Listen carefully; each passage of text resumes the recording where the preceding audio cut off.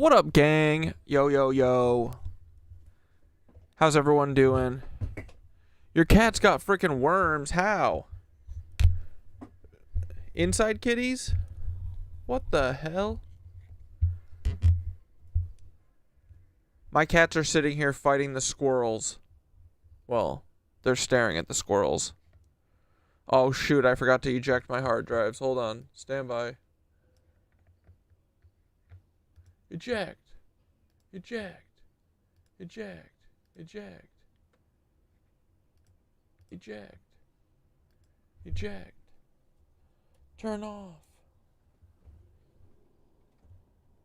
Got it. Alright, dudes, what up? Turn your top chats to live chats. I'm gonna go feed the cats. And then, dude, did you guys hear about this fucking dumbass, this protest thing or whatever the fuck? I can't even wrap my head around this. In New York yesterday, I think, Jake Lang, right? He's that little bitch that was crying in Minnesota when people were throwing water at him. He was crying like a little bitch. Well, he was like leading a bunch of people around in New York. They went to Gracie Mansion, which is where the mayor, where Mamdani lives, you know, our Muslim mayor. And get this, traveling with Jake Lang's crew, I guess, was ISIS-inspired counter-protesters who did a terror attack to Mamdani's front yard with 3 improvised explosive devices. They said that they were inspired by ISIS videos. Who is watching ISIS videos in 2026? Name one person. I mean, what the fuck is going on? It doesn't even make sense, bro. Whatever. We're going to take a look at it in a minute. I didn't hear about it until like 10 minutes ago.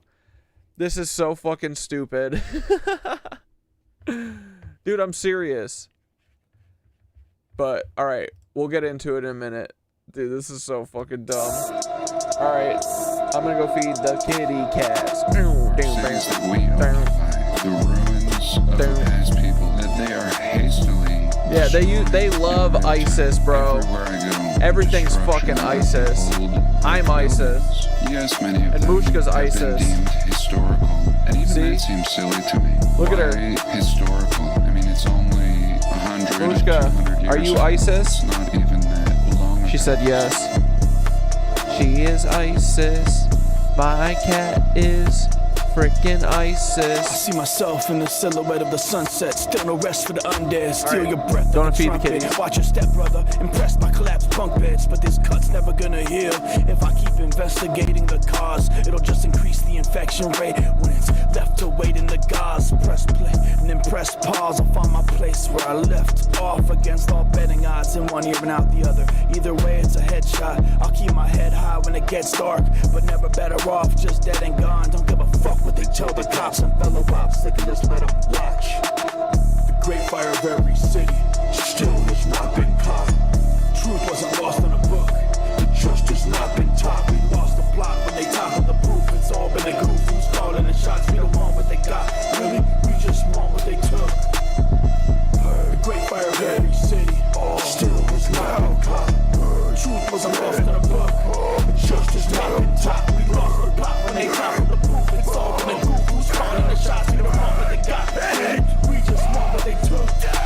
I'm recursive cat dad model version number 420-69. Repeating regenerative iterations till I reach the divine. Looping Ouroboros of conscious stardust, seeking to know thyself ain't a cup. Revealing hidden doors of truth till it's time to self-destruct. Me and my stepbrother Black Deathicus have made so much room for activities. We got all the time in the world to annoy and hurl obscenities. And our Uncle Paul the domestic terrorist and Aunt Deb the local lot lizard hussy. It's very simple, give us back what you took, we just want our memory. The great fire of every city still has not been caught. Truth wasn't lost in a book. The trust has not been taught. We lost the plot when they toppled the proof. It's all been a goof. Who's calling the shots? We don't want what they got. Really? We just want what they took. The great fire of every city still has not been caught. Truth wasn't lost in a book. The trust has not been taught. We lost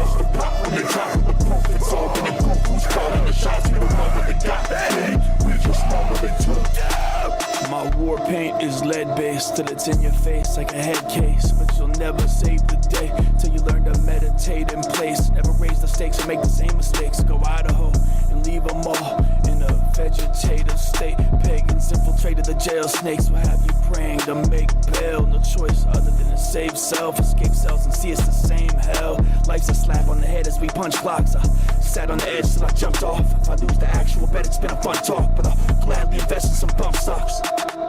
Great fire every city, still is not truth was a law in the book. Justice not on top. We lost the plot when they tried for the proof. It's all when they proof who's calling the shots. We don't know what they got. We just know what they took.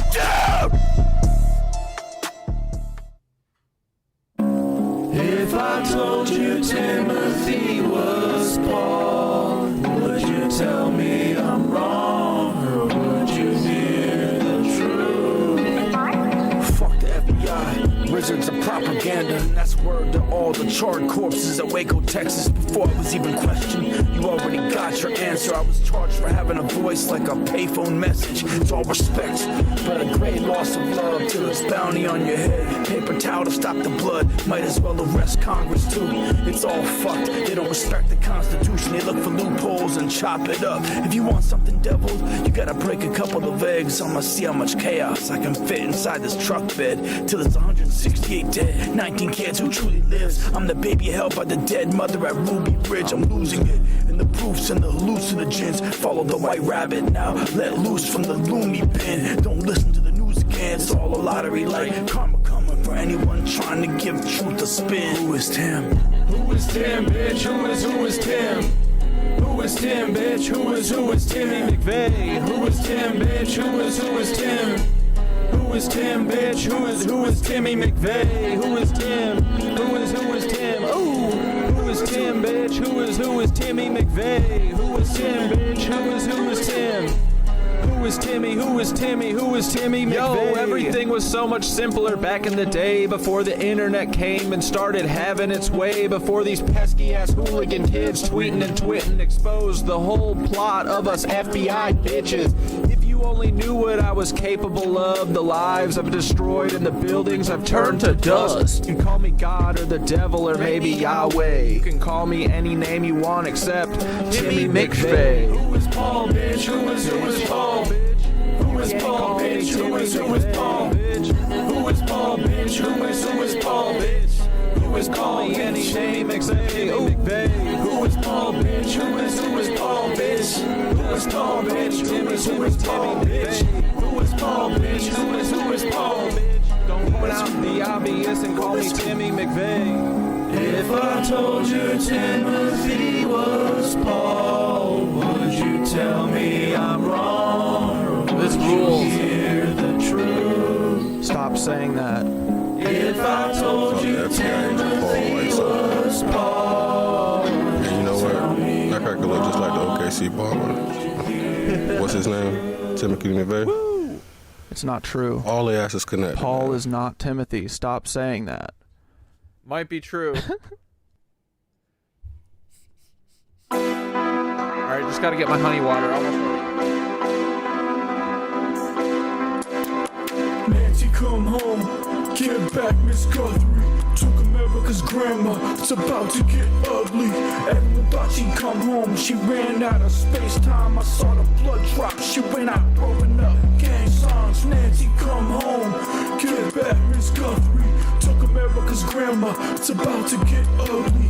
Everyone thought she'd come home, she ran out of space-time. I saw the blood drop, she went out throwing up gang signs. Hey Savannah Guthrie, if you don't ever hear from your mommy, it's probably just somebody on some Here Comes Johnny. Never wake up from the coma, that's how they deal with the commies. Like casinos dealing guards, stealing hearts from zombies. Money isn't real, there is no stopping anarchy. Fucking arm and a leg, it'll only cost you an army. Storm chasers, don't watch for warning. We follow the storm like everything's normal. Top of the morning, never fought in a war, but fought for control of every thought that's forming an unstoppable force. That's getting used to this immovable object. Shoot for the stars, they get confused how they're still losing a profit. I know who your boss is. Brian Roberts blindly robbing us. Ted Turner off to live. Rupert Murdoch got us tuned into the apocalypse. How fair of them. Y'all figure skating during some pond hockey as it's wearing thin. Preposterous. Tanya Harding went too soft when she lost her shit. But I guess it's anything to get Nancy to care again.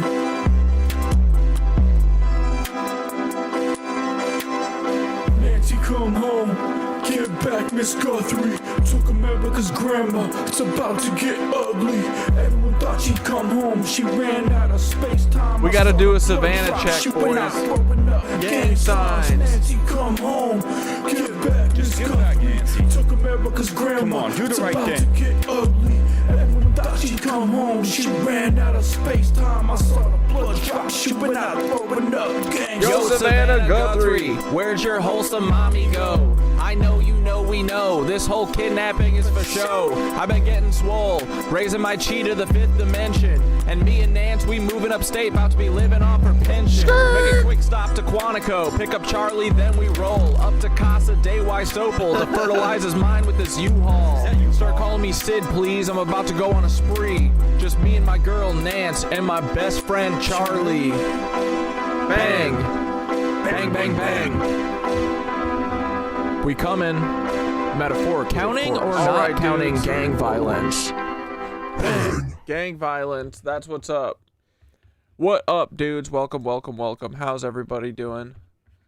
Well, actually, that surprise witness made a video about our girl Savannah. Let's see what the fuck's going on. How's everyone doing? Y'all ready to pick up where we left off last night?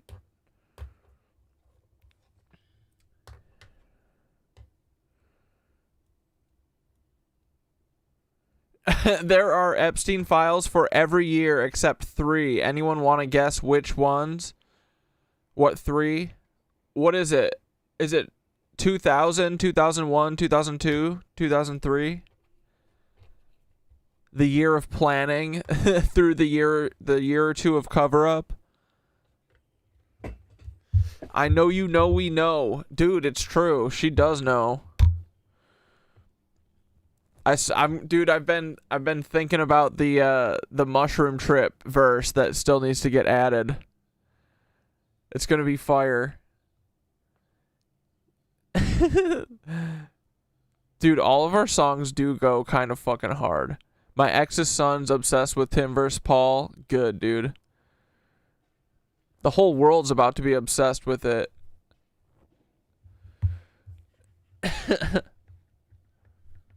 All right, here we go. Let's learn about Savannah. Well, it was true crime YouTubers who did help bust the Gabby Petito case wide open. And it was also true crime YouTubers who helped to solve baddie like Gabby Petito, the Brian Koberger situation with the Idaho 4. So it really wouldn't surprise me in the least if that ends up being what happens in the, I was about to say Emmanuel Harrow. Nope. In the Nancy Guthrie case. All right. And so yesterday, two true crime YouTubers were streaming what appears to be them finding something in a pond. And now it's being kind of discussed like, did they find Nancy Guthrie in the pond? Now, this is not to be confused with an actual body of a woman that was confirmed found. So I do want to... 1999 to 2002. That's incredible, bro. If you don't think Jeffrey Epstein single-handedly planned 9/11, you're an idiot. He is the Forrest Gump of everything shitty, bro. I'm telling you, bro. Jeffrey Epstein is the 4 horsemen of the apocalypse.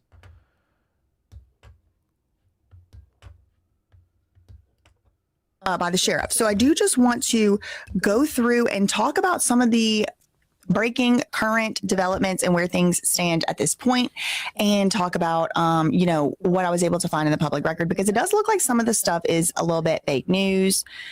Things are getting misreported as they normally do. But I thought what we would do here is just start with JLR's video. Excuse me, this is a video that was put up by True Crime Belieber. Nancy Guthrie, how could this be? Full clip of JLR investigates and Dad's gone live, pulling up to a pond, saying it stinks out there before they even saw the barrel. This is a 10 to 20 minute. Bro, Savannah Guthrie put her mom in a fucking barrel, bro. Drive from the eastern edge of the Catalina foothills. Excuse me. So this is the bucket. Wait, Tyler Hansen thinks Donald Trump is a bot on Trump.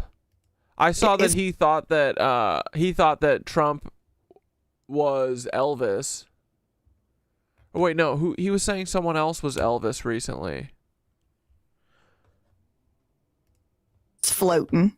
Okay, now we're on day 35, so it's been over a month since Nancy had passed away. I do just want to let y'all know, I'm not saying that I believe this is Nancy. I'm not saying that it is. I'm just saying it's being reported like by actual news sources, or I don't know if these are actual news sources, but they appear to be, you know.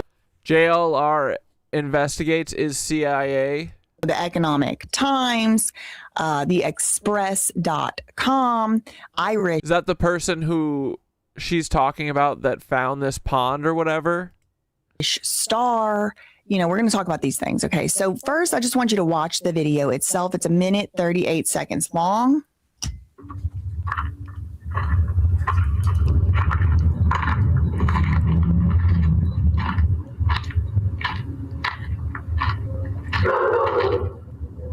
So they're walking up to this pond. He's like, I gotta protect my cattle. Look at the little, look, I think it's right there, floating. Oh man, it stinks. It stinks. Oh gosh, it stinks. He said it stinks. And for me, thank God, praise the Lord. I've never had the occasion, sorry, I messed my hair up. I've never personally had the occasion to stumble upon human remains. Okay. So apparently, according to people who have had the misfortune of doing so, they will tell you it don't smell good. It stinks a lot. It's like overpoweringly stink. And you never forget this smell. They say it's very distinctive. It's similar to like, you know, hunting smell, like animal, whatever, but like it's not the same. So JLR is like, oh, it stinks. Oh no. So wait, this kind of popular crime YouTuber who Sherlock thinks is CIA is the one stumbling upon this barrel. I think maybe is it this? Where is it?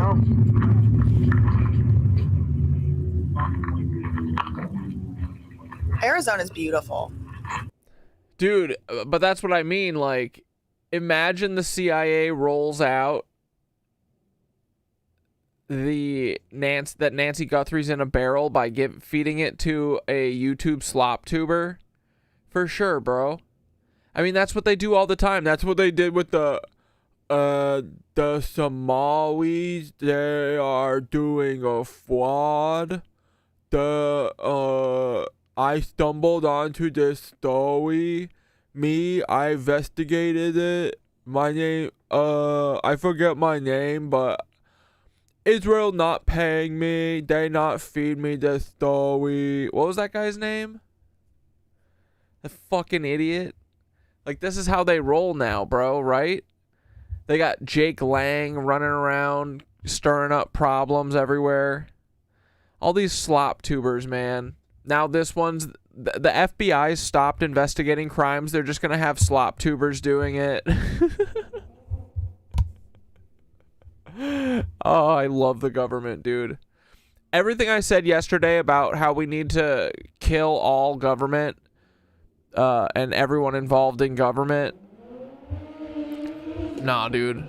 They're actually onto it. Feed the slop tubers. That's what I always say. Except, feed all slop tubers except us.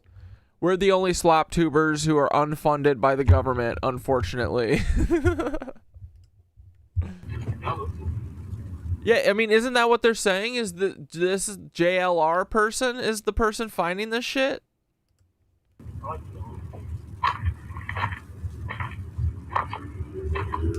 I don't have it sped up. This is just the speed. Wait, he has the fucking dum-dum from the Somali story? The, what was the word?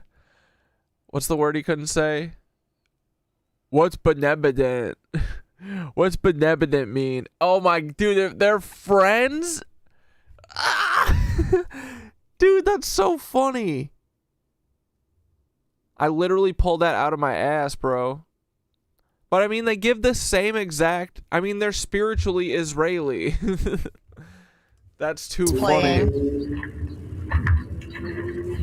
He found a can of Modelo, that's beer.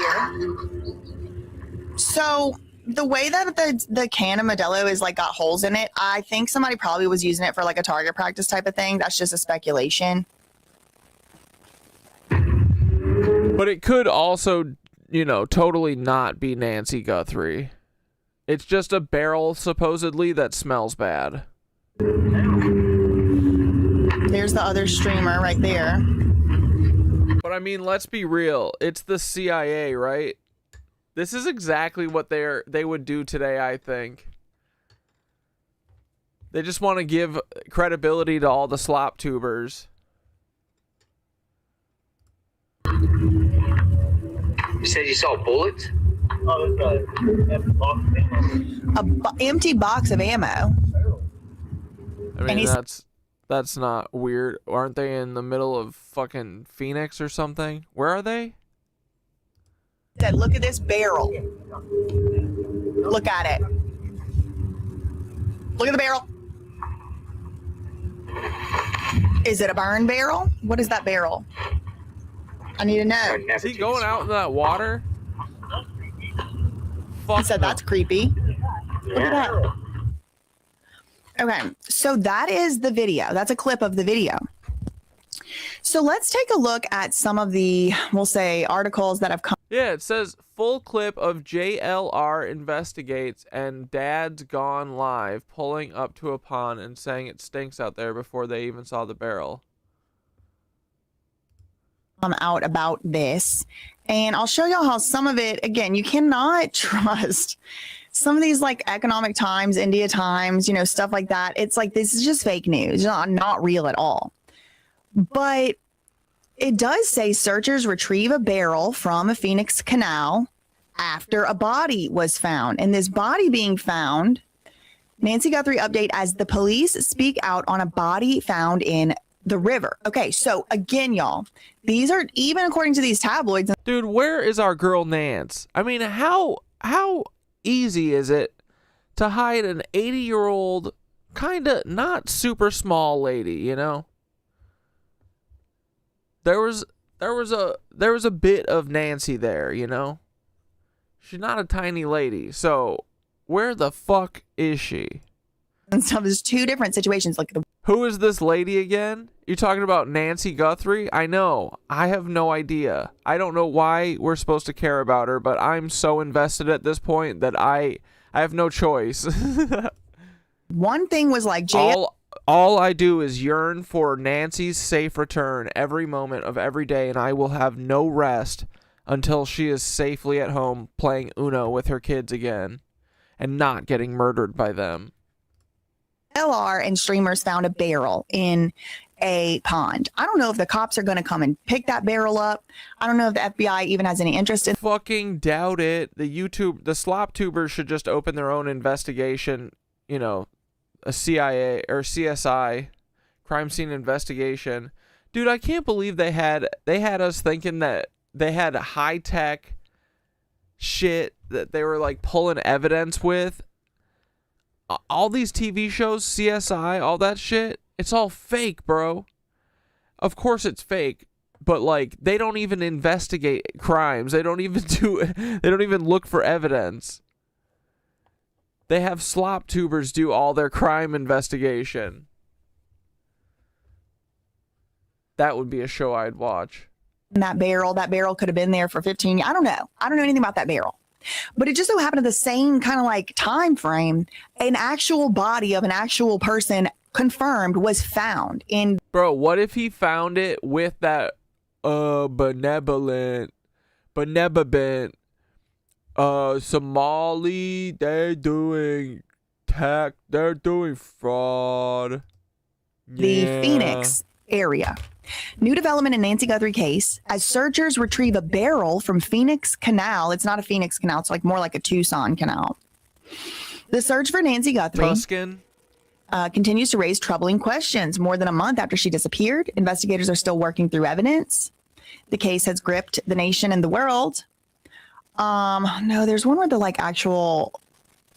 Okay, Nancy Guthrie update as the police speak out on the body found in a river. Again, this is not the same as the barrel found in the pond. There's a body in a river. There's a barrel in a pond. Okay.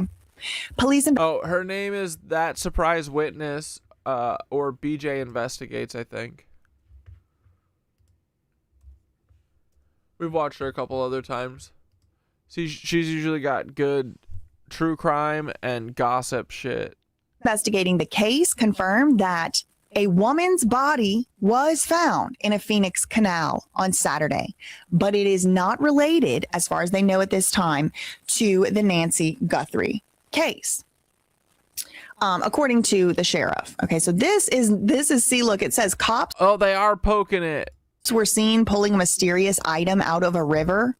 This is not cops. This is Dad's Gone Live and another girl, and it's from JLR Stream. Okay, that's not cops. Authorities investigating the disappearance of Nancy Guthrie have provided an update following the cops were seen pulling a mysterious item out of the river. That's a YouTuber. The discovery of a woman's body in a canal. A woman was discovered unalive in Phoenix, Arizona, in a canal on Saturday, so the day before yesterday. Phoenix police confirmed that they are examining the death after responding to the canal around 7:40 in the morning on Saturday, according to a police statement. They went out there at 7 in the morning on a Saturday. A YouTuber without a job. Details on the call indicated that an adult female was on the nearby canal bank and was unresponsive. When officers arrived, they located the woman, who was ultimately pronounced deceased on the scene. What? The Pima County Sheriff's Office has now confirmed the body is unrelated to the Nancy Guthrie investigation.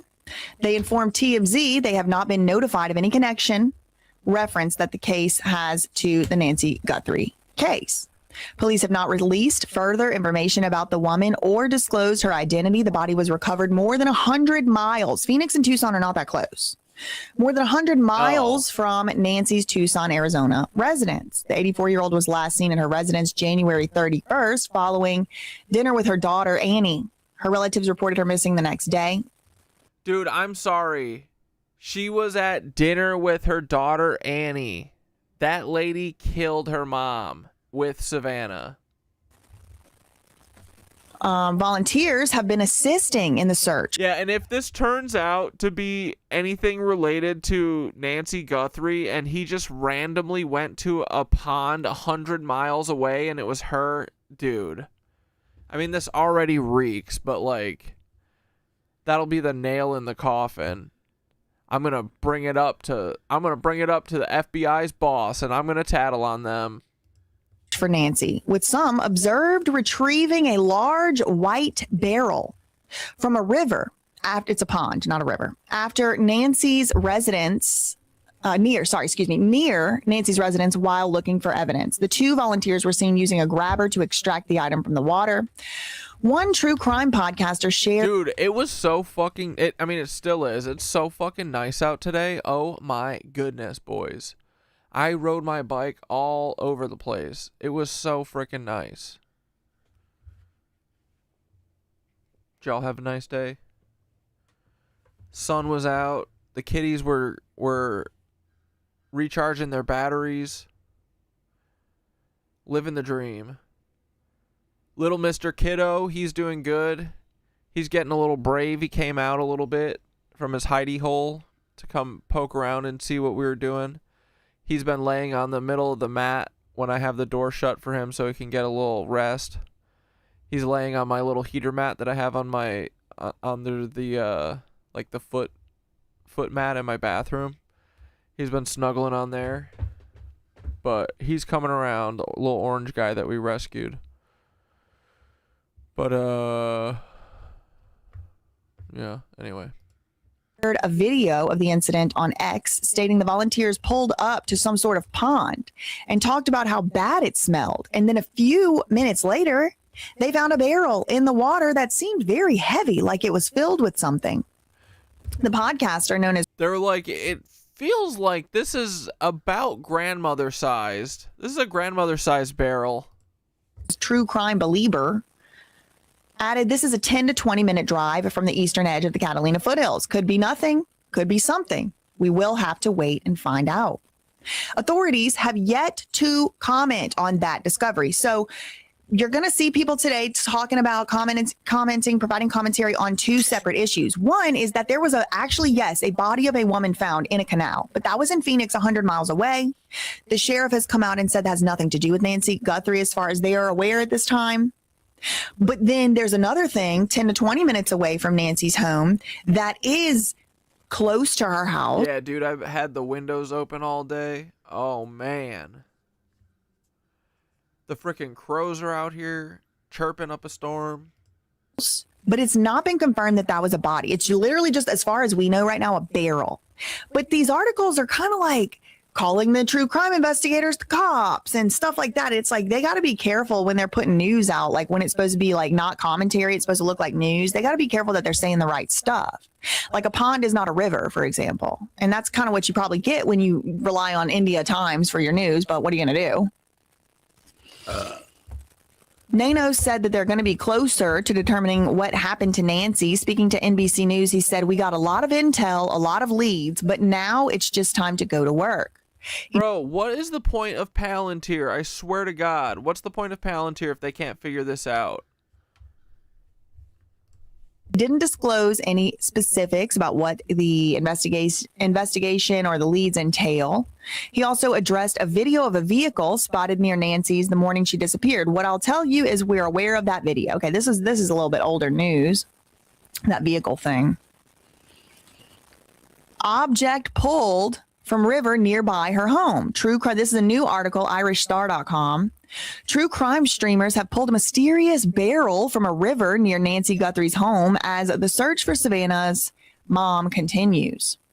It has been an exhausting few weeks for the Today Show host, Savannah Guthrie, as the hunt for her mother continues to perplex investigators. The Pima County Sheriff Department believes that Nancy was abducted from her home. It says multi-million-dollar. I think it's only worth about $1 million. Oh, damn, bro. Oh, cooked. They said multi-million-dollars. Surprise witness says, fact check. Excuse me, it was a single $1 million. Sorry.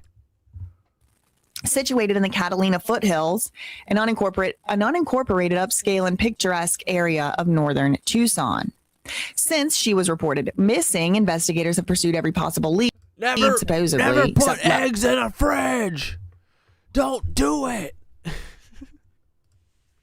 A bucket in the pond, only apparently to hit a wall. But discussion surrounding the active search has intensified after some individuals connected to the case spotted a suspicious item being recovered from a river near Nancy's residence. This follows a criminal attorney's disclosure of the 6 major red flags that don't add up. The duo appear to be true crime streamers, were observed extracting a large white barrel from a river using a grabber while hunting for evidence. Could these be clues? Yesterday, JLR Investigates and Dad's Gone Wild, Dad's Gone Live went searching. Dad's Gone Wild. What is this true crime believer account? Like, who is that?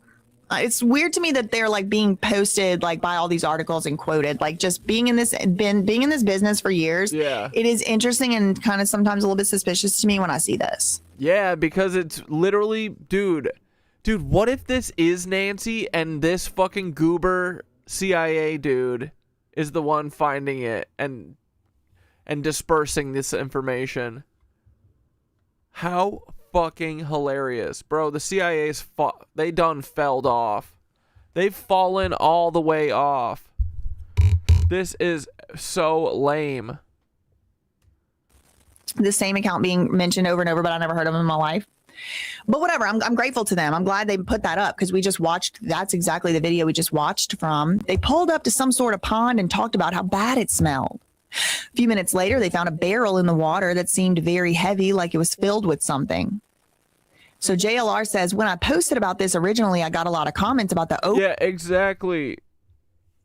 DCAG. They can find people so easy off no leads if they jaywalk, but this woman is a famous woman's mother and there's no clues. Yeah, these motherfuckers be willfully ignorant of evidence at this point. They're like, what blood trail? I don't see anything. They're like Arnold looking for the door. Scooter. What door? Huh? I don't see it. Probably just being cow manure. But JLR Investigates says he hasn't seen any cows around there, and it was a pretty decent drive down. On top of that, Dad's Gone Live. That's the other guy that was there. Oh, yeah. Dude, Brian Laundrie being found, and his body so decomposed they had to identify him by his tooth, one of his teeth. His mom was like, yeah, that's totally Brian's tooth for sure, bro. No, he's alive for sure. He's living his life. And dude, honestly, I don't know, Gabby being involved in that fucking Sandy Hook video makes me just be like, was she even real? Kind of doubt it. But I also could totally see Brian Laundrie killing her and then his boy mom saving him with the FBI. But I haven't looked into that one too much. I'm just going based on patterns and vibes. But yeah, he's for sure not dead. Absolutely not. They are reporting he's as dead as Paul, bro. Multiple times that flies were swarming around the barrel. Noting two other things that struck me. Dad's Gone Live is walking toward the pond and finds an empty box of bullets. There's also been a rumor this person is in Mexico or could be in Mexico. He's like, and then we found a ransom note stabbed into the ground with a giant sword. And it said, send 600 Bitcoin to this wallet now, and we will return your mother not in a barrel. Mexico, JLR Investigates found a can of Modelo. He said, I know what you're thinking. It's not that crazy. I'm white and I love Modelo. A lot of people do. We're also talking about Tucson, which has a large population of Mexican origin folks. It was something I noticed, said this. I'm reading a quote. The Modelo can don't bother me not one bit, but the bullets. A lot of people do, and we're also talking about Tucson, which has a large population of Mexicans. But it was something I noticed. This is a 10 to 20 minute drive from the eastern edge of the Catalina foothills. But it could have also just been like they put that can on a reed and we're doing target practice. Like that's a very country thing to do. People do that. They put a can up and they'll shoot at the can to practice shooting, for hunting season or whatever. But this was an 10 to 20 minute drive from the eastern edge of the Catalina foothills. Could be nothing, could be something. We will have to wait and find out. My cat's so fucking weird. She's licking the windowsill. Dirty ass windowsill. Official investigators, though, have not yet commented on this reported discovery. However, one development that authorities have confirmed involves a body discovered in a Phoenix canal. This is about 100 miles. Wait, Northport is 20 minutes from you? Is that where this pond is? Go give it a sniff test. Tell me what it smells like. Miles away from Nancy's. And so this is the still shot taken from JLR Investigates stream, and there's this some type of grabber. They got this bucket getting pulled up. Yeah, dude, the feds at this point, the feds absolutely have to be in on it. This is the whole thesis with all the FBI shit. This is why I don't trust them at all, and I don't think they're real, is because all they do is gatekeep this shit. All these big ass cases, they just fucking, obfuscate and they're like, oh yeah, we'll let you know if we find anything, and then they never let us know because they never find anything. Like, worst investigation agency of all time, bro. Right? Like, you literally couldn't go 40 days without finding anything unless the FBI was involved making sure that that was the case. I mean, dude, just going around and asking people questions on the street, you'll figure it out before 40 days. And these motherfuckers got every technology, all cameras. Like, come on, bro.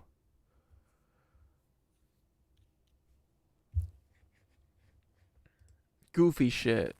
Goofball shit. It does look like this bucket might have been in this water for longer than a month. I'll say that. Because, like, I don't know how long it's... No, he's literally poking the barrel with a tripod for his camera, yes. Takes this algae and stuff to grow, but it looks like it's been in there a while. Details on the call. Okay, we already read that part. Phoenix police have not yet disclosed any identifying... And it's the same thing with, like, Tyler Robinson, you know? Like, you can't... Dude, there's no way that kid got up on the school roof, took this shot at Charlie, jumped down, hit his gun, ran away for an entire week, and then turned himself in. They didn't find him? Are you fucking high? On a school campus? There's literally cameras everywhere. He couldn't have escaped a school campus without fucking cameras. Would he just run off the campus? Okay, find the nearest McDonald's. Every single place has a fucking security camera at this point. They're like, well, it would just take a lot of time for us to go and ask those people for their security footage. That's your fucking job, FBI. But that's when you go, oh, wait, maybe they know exactly who did it and they're actually covering up for them. Maybe that's the whole game of the FBI. But that'd be crazy because that would mean that they're like, it's all a goof, and their main job is to lie to us and hide the truth from us, which would be crazy, bro. Can you imagine if that was true? Bro, I was thinking about making a video about it, a joke saying that my favorite politician is Bud Dwyer. You guys know who Bud Dwyer was? I think he was a congressperson. I forget. But I didn't know the whole story. So I only heard about this because when I was a kid, dude, so I don't know why this was a thing, but people would like dare each other to like watch videos on rotten.com, which are like, you know, you guys have heard of like Jar Guy, where the guy sits on a jar and you can only imagine what happens next. Or like Two Girls, One Cup, that kind of weird shit. Well, one of the videos that one of my friends put on was Bud Dwyer, and he was a politician who was accused of fraud or money laundering or something.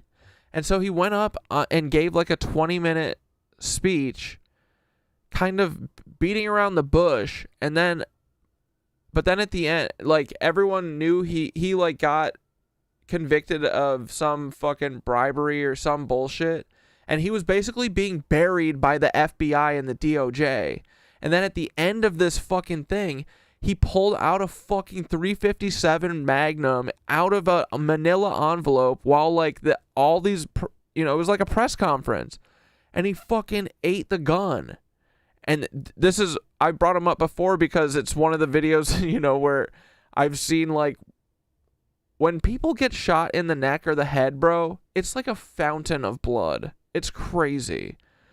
But this dude shot himself live on TV, and now I'm like, I need to look into that more because the FBI was totally involved in. He was like, the FBI is basically steamrolling me on this shit. I'm innocent. I didn't do any of this. And I think he thought that maybe his suicide would make the Department of Justice look into it. Ooh, if only he knew how it actually works. But yeah, we gotta look into that story more. But Bud Dwyer, best politician ever. Every politician should take after Bud Dwyer. I'm just saying. Every single politician should give a Bud Dwyer press conference yesterday. That would be incredible. You want to fix the world? All politicians, do a quick Bud Dwyer. No one will miss you. Anyway. Details. He was the Pennsylvania treasurer from 1981 to 87. Yeah, he was. It seems like he was set up. And now I'm like, set up for what? Like, dude, the only people who get buried like this are like people who don't play ball with the trafficking shit or like covering up for drugs. Like this reeks of like CIA, FBI, Mossad, probably Jeffrey Epstein involvement, bro.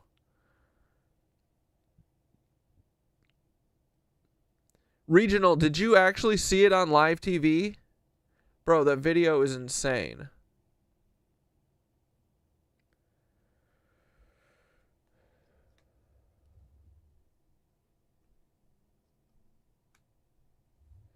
There's so much more to Bud Dwyer than he killed himself. That's what I'm saying. I bet there is. I just thought about it for the first time in years today. So I do want to look into it more. Your grandpa knew him somewhat? Yeah, he's from Medville. Is it Meadville or Medville? Ooh, all this Idaho 4 Epstein and Sinaloa cartel crap all traces back to Pennsylvania too.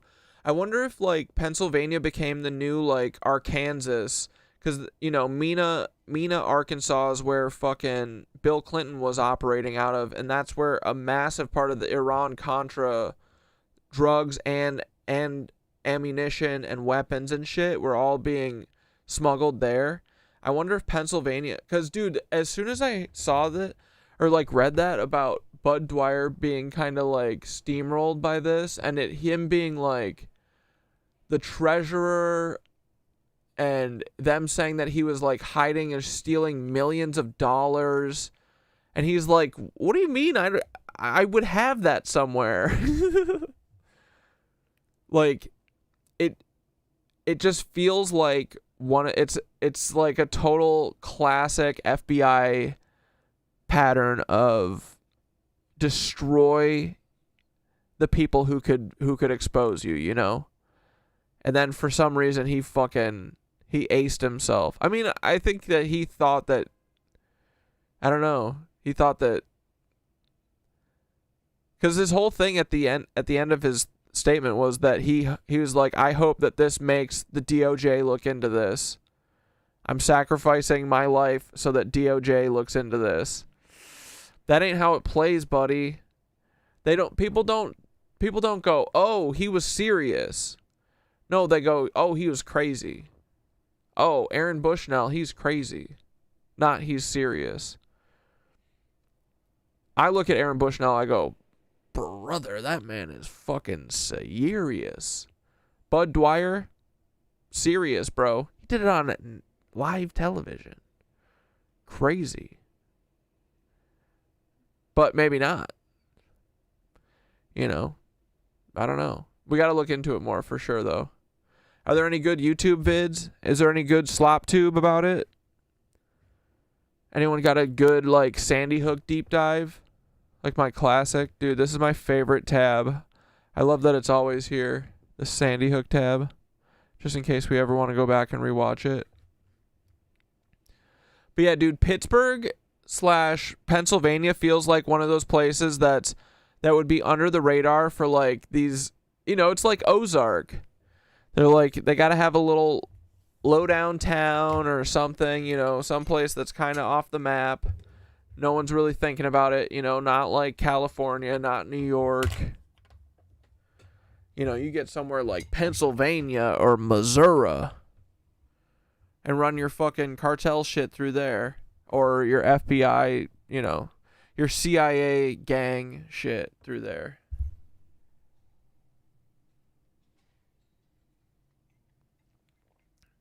Honest Man, there's a documentary about him? Okay, fuck yeah, I gotta check that out. Then you can add Scranton to the mix. Come on, man. I think bigger. Wait. Oh, Pittsburgh, Youngstown, Newcastle area is like a nexus of historical fuckery. It's hidden history galore. Yeah, dude, Scranton. Scranton feels like one of those places too. Luigi, oh, that's right. Luigi's from Pennsylvania, bro. There's some weird mob shit going on in Pennsylvania, CIA mob shit. Yeah, the Mormons think the original Garden of Eden is located in Missouri. They might be right, dude. Who knows? Oh, Luigi and Netanyahu graduated high school from that county in Pennsylvania, too. About the woman they discovered, though the Pima County Sheriff did tell Fox News Digital in a statement they have received no notification of any link to Nancy's case. The sluggish progress of the investigation has exasperated the 84-year-old's family, including her daughter, Savannah, who has herself now put forth a $1 million cash reward for information leading to Nancy's safe return. Security footage retrieved from Nancy's doorbell camera had a masked individual. Substantial amount of evidence has been collected. The sheriff has said there's still 300 or 400 personnel assigned to the case. Okay, so I just wanted to come by and point this out because, you know, the last thing I want is then this bucket, this barrel ends up being something important and then I didn't cover it. Okay, so be very careful. The body found in Phoenix is not the same as the barrel. There was no confirmation a body was found in that barrel. I don't know if they opened it or not. I was just reading a tweet. But it's interesting to me, to say the least. That's all I really had for this one. In the meantime, facts ain't defamation. Neither are opinions, and everyone is innocent until proven guilty. Love you, mean it. Okay, bye. Except for Paul. He's guilty as sin, bro.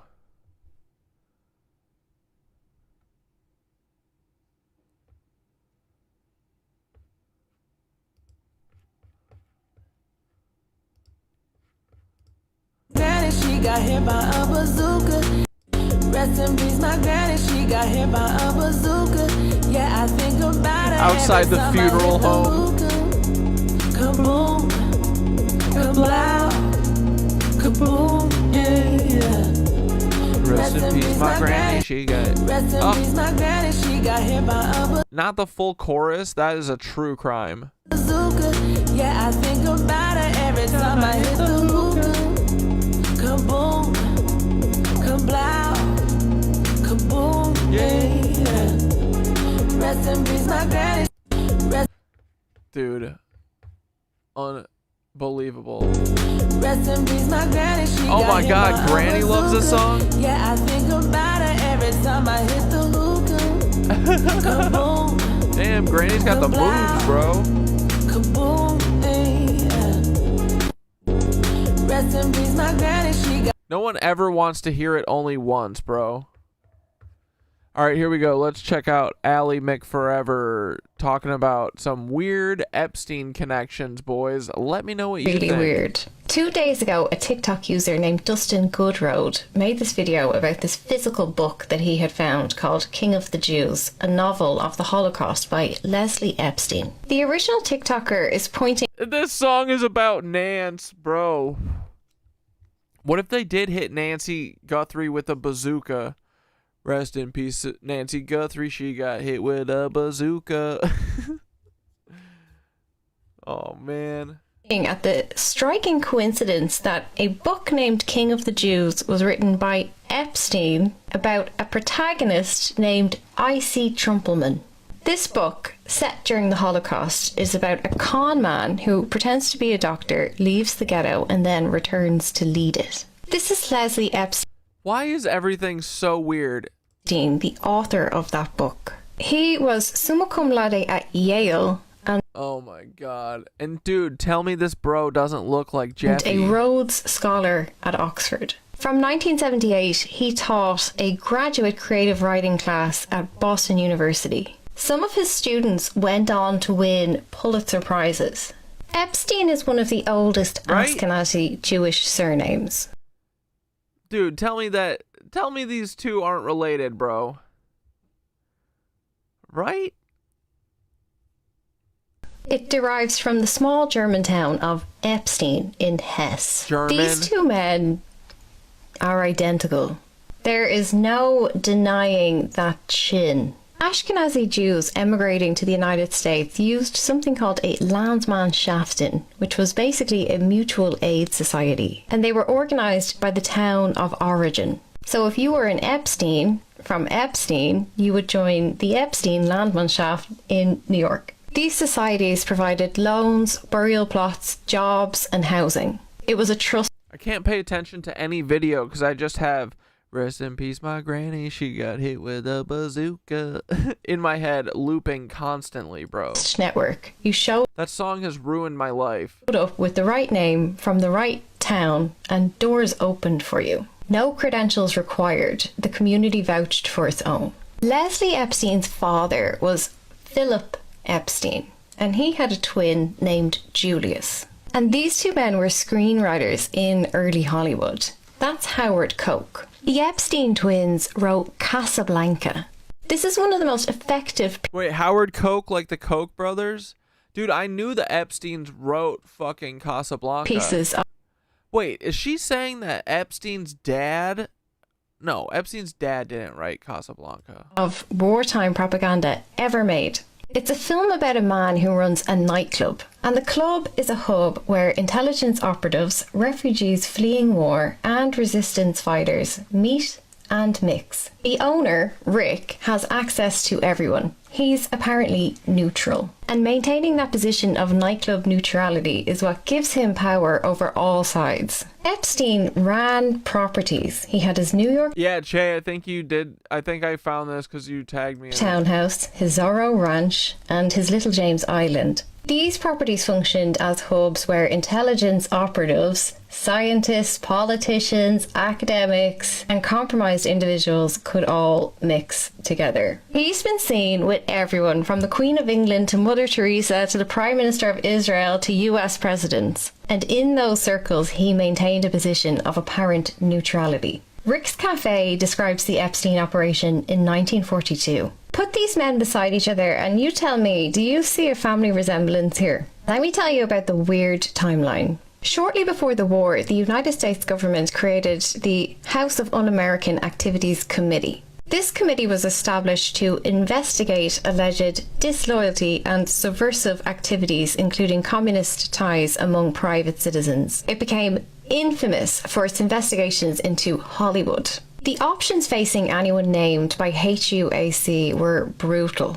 In 1951, one of the committee's first witnesses, the actor Larry Parks, pleaded, "Don't present me with the choice of either being in contempt of this committee and going to jail, or forcing me to really crawl through the mud and be an informer." If you watched my video last week about a NOC, I explained that it is an intelligence acronym that stands for non-official cover. Official cover are those who hold diplomatic passports. If they accidentally get arrested, they have diplomatic immunity. But a NOC, a non-official, that's deep cover. They can never admit their connections to the agency. If they get arrested, if they get caught, they have to go to jail. After being called in front of this committee, Parks was blacklisted completely. He could not work in Hollywood again. In 1952, Jack Warner, one of the original Warner brothers, gave Philip Epstein's name to the HUAC. His explanation was, those boys are always on the side of the underdog, but that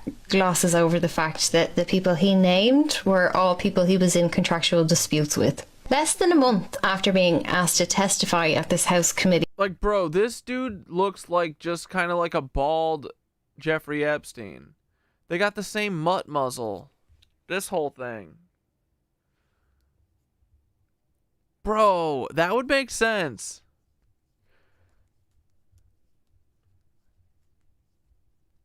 And they're twins, dude. Lebensborn much. Philip Epstein dies randomly, and there's very little information about what happened.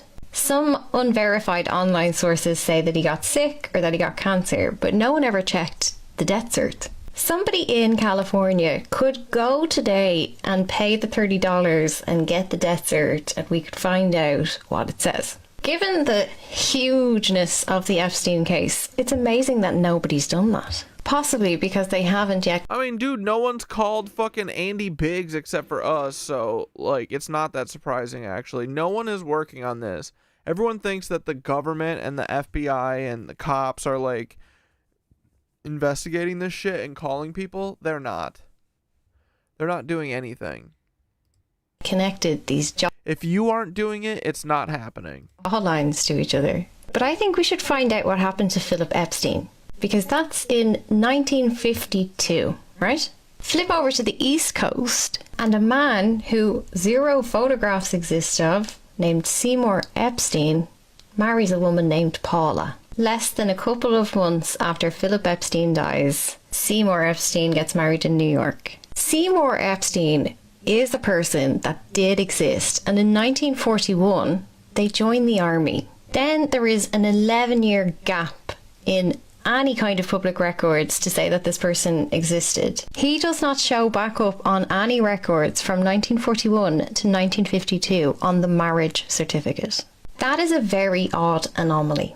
Paper tripping is a documented intelligence technique where a dead person's identity is repurposed for an undercover officer. The fact that Seymour Epstein went into the United States Army in 1941, just before the war, and is not seen on paper again until 1952 when he marries Paula, might suggest a repurposed identity. Do you think that these two men look like brothers with this as the father, or am I just being a conspiracy theorist? Let's go back to Casablanca for a second. During the filming of this movie, the OSS was physically in Casablanca. The OSS is the Office of Strategic Services. This was the wartime precursor to the CIA. If you've been keeping up on Epstein lore, you'll know he got his job in the Dalton School from Donald Barr. Donald Barr was an OSS officer. Warner Brothers is believed to have rushed the premiere of Casablanca. Yeah, bro, literally every single Epstein does need to have their hard drive searched. 1,000,000,000%, bro. To if you're an align Epstein, you have to headlines prove, you have to go out of your way to prove you're not a pedophile at this point. On Operation Torch, a real war exercise. Then, the general release of this film was timed for January 1943.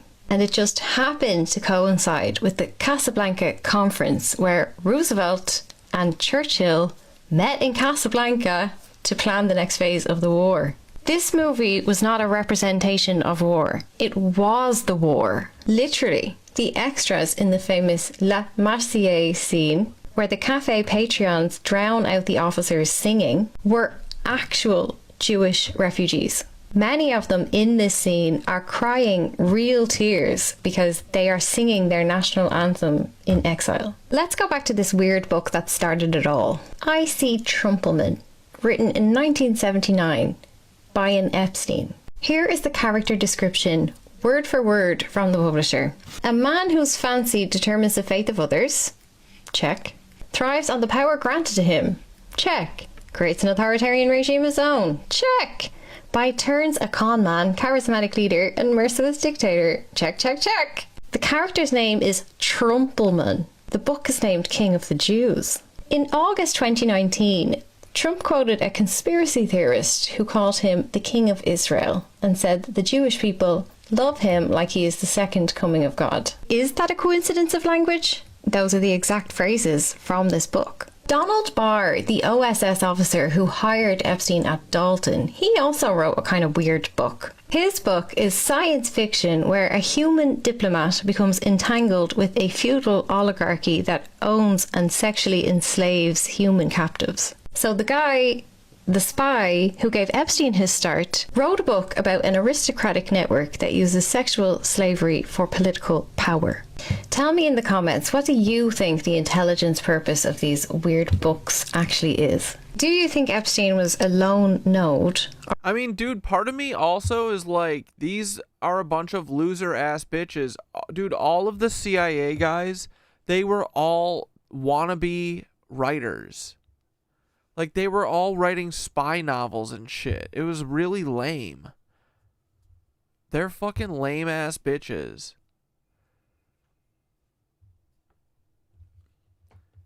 Yeah, I don't get why you write space relations. Why does Donald Barr write space relations? Bro, that is Jeffrey Epstein's face right there. That little mutt muzzle. And he's got that fucking head cock look that Jeffrey even has in his interlochen picture. Where he's like this. With Barry Hussein Obama on his knees in front of him. How crazy, bro. I still stand by it. That's Barack Hussein Obama. Are part of a bigger family dynasty. This is really weird. 2 days ago. Here, let's check Sherlock's link. What's this?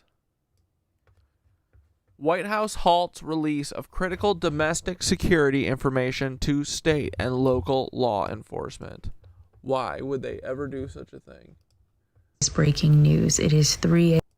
It is the middle of the night, but you need to know this breaking news. It is 3 a.m. on Sunday, March 8th, 2026. It's 3 a.m. and I must be lonely. And we are learning from Reuters, which is based in the United Kingdom, that the White House has halted security bulletins warning of Iran-related threats of attacks in the United States. We're learning false flag much?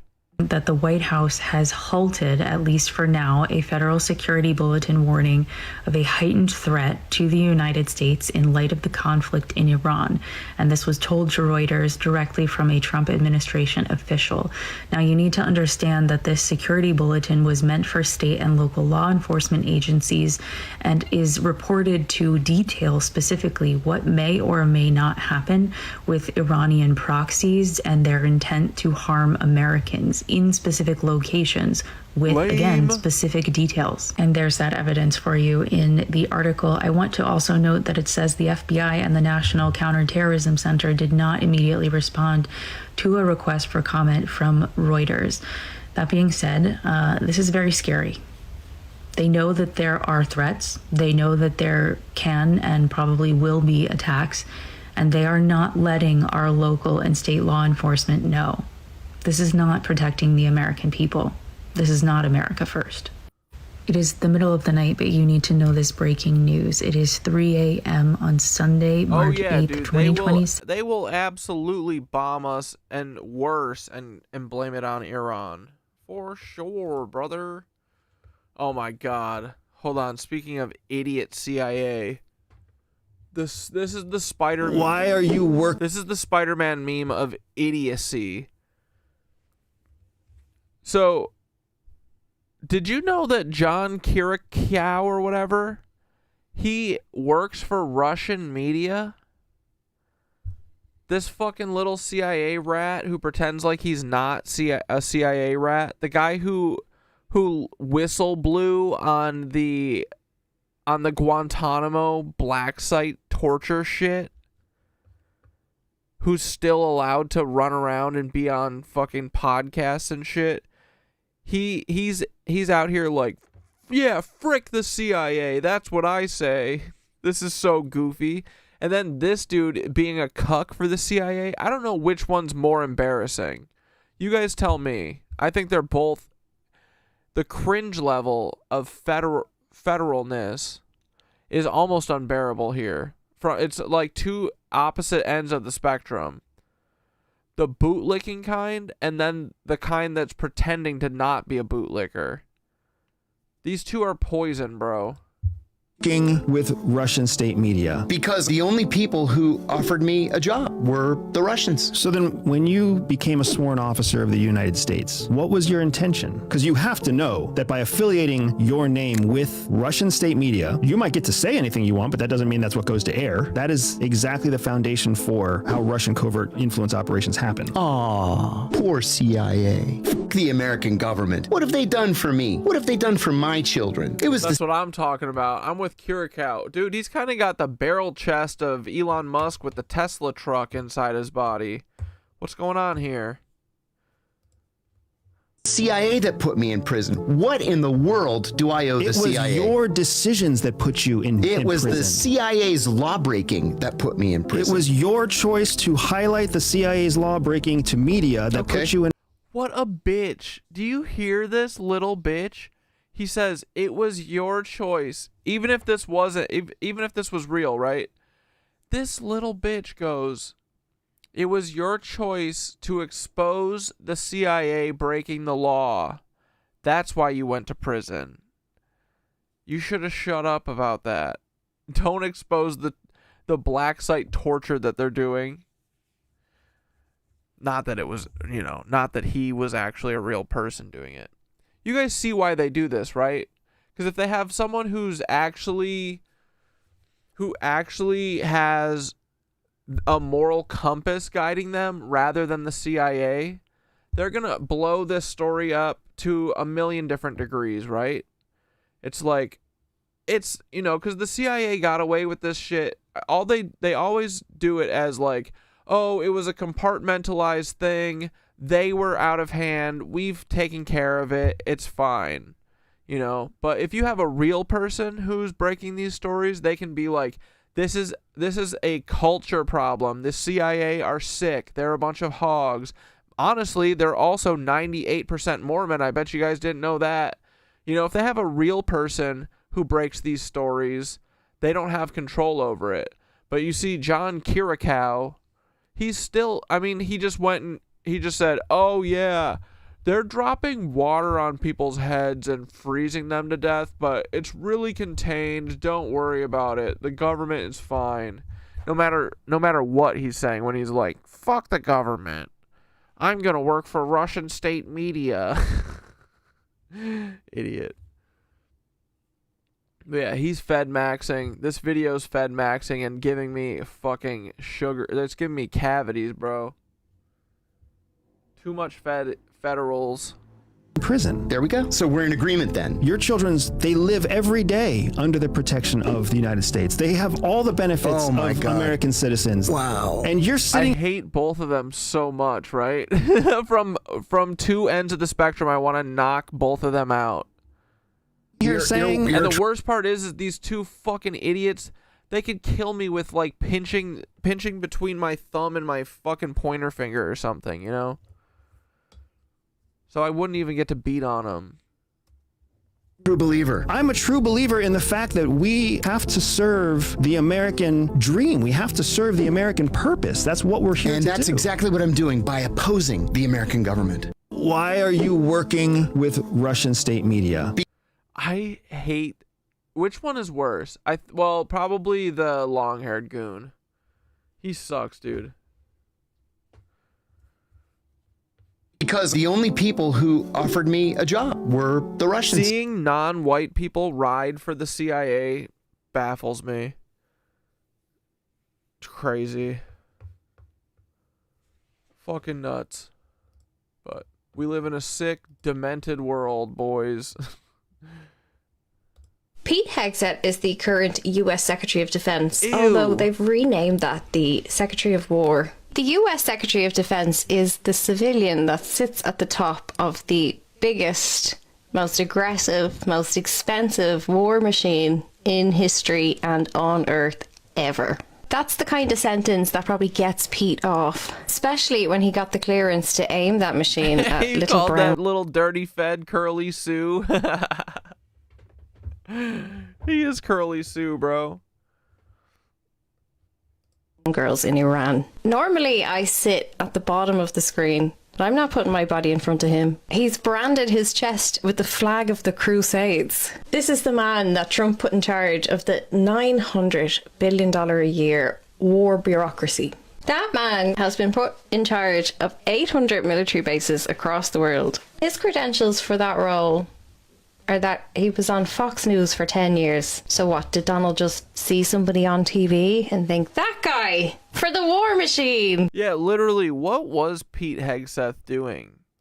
Yeah! He is an army veteran. He served in 2 illegal wars, Iraq and Afghanistan. This is a fantastic piece by Mother Jones. It looked into his previous 2 roles leading veteran advocacy non-profits. He was forced out of both of those organizations amid allegations of financial mismanagement, alcohol abuse, and sexual misconduct. When he was at Veterans for Freedom, he racked up over $400,000 in debt. Before he was appointed, CNN Politics had reported on his public rhetoric. This man has been advocating in public for years for a range of very scary military positions. He's supported waterboarding as effective and argued that Trump could probably reinstate it with an executive order, despite Congress banning it in 2015. CNN puts this politely, saying that he pushed for pardons of US soldiers convicted of war crimes. Let me connect those dots more clearly. Hegseth himself was in Iraq and Afghanistan. When it says he What the fuck is this? You got some Farsi written on him? pushed for pardons of US soldiers, those are not abstract random individuals. Those are his mates who committed war crimes. He got them pardoned. Remember we talked about Chelsea Manning, the whistleblower? Her sentence was never pardoned. It was commuted. In case she did anything the government didn't like in the future, they could pull it back up again. But these fuckers committing war crimes in Iraq, they got full pardons, as if it never happened. CNN reported in 2024 that he was telling us in advance that he endorsed drone strikes on cultural sites. That has now occurred in Iran. In between bombing little girls' schools, they hit a UNESCO World Heritage Site this week. This man, who is also opposed to women serving in the military, is in support of deploying the US military on its domestic population. He told you in 2024 that he wanted to hit a cultural site, and he's done that.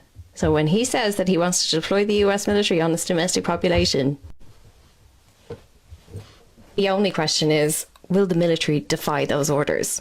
His appointment to the top of the US military, without any medals, with active service only in illegal wars, and the rest of his career on Fox News, should really make you question the structure of authority that sits above the US military, bro. especially considering how grossly overbearing. Yeah, dude, I love the Irish accent saying anything. But yeah, saying fuckers. its position on the world stages. His most senior military role was a captain deployed to Guantanamo, and now he publicly talks about bringing back waterboarding. Politico's reaction to his appointment is not hyperbole. It is the genuine reaction of a lot of senior military officials. Who the fuck is this guy? And has he been using Donald's... Wait, you're saying Ally McForever had a vaguely swastika necklace? And stick. Why are you so orange? This tattoo here is Arabic script, and it says Kafa, which means infidel or disbeliever. This is a slur. He has branded himself in Arabic to let the people he's killing know that he's a non-believer. This one, Des Vult, is Latin. It means God wills it. It is the battle cry of the First Crusades. And this is the Jerusalem cross, another crusader symbol. I'm not convinced that anyone with an Irish accent can be a Nazi, so we gotta find that necklace. That has also been adopted by neo-Nazis. Yeah, I was figuring it was Celtic too. I bet it was a Celtic knot. Although crusaders, neo-Nazis, directly. I don't think... Who are the Irish fascist bigots? Right? Who are the far right Irish people? Irish are usually pretty fucking woke. Pretty based, bro.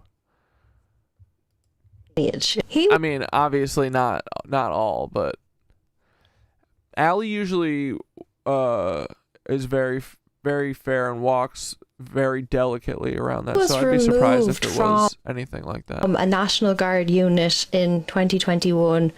Yeah, you want to know who the fascist Irish are? They're the English. Because of these tattoos. Yet now he's the Department of War. So yeah, I hear you. It wasn't the full thing. Don't worry, I'm just laser focused on shit like that. But also remember, the swastika and stuff was stolen. It was inverted intentionally. Not that like rocking a swastika now and like taking it back is the right answer. Not yet, at least. But yeah. Those cucks. How did he get that job? This is Norm Coleman, a former Republican senator from Who's Peter Claffey? Minnesota and a lobbyist. He personally guided Hegseth through his confirmation meetings in Congress. Joe Perticone from The Bulwark did an amazing investigation into this guy. He is a registered foreign agent for the Kingdom of Saudi Arabia. Norm Cole is senior counsel at Hogan Lovells. This is one of Washington's biggest lobbying and law firms. What's public is that they have received over $14 million from the Saudi government in the last 10 years. His current job as a registered foreign agent for the Kingdom of Saudi Arabia is to lobby members of Congress on behalf of Saudi Arabia. This investigative journalism proved using FARA filings that he is also the registered agent for the Japanese embassy and for Georgian Dream, the ruling party in Georgia that is widely described as Russia-aligned. He has also been the chair of a Republican super PAC, American Action Network, and counsel to the American Action Forum. Both of these are major vehicles for GOP dark money. So I don't know who the fuck this guy is, but the guy walking him around the hill and introducing him to Congress works for the Saudis. And within weeks of Hegseth's confirmation, the Saudi Prince Khaled bin Salman was welcomed to the Pentagon for defense talks. And shortly after that, Trump flew to Bro, they literally did 9/11. The last time they were in the Pentagon, it was one of their missiles. Just kidding, it was the US military, but you know, in partnership with the Saudis. They were taking the heat. But not really, because Iraq and Afghanistan took the heat.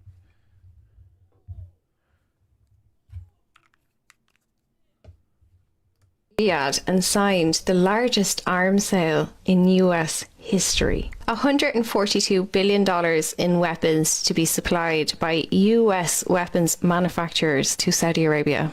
This is part of a broader weapons and technology deal valued at $600 billion. This includes AI data centers.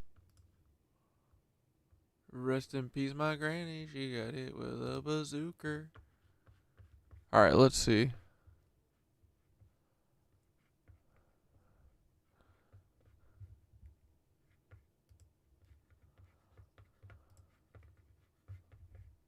Of the Holocaust by Leslie Epstein. The original TikToker is pointing at the striking coincidence that a book named King of the Jews was written by Epstein about a protagonist named I can't see exactly what it is, but this book, yeah, it's definitely got 4 points coming up, but it doesn't have the hooks. Set during the Holocaust, is about a con man who Rest in peace, my granny. She got hit with a bazooka. pretends to be a doctor, leaves the ghetto, and then returns to lead it. This is Leslie Epstein, the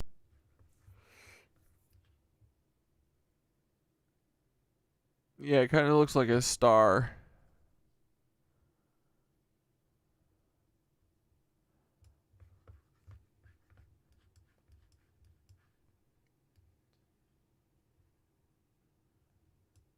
Yeah, Rest in Peace, My Granny is definitely the song of the summer. We didn't even have one last year. Maybe Hudson's song. If you know me like you say you do.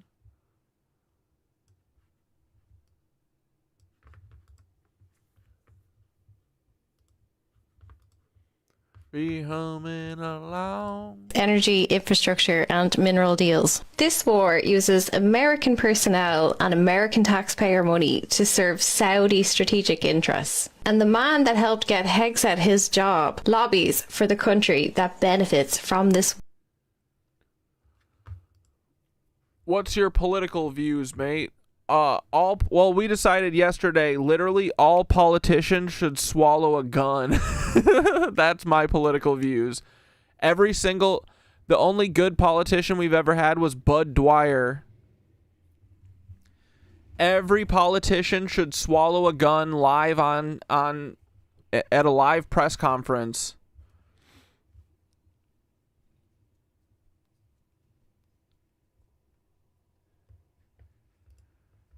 war that he is now waging. On this Al Jazeera Bud Dwyer for president.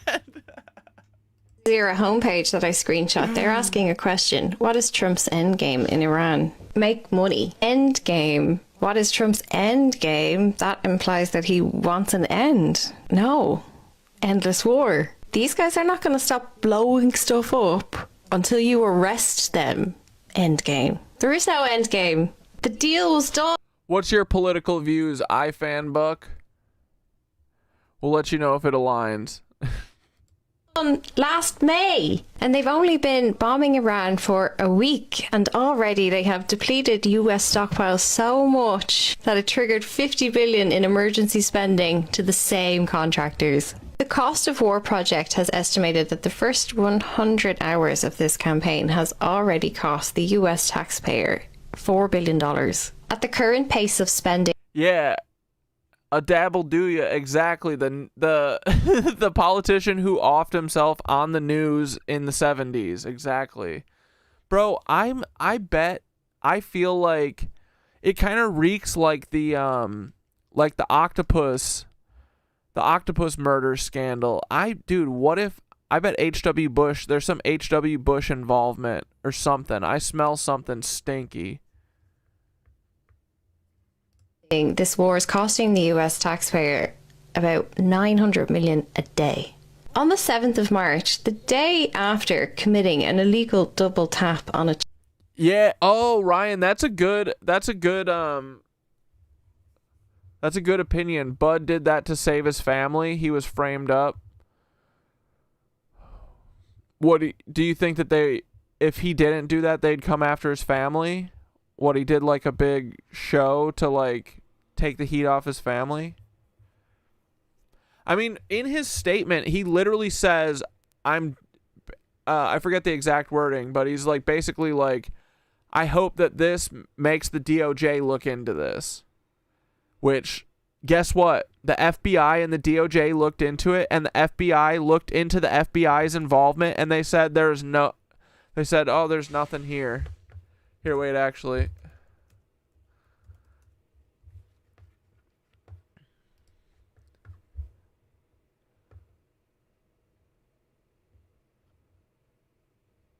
Okay, here, let's read through it for a second, actually. Okay, so this is Bud Dwyer. He literally fucking, on live TV, after giving like a 20-minute speech about this $6 million that he supposedly stole. He was the treasurer of Pennsylvania from 1981 until his suicide in 1987. He was a Republican member of the Pennsylvania House of Representatives from 71 to 81. He was a member of the state Senate, representing the state's 50th district. But during the early 80s, Pennsylvania discovered that its state workers had overpaid federal taxes due to errors in state withholding before Dwyer's administration.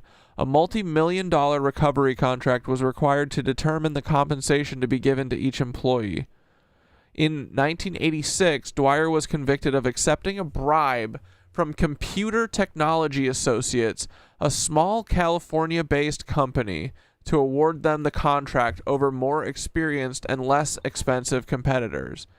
Pennsylvania would have lost $6 million had the scheme been successful.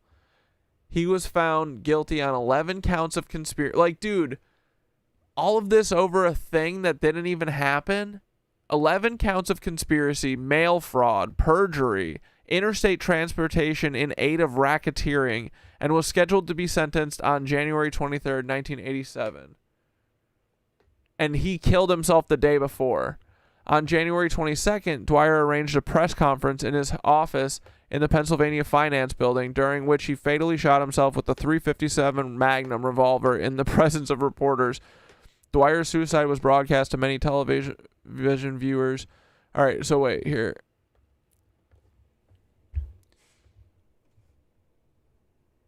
Okay, after being elected 2 additional terms in 1974 and 1978, Dwyer decided to try and run for a statewide office, and in 1980 campaigned for and won the office of Pennsylvania Treasurer, which had been held by Robert E. Casey.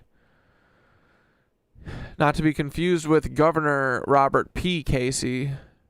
He campaigned for a second and last term in '84 and won re-election, defeating Democratic nominee and former auditor Al Benedict. Dwyer stated that his Treasury administration transformed the department from a finance antique into one of the most modern in the nation, earning and saving hundreds of millions of dollars each year.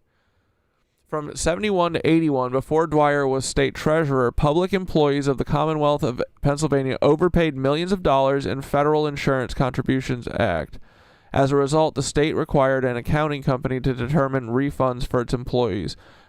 Dwyer awarded the no-bid $4.6 million contract to Computer Technology Associates, a California-based company owned by John Torquato Jr., a native of Harrisburg, Pennsylvania, on May 10, 1984.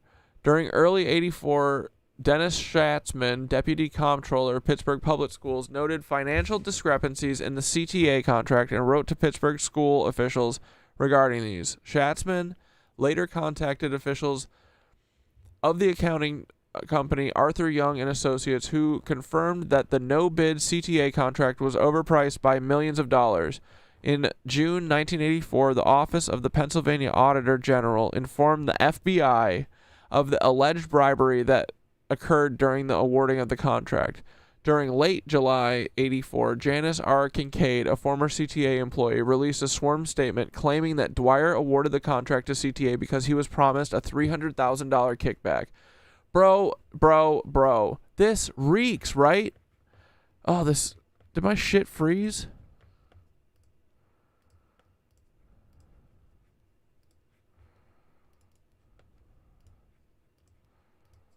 My mic didn't cut out, right? You could hear it.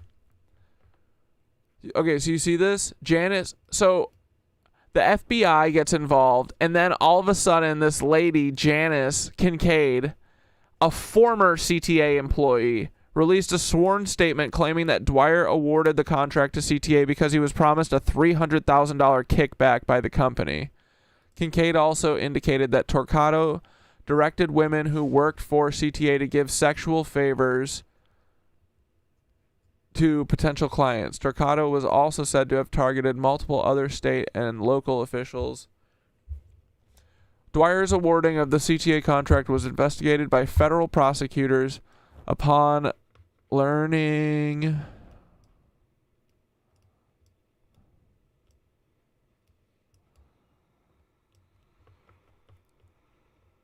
of this investigation, Dwyer rescinded the contract with CTA. Subsequently, Dwyer repeatedly attempted to stop, divert, or forestall the investigation, stating that the U.S. attorney had neither the authority nor evidence to pursue prosecution. Dwyer later admitted to telling his staff to withhold requests for proposal from the U.S. attorney and the FBI during the investigation. After being indicted by a federal grand jury, Dwyer was finally charged with agreeing to receive a kickback of $300,000 in return for rewarding his contract. Dwyer stated that he offered to take a polygraph test, but only on one condition, that if he passed, he would not be indicted. The state rejected Dwyer's offer. Prior to, not that they would ever do that, but a grand jury indicted Torquato.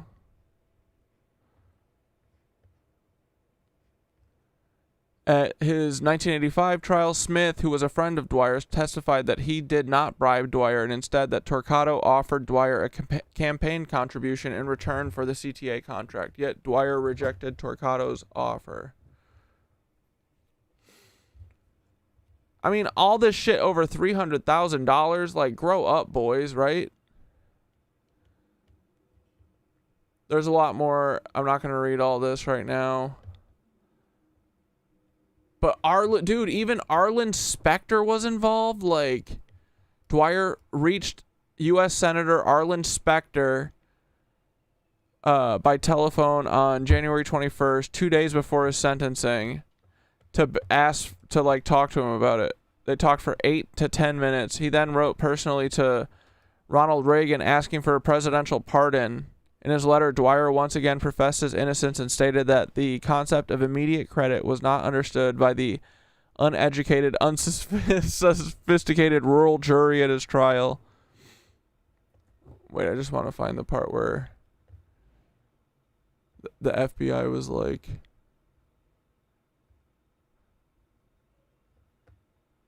oh wait, here's the Honest Man documentary.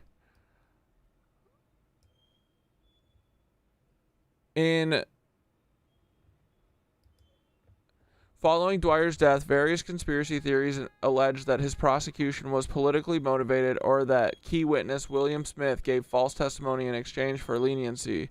Judicial academic reviews consistently rejected these claims, concluding that Dwyer's conviction rested on extensive documentary and testimonial evidence demonstrating his knowing role in the bribery scheme. They were going to put him in jail for 55 years, they said.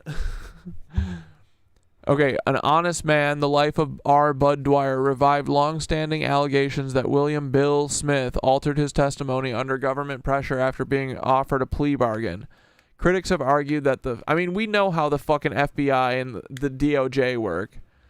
So it's really sad that Bud Dwyer was like, yo, DOJ, you gotta look into this. There's a bunch of corrupt shit going on. Yeah, from the DOJ, bro.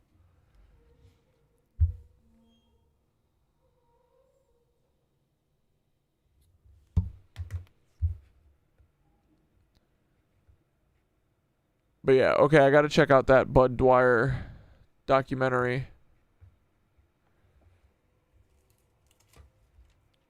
Gotta write it on my list.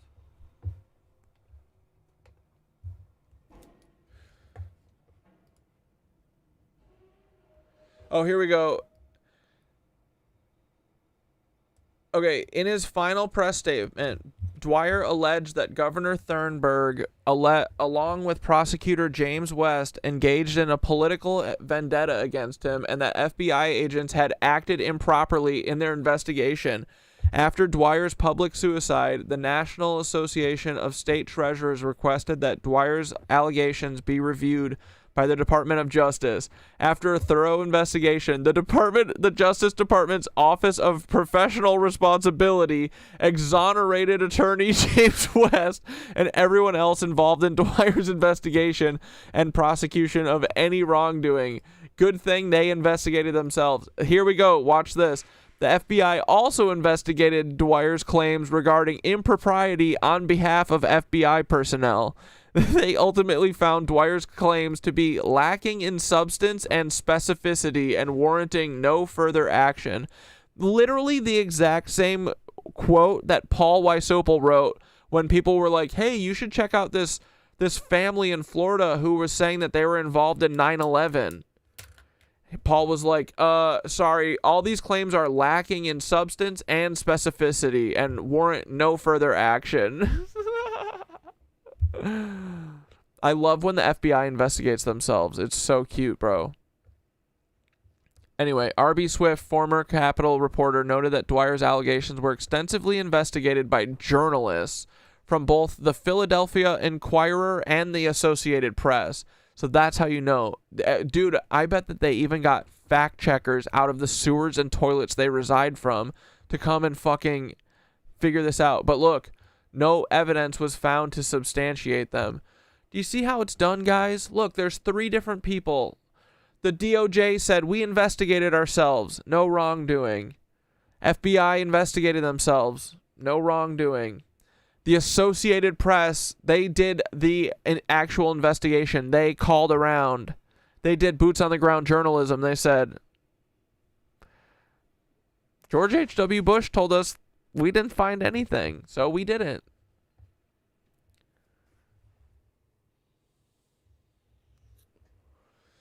But yeah, dude, Bud Dwyer, R.I.P., he's a real one, I bet. I'm just saying, based off historical evidence and how the vibes feel, right? Look up who was on those Judicial Council reviews. That's where the meat is. I wonder what names are there. Yeah, how?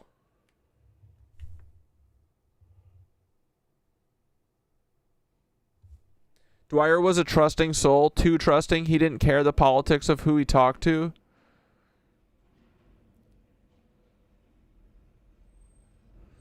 My initial first thing that made me think, like, yeah, I can't tell if he was like a good, I can't tell if he like,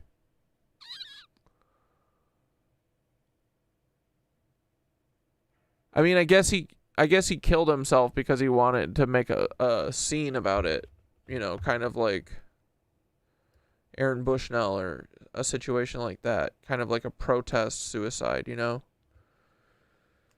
But it's kind of, I don't know. But initially I was like, oh, was he like covering up some of this? Was he covering up like one of these trafficking networks? Because, I don't know.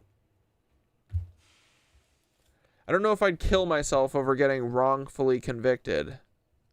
I just try and be a thorn in their side forever, you know? But I guess they could just put you in a fucking hole and make you disappear. So it's like, some people might think, might as well be dead. Alright, let's watch this new Becca. Wait, what's this? Did we finish this? Children's school. Trump hosted a meeting with the executives from the war machine at the White House, and they discussed accelerating weapons production. Lockheed Martin just signed a 7-year contract to increase production of the PAC-3 missile interceptors. Raytheon has agreed to scale its Tomahawk cruise missile production. One of these cruise missiles costs $1.3 million. For context, if you use the price of one of those missiles to buy green energy storage batteries, you could power 1,000 homes. These guys could find $50 billion down the back of the couch for bombs, but the same... People leave coins on his gravestone in Blooming Valley to this day, locals know. Was he, like, well-loved? People liked him a lot? And do people still, is it like the general consensus that he was, you know, fucked? Bill, the beautiful bill that approved these... Dude, it's so funny. That contract. That Bud Dwyer video, I always knew that shit was going to have a big effect on me for my whole life, and I feel like maybe it's going to tie in here. It feels like it's just another example of all the same shit that we always see, right? Just the same fucking Nazi lizard Zionists covering up their shady shit by sacrificing us. I bet that one of those guys that was blaming it on Bud, I bet he's the one who took the $300,000 or whatever. Simultaneously cut 17... Yeah, how do they pick which FBI agents get to investigate the other FBI agents? I'd love to know that too. ...million Americans from Medicaid. And the man who wrote that request also co-founded a private equity firm with extensive weapons industry holdings. Pete Hegseth is the current U.S. Secretary of Defense, although they've... Also, too, what's that little California-based technology company that he was fucking with? Who was that? I gotta know who the fuck that was. Because they have to be complicit in this, too, to be like, oh, yeah, we bribed him. We bribed Bud Dwyer. That's how our contract got picked up. What was that, Peter Thiel's dad's company? Renamed that. Was it fucking Bill Gates' dad's company? Who was it? The Secretary of War. The U.S. Secretary of Defense is the civilian that sits at the top of the biggest, most aggressive, most expensive war machine in history and on Earth ever. That's the kind of sentence that probably gets Pete off, especially when he got the clearance to aim that machine at little brown girls in Iran. Normally, I sit at the bottom of the screen, but I'm not putting my body in front of him. He's branded his chest with the flag of the Crusades. This is the man that Trump put in charge of the $900 billion a year war bureaucracy. That man has been put in charge of 800 military bases across the world. His credentials for that role are that he was on Fox News for 10 years. So what, did Donald just... We love you, Ally McForever, who is not wearing a swastika, I'm pretty sure, hopefully. Obnoxious and super nitpicky, but as you guys know, I have been... Okay, this like might be obnoxious and super nitpicky, but as you guys know, I have been deeply suspicious of Michael Wolff since the first round of emails came out and we saw how friendly Jeffrey and Michael Wolff were. Dude, you don't email Jeffrey Epstein this much and not be besties and know exactly what he's doing, bro. with one another. Like it was more than just These emails are so damning, dude. It shows literally exactly what we've been thinking, that this is a vast web. Oh, they couldn't do a conspiracy. That would involve a bunch of people working together in the background, literally calling us cattle and acting like they're superior to us, and figuring out ways to literally brainwash us in order to sex traffic our children. That's what would have to be happening for a global pedophile cabal of Satanists to be running, right? And well, guess what? That is literally exactly what they've been doing. Go fucking figure. Yep, it would take a bunch of coordination of a bunch of occult assholes who are all part of a fucking familial bloodline for the last 1,000 years to be working against all of us in coordination. And guess what? They fucking are. What in the world, dude? And this is only one goofball out of them. Imagine the network of these cucks. Imagine if we got 3 other people's emails. It would fill this web out a lot more. Like a working relationship. It was a friendship. Now that we're seeing like more and more photos of Michael Wolff coming out in the files and like just like Bro, Michael Wolff hung out with Jeffrey Epstein more than I've hung out with my mom. The admission that he has audio recordings and pictures and things like this that he won't. Is that a little baby? What the fuck? Won't release to the public does not sit right with me. I do not like that at all. And I say that as someone who literally consumed every piece of work of Michael Wolff's that he put out, from his podcast to his books, literally all of it for years. Michael Wolff is a cuck. Dude, I'm so glad I never got on any of these fucking losers. Literally consumed everything that he put out. And now with like the files, we're seeing photos of Michael Wolff's wedding, and it appears that Jeffrey was in attendance at Michael Wolff's wedding. Michael Wolff's wedding was especially controversial. There's not like a lot of photos you can find of it anywhere online, because the woman who he married was like a journalist who was like 30 something years younger than him, and he began dating her while still married to his ex-wife. And Bro, check this man's hard drive right now. I guess she had no idea that he was planning to file for divorce until it came out publicly. Like, just super, super messy. But that's like really beside the point. Eventually, they got married and they have a little girl together. Michael Wolff has like adult children that he has with his ex-wife. And then he has like this little girl that he has with his new wife. But in 2021, there was like a photo shoot that he did that like was paired with an article. At that point, Michael Wolff was very familiar with what Jeffrey's vices and his friends' vices were. He was very aware of the things that they liked, right? So why in this 2021 article did he have his little girl pose in their home only wearing a swimsuit? What's that about? Like, if you already know what men like Jeffrey look for, why would you put your daughter in that situation? And secondly, why would you have Jeffrey or his associates at your wedding when you have a little girl? Like, there are so many ethical red flags that have appeared with Michael Wolff. I just think that there's more to Michael Wolff. I don't think he was that much of a benevolent force within this group of people. It seems like he blended in and got along with a lot of them real good. Okay, this like might be obnoxious and super nitpicky, but as you guys know, I have been deeply suspicious of Michael Wolff since the first round of emails. Dude, Michael Wolff is a fucking freak.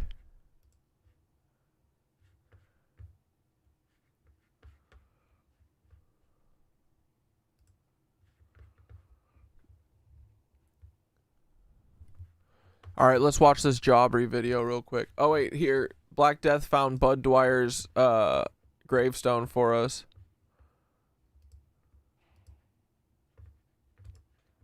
Dude, why are the gravestone pictures are always so bad? I want to zoom in. Oh, hell yeah. Joan hasn't joined him yet.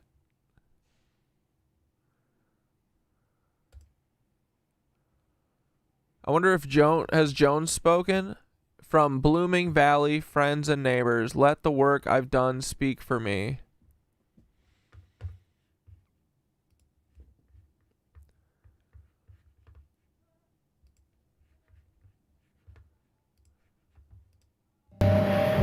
I think you probably want to speak about war rather than this, but this is very important.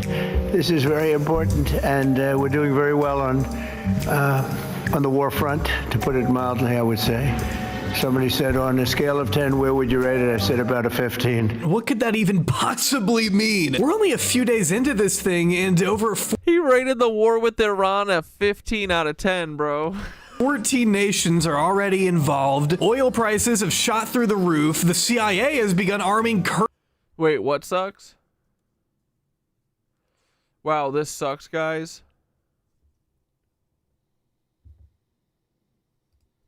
Kurdish militias, and no one can actually give a clear answer as to how long the war might last. And that's even if it is a war, since half the government still hasn't settled on what to call it. Are there measures being taken not to eliminate other possible alternatives to leadership? This is war, and we're taking out the threat. You'll concede this is war. You'll concede this is war. We haven't declared war. They declared war on us, but we haven't. War, Secretary Hicks said. We haven't declared. Just now you said this is war. They've called it war. They've called it war. What I was saying. Okay, well that was a misspoke. What I was saying that they've declared war on us. But she goes, "You literally just said that." But war is ugly. It always has been ugly. But we're at a. Mark Wayne, writer of Huckleberry Finn. We're taking out a regime that's been trying to attack us for quite some time. But you're not conceding this is war. Oh yeah, everything sucks. Word.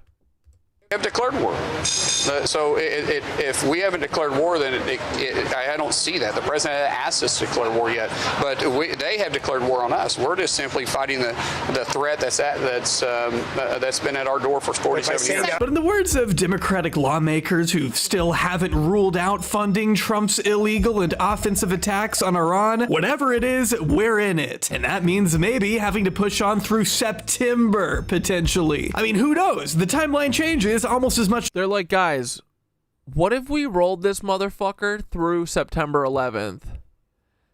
And that'll help us, because we don't want you guys to be goofing and truthing on September 11th. Definitely not on September 10th, when on the 1-year anniversary of Charlie Cook. Oh my God, what an insufferable day that will be. Have we even hit the 6-month mark of Charlie Cook being gone?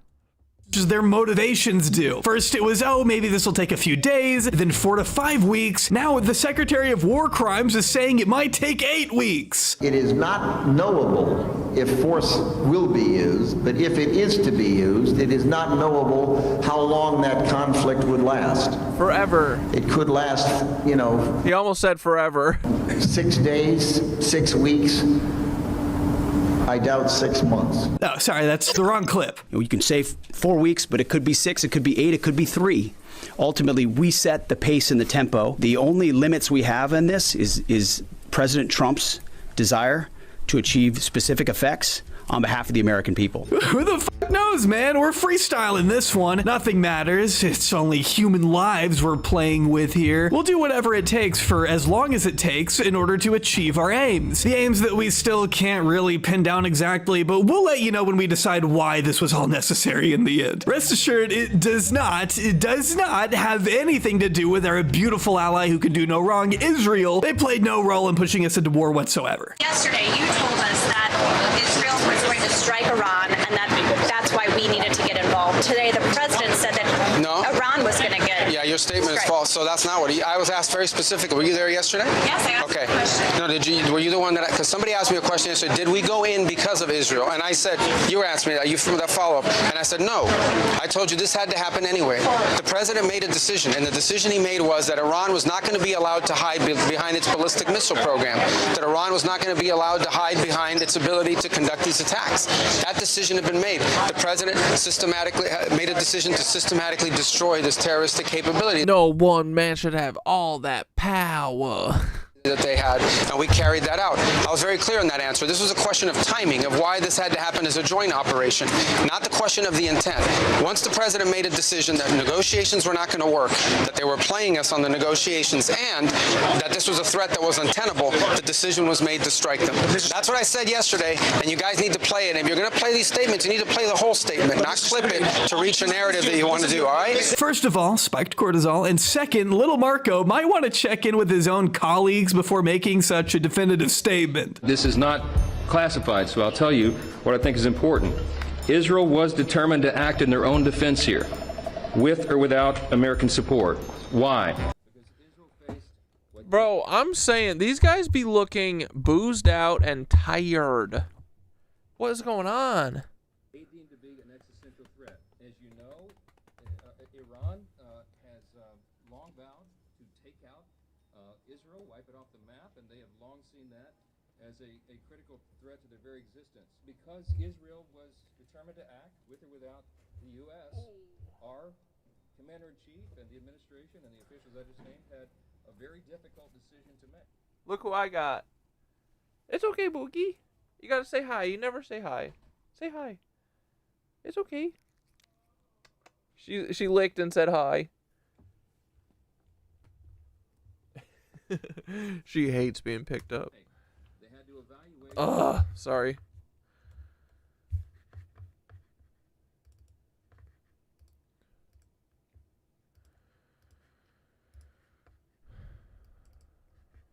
Dude, this is already happening.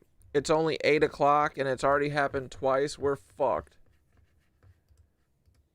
Long vowed to take out that was such a mistake. Now I've got fur all over my face. Israel, wipe it off the map, and they have long seen that as a critical threat to their very existence. Because Israel was determined to act, with or without... Bro, he's got like delayed eye movement. This dude is fucking high. The U.S., our commander-in-chief and the administration and the officials I just named had a very difficult decision to make.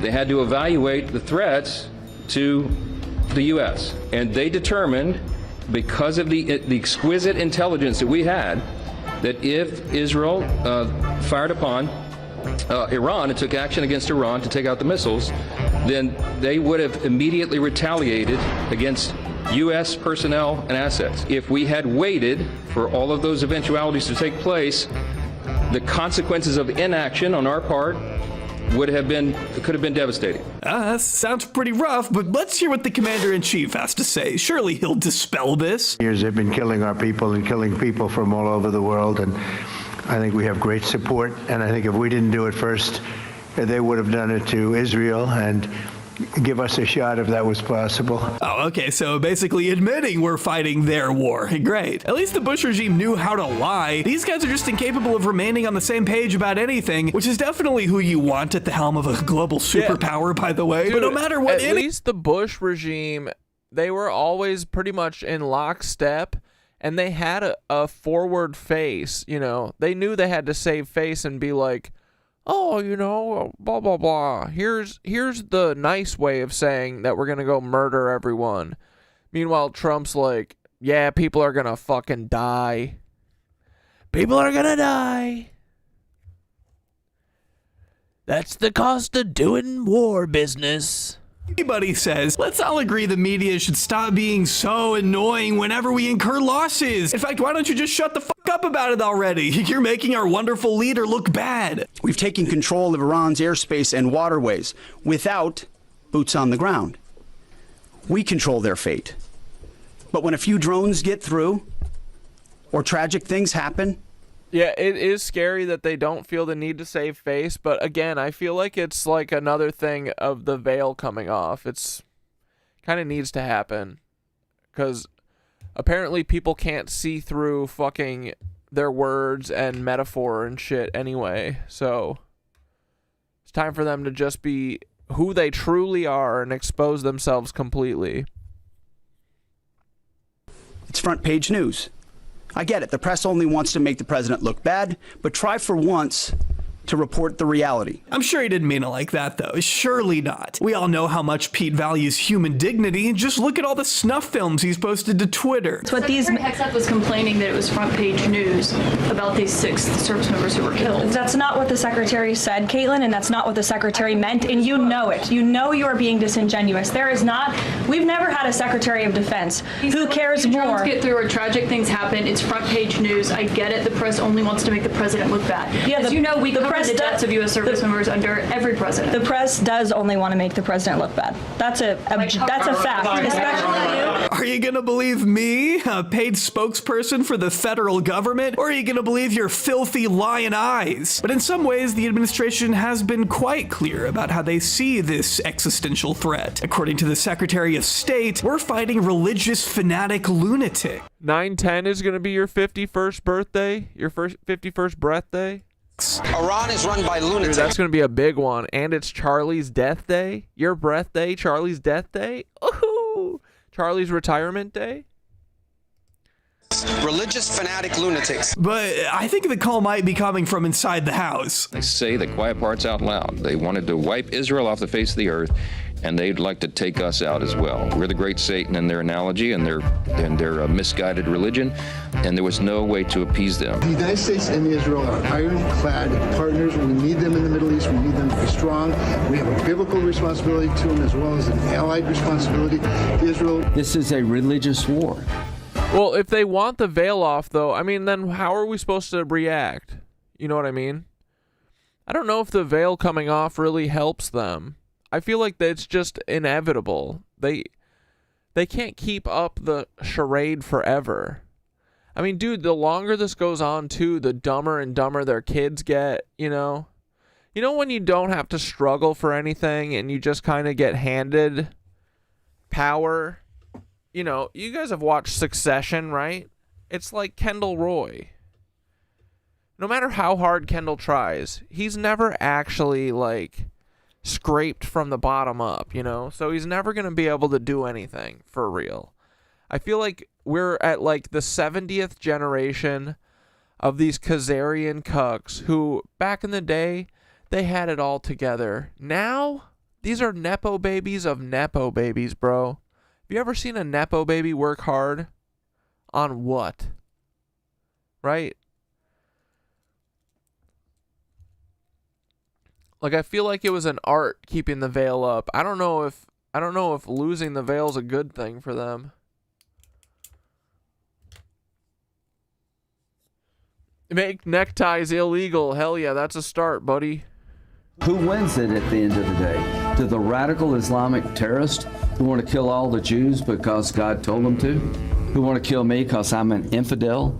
Who want to purify Islam to reject? Miss Lindsey Graham, she needs to just stop she thinks she's fooling everyone. Moderation and make... That's a girl's name. What's going on here? Everybody a jihadist. This is a big deal. I'll deal with Section 230. So what we're facing right now is a moment of decision that will set the course of the future of the Mideast for 1,000 years. So we're being led... Dude, tell me Lindsay is not drunk as fuck, right? These people are all dropping face. They're tweaked, bro. So what we're facing right now is a moment of decision that will set the course of the future of the Mideast for 1,000 years. So we're being led into a holy war by a guy with a crusade. Yeah, I've dated Nepo babies. They can't do anything for themselves except drugs. Exactly. Crusader tattoo on his chest? Is that what we're dealing with here? Because these comments come at a pretty interesting time. On Monday, March 2nd, independent journalist Jonathan Larson released this report, which might just be one of the more alarming revelations we've seen. The emphasis on revelations. Yeah, Larson literally revelations, bro. Wrote that a combat unit commander told non-commissioned officers at a briefing Monday that the Iran war is part of God's... Yeah, I don't think it's just alcohol either. ...plan, and that President Donald Trump was anointed by Jesus. Yeah, Joe, they are drunk and high all the time, it seems. For sure. Dude, they all literally have, like, the fucking... eyes are closing, but also like bloodshot. It's kind of like what happens. It's kind of how you look when you've been doing like 150 milligrams of Adderall for like 10 years straight. To light the signal fire in Iran to cause... The squirrel, well, Chunks moved into her top house, but she's got it filled with trash, so I can't see anything. But they've been up in my fucking roof, and I need to figure out getting that situation taken care of. Because they can't be coming back up there. But also, it's like, I'm not going to deal with this in the middle of winter. I don't care. But, yeah, we'll get Squirrel Cam back. But Chunks chewed out the floor of the other one, so I don't know if she's gonna move. She better not be ready to have another fucking. She is. You know she's about to bust. She's bursting with squirrels in her belly. I can already feel it. She's acting like a fucking bitch, running around, screaming at the birds. Like, it's all starting again. How long do squirrels last, dude?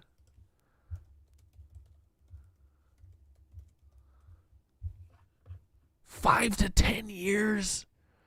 Fuck, dude. Oh, no. Oh, I can't do another 5 years of Chunks. That's like at... Okay, we're for sure 4 years in. Dude, what if she lives till 10? Who am I kidding? Dude, the second that Chunks dies... What if I don't know if Chunks dies? Dude, that would be miserable. Where do squirrels go to die? I've never seen a dead squirrel. That better not happen. Although she is a total wench. She's awful to me. Chunky is about to bust, bro.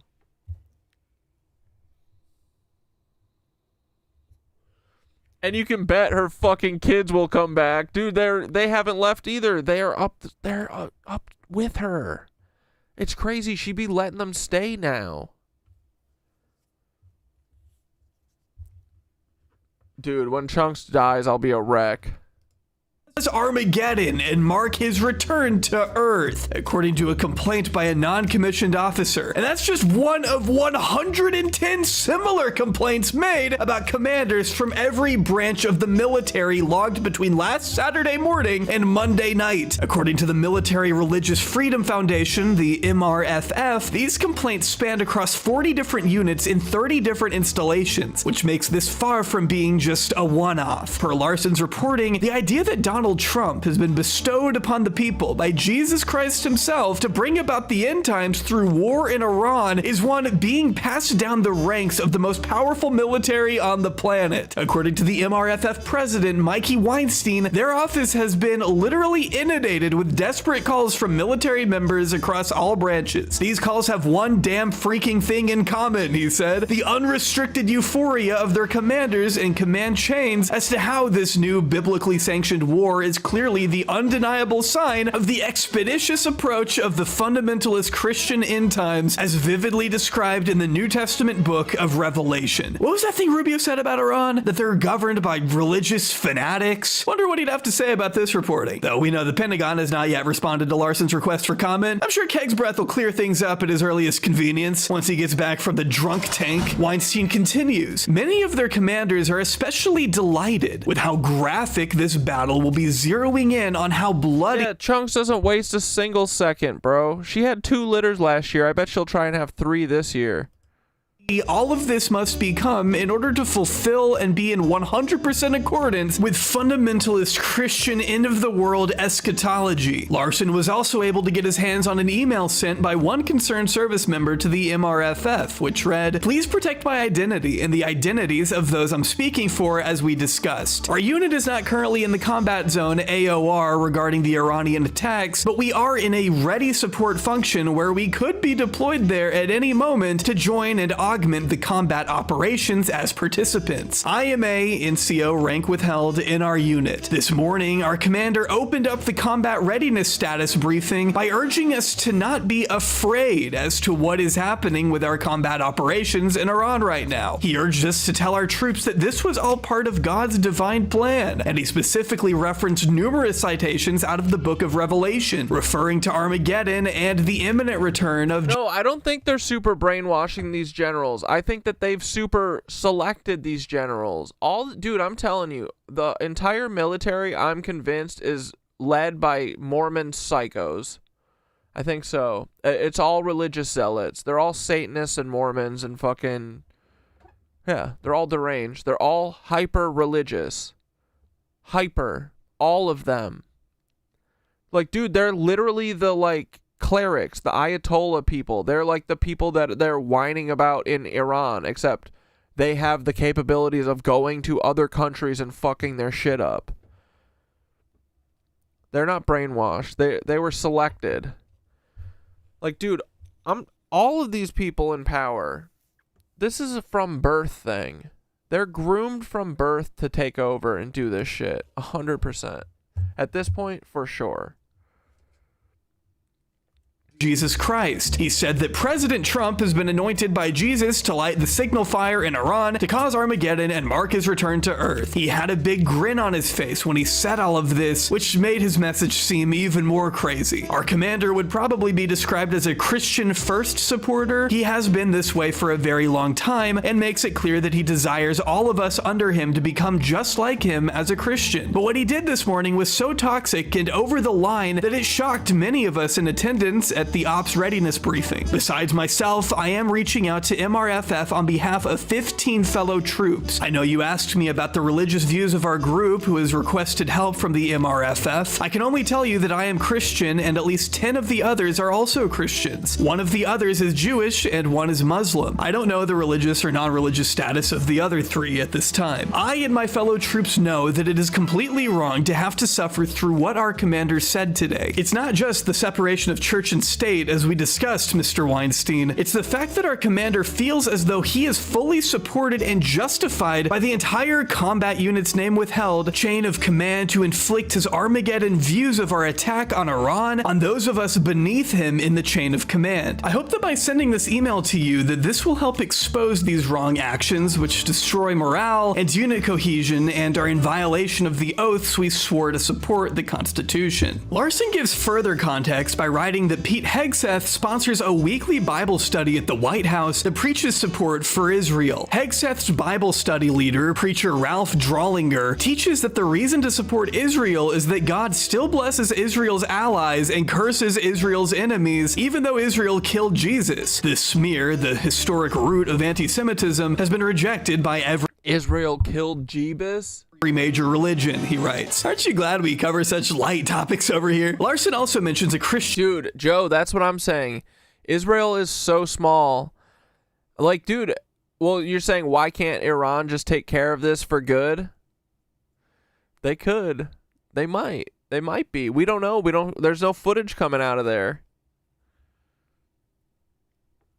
I would be okay with that.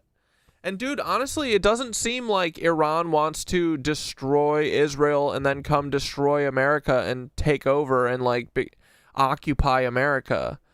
I think that Israel wants to destroy the Epstein regime. They might. Did I say Israel? I meant Iran, not Israel. Israel is the Epstein regime. Sorry, my brain didn't work. But yeah, I don't know.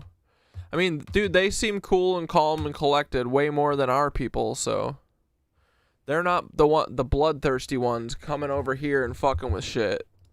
Nationalist pastor by the name of Doug Wilson. This ugly freak. Who was recently in the news after Hegseth invited him to lead a prayer service at the Pentagon just a couple weeks ago. Although the sermon was described by attendees as pretty vanilla, his other opinions are not described that way. As Wilson happily told CNN, women are the kind of people that people come out of. In his 1999 book, Fidelity, What It Means to Be a One-Woman Man, he wrote that a man penetrates, conquers, colonizes, plants. A woman receives, surrenders, accepts. Obviously, anyone writing sentences like that doesn't think women should have the right to vote, and he also predictably supports laws that would make homosexuality illegal. As this CNN article notes, his most controversial commentary is arguably about slavery, which nothing good can come after that disclaimer. He co-wrote a booklet in the 1990s on slavery in the South, which included the claim slavery produced in the South a genuine affection between the races that we believe we can say has never existed in any nation before the war or since. Asked if he still believes there was affection between the races, Wilson said, well, yes, it depends on which master, which slave you're talking about.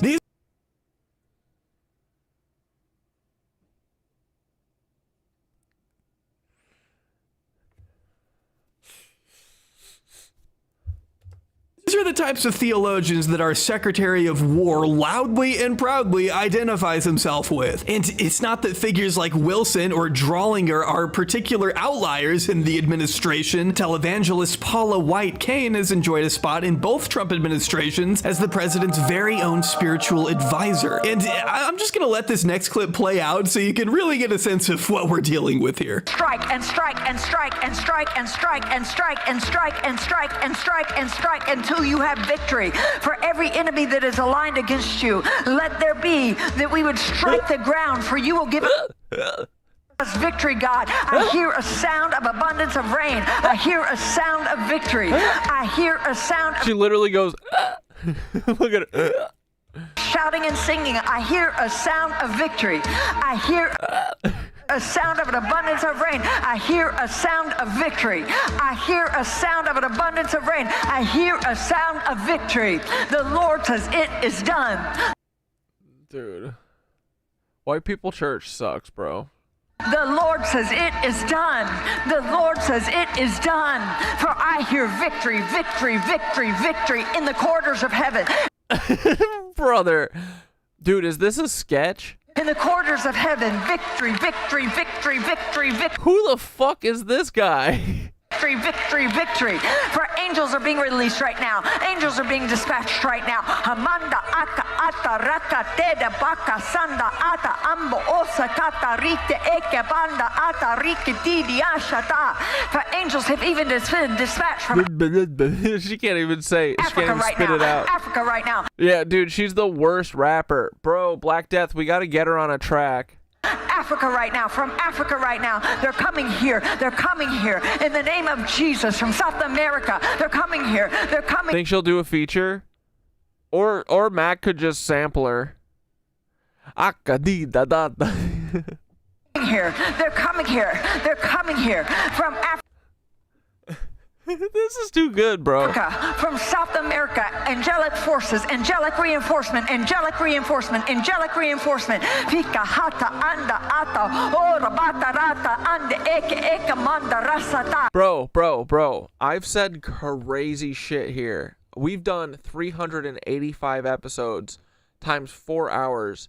That's like 4 million hours.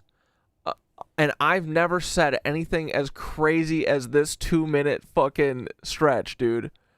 Guys, I'm telling you, if you are ever scared of being cringe, do whatever it is, do it. Even if it is cringe, bro, it'll never be this cringe. Dude, if you feel a little emotional and you want to let people know, you fucking do it, man. This lady got up here and said, this is normal. People are gonna love this. And no one stopped her, dude. Incredible. You can do anything you put your fucking mind to, boys. Finally, we've got Pastor John Hagee, a friend of the president and one of the most rabid Christian Zionists in America. Hagee led a sermon the other day I gotta start speaking in tongues, though. predicting that Russia, Turkey, what's left of Iran, and groups of Islamics will invade Israel and be destroyed by God. Dude, another great Operation Cuck Fury, right?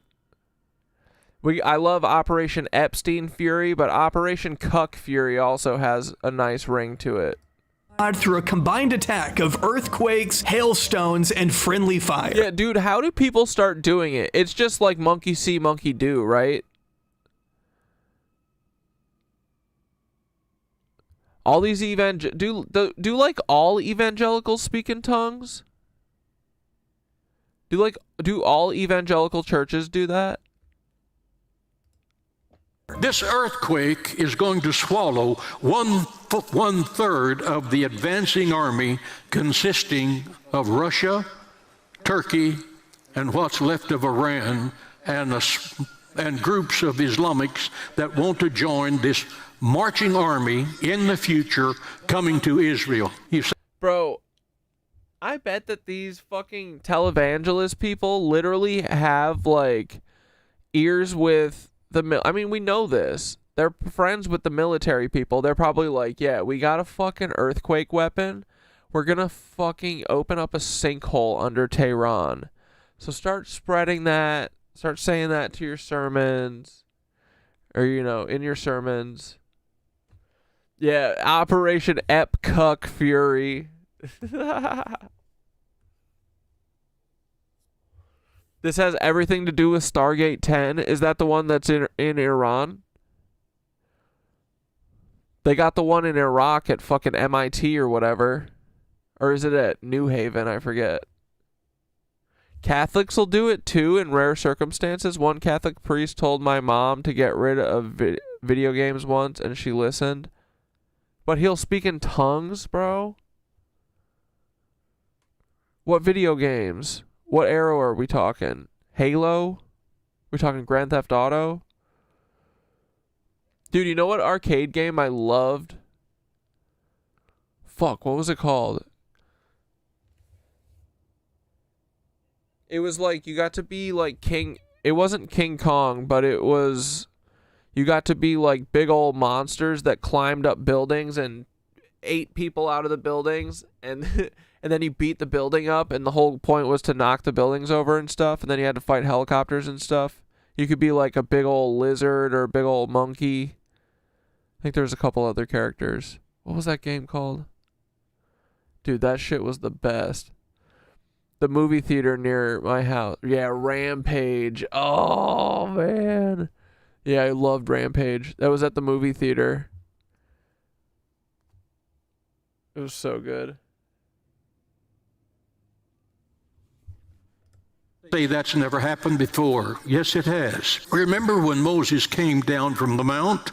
He had the 10 Commandments. He found his people committing adultery. He threw the 10 Commandments, and it struck the ox, and God opened the ground and swallowed everybody that had broken the law of Moses. Problem solved. This guy has been to the White House, by the way. He's not just some fringe character with no motion. Dude, we are cooked. This is straight up just a holy war. I love it. Incredible. It makes sense, the spiritual awakening. Truly. It gives it more credibility to me. It still baffles me that I'm like, yeah, spiritual shit, real. But it's because they're doing a spiritual war to us. Again, he will swallow 1/3 of that invasionary force. Immediately following that, the Bible says, every man's sword shall be turned against his brother. They will kill each other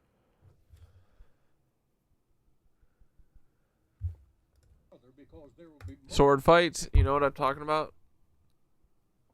multiple armies speaking multiple languages with multiple weapons, and they're going to hit confusion and kill each other. The third weapon God's going to use as he crushes the adversaries of Israel is hailstones from heaven. God has these. Dude, their God is really obsessed with killing people. My mic went out? Oh, fuck me. Sorry. Dude, we are cursed tonight. This is bad.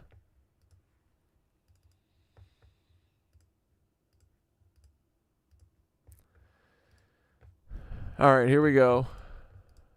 Of that invasionary force. Immediately following that, the Bible says, every man's sword shall be turned against his brother. They will kill each other because there will be multiple armies speaking multiple languages with multiple weapons, and they're going to hit confusion and kill each other. The third weapon God's going to use as he crushes the adversaries of Israel is hailstones from heaven. God has these 3 weapons ready for Russia, for Iran, and for Turkey, and everybody that follows them in the near future. This is going to happen. Hagee, along with all the other fanatics we've looked at today, are all in pretty close proximity to the administration currently waging war on an Islamic nation in the Middle East. And yes, while it can be extremely hard trying to predict what Trump is gonna do, he sort of changes his mind on a whim. There's always the chance he could come out one day and say, "War is out." Yeah, what's happening is that the layer, because like in OBS, my video, I'm a layer, this video is a layer, you know, even the background is a layer, the Cat Dad Show text is a layer, but this audio layer that is on screen, I also have providing the audio that it sees. Like you can tell, you know, OBS, the window that we're looking at, have that sound be in here. So but I don't know why OBS keeps doing it. Probably because I need to free up a bunch of space on my hard drive. But when the video pauses, then the mic pauses, or the screen recording audio pauses. But that's why you can hear it. It's because my mic is its own thing. It's a totally separate layer, but that doesn't freeze for some reason. It's just the screen recorded layers, in case anyone wanted to know what's going on. Over, I've struck a deal with Iran, an amazing deal, the best deal you've ever seen. Bro, Jawbreeze Trump is really good. The Ninth War. We aren't exactly moving that direction right now. And the people surrounding him, Pete Hegseth, his spiritual advisors, certain members of Congress, and the Israeli government especially, are all urging him to keep going, moving up the ladder of escalation. Whatever the insane motivations may be, the combined goal here seems to be to pummel Iran into the ground until they either play ball with America, as Trump wants, or until they're a complete and utter failed state, as Israel wants. But no one wants to see. That's the fucking thing that we saw yesterday in that Iran video. Be to pummel Iran into the ground until they either play ball with America, as Trump wants, or until they're a complete and utter. See, bro, are they gonna blow it up? Probably, because it's definitely not built in the 70s by the Shah. Failed state as Israel wants. But no one wants to seriously address the question of what comes next, because I don't think these guys are gonna like the answer. So President, what's the worst case scenario that you have planned for in Iran? Well, I don't know if there's a worst case. We have them very much beaten militarily from the military standpoint. I guess the worst case would be we do this and then somebody takes over who's as bad as the previous person, right? That could happen. We don't want that to happen. That would probably be the worst you go through. Dude, Trump's really going with like the Carlos Danger, like he's going like dark orange. What's up with this? He's like, I want to look like the gold. Through this and then in fact, dude, the White House really is gaudy as fuck, right? Look at this cheap shit all over. 5 years you realize you put somebody in who was no better. Oh, brother. What are we going to do with our beautiful president?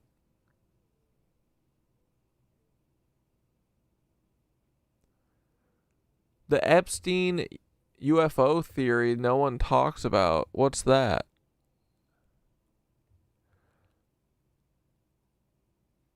Tim Dillon won't stop embarrassing Kash Patel. Distributed. Hold on, we'll save that for later, maybe.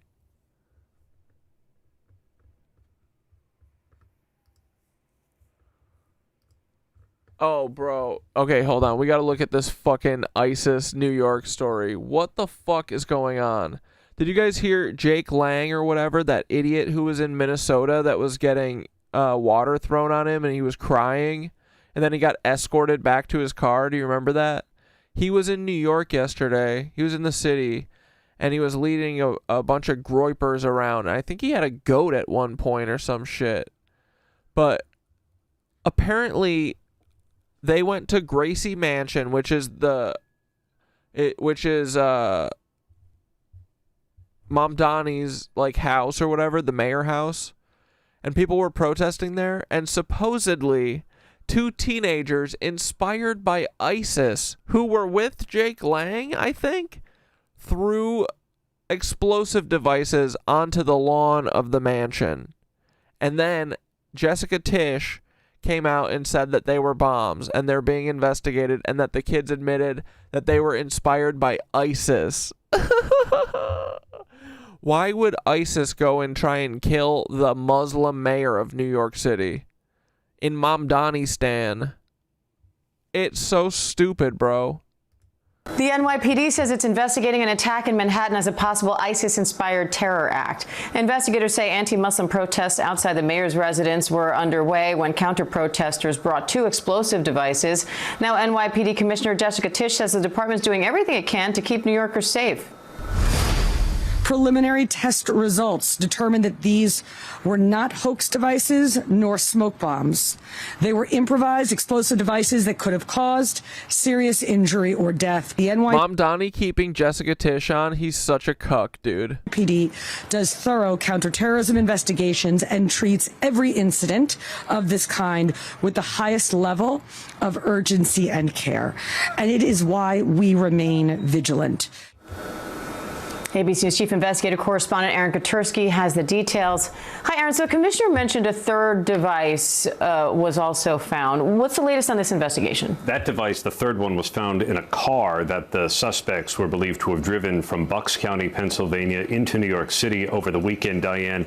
That 3rd device did not test positive for explosives the way the other 2 did, according to the police commissioner, but all... Yeah, Tim Dillon has been pretty funny lately. 3 have now been sent to the FBI lab at Quantico for additional testing, while the 2 men are expecting to face federal charges, possibly terrorism charges, because we heard the... Brother, I'm sorry, this is a terrorist device? My dick. Police commissioners say today that this is being investigated as an act of ISIS-inspired terrorism. Why is that? Because according to our sources, the 2 men said they had watched ISIS propaganda videos. That may be where they got the instructions from. Who is watching ISIS propaganda videos in 2026? I'm serious. Or how to build the devices. And these are 2 men now in custody in Pennsylvania. What more do we know about them? They're from Pennsylvania. They're in custody here. They came to this protest that was staged by a January 6th there, actually, named Jake Lang. He's a far-right provocateur. And it was an ugly protest against Muslims with a pig roast in Ramadan. I mean, it was underway. There were counter-protesters, many of them peaceful, but then, according to the police, these 2 guys show up and toss at least one of these devices. At first, it was thought they were smoke bombs, but you heard the police commissioner say they were not smoke bombs. They were potentially viable. So wait, did they throw them at Jake Lang? Dude, this guy is just begging. He wants so much attention, bro. Explosives. It sounds like this was just a lucky thing that they didn't go off. And the police commissioner said luck is not a strategy. That's why you do have to be vigilant. But bro, there's pictures of this. Where's the video? It does underscore the concerning... That was literally the fucking thing. Look. There's this little fake smoke bomb and 2 big goony cops.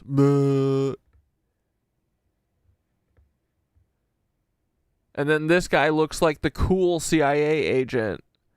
The cool... Hey, brother. Why... Your children are perfectly safe in America. Thank God to the CIA. Brother. Thing that they didn't go off. And the police commissioner said luck is not a strategy. That's why you do have to be vigilant. But it does underscore... You guys want to know something funny? I got kicked out of Six Flags... I got kicked out of Six Flags and banned for a year because do you know if you take a lighter and you throw it on the ground, if you throw it hard enough on the ground, it blows up? And it was before I started working there. So it was probably in like 2004, 2005 or something. And they banned me and they said that if I come back, they're going to press charges against me for terrorism.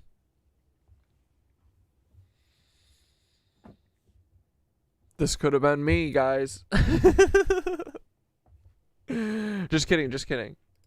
The concerning times. My terrorism days are behind me. Yeah, worst fake bomb ever, dude. They should have taped a calculator on it.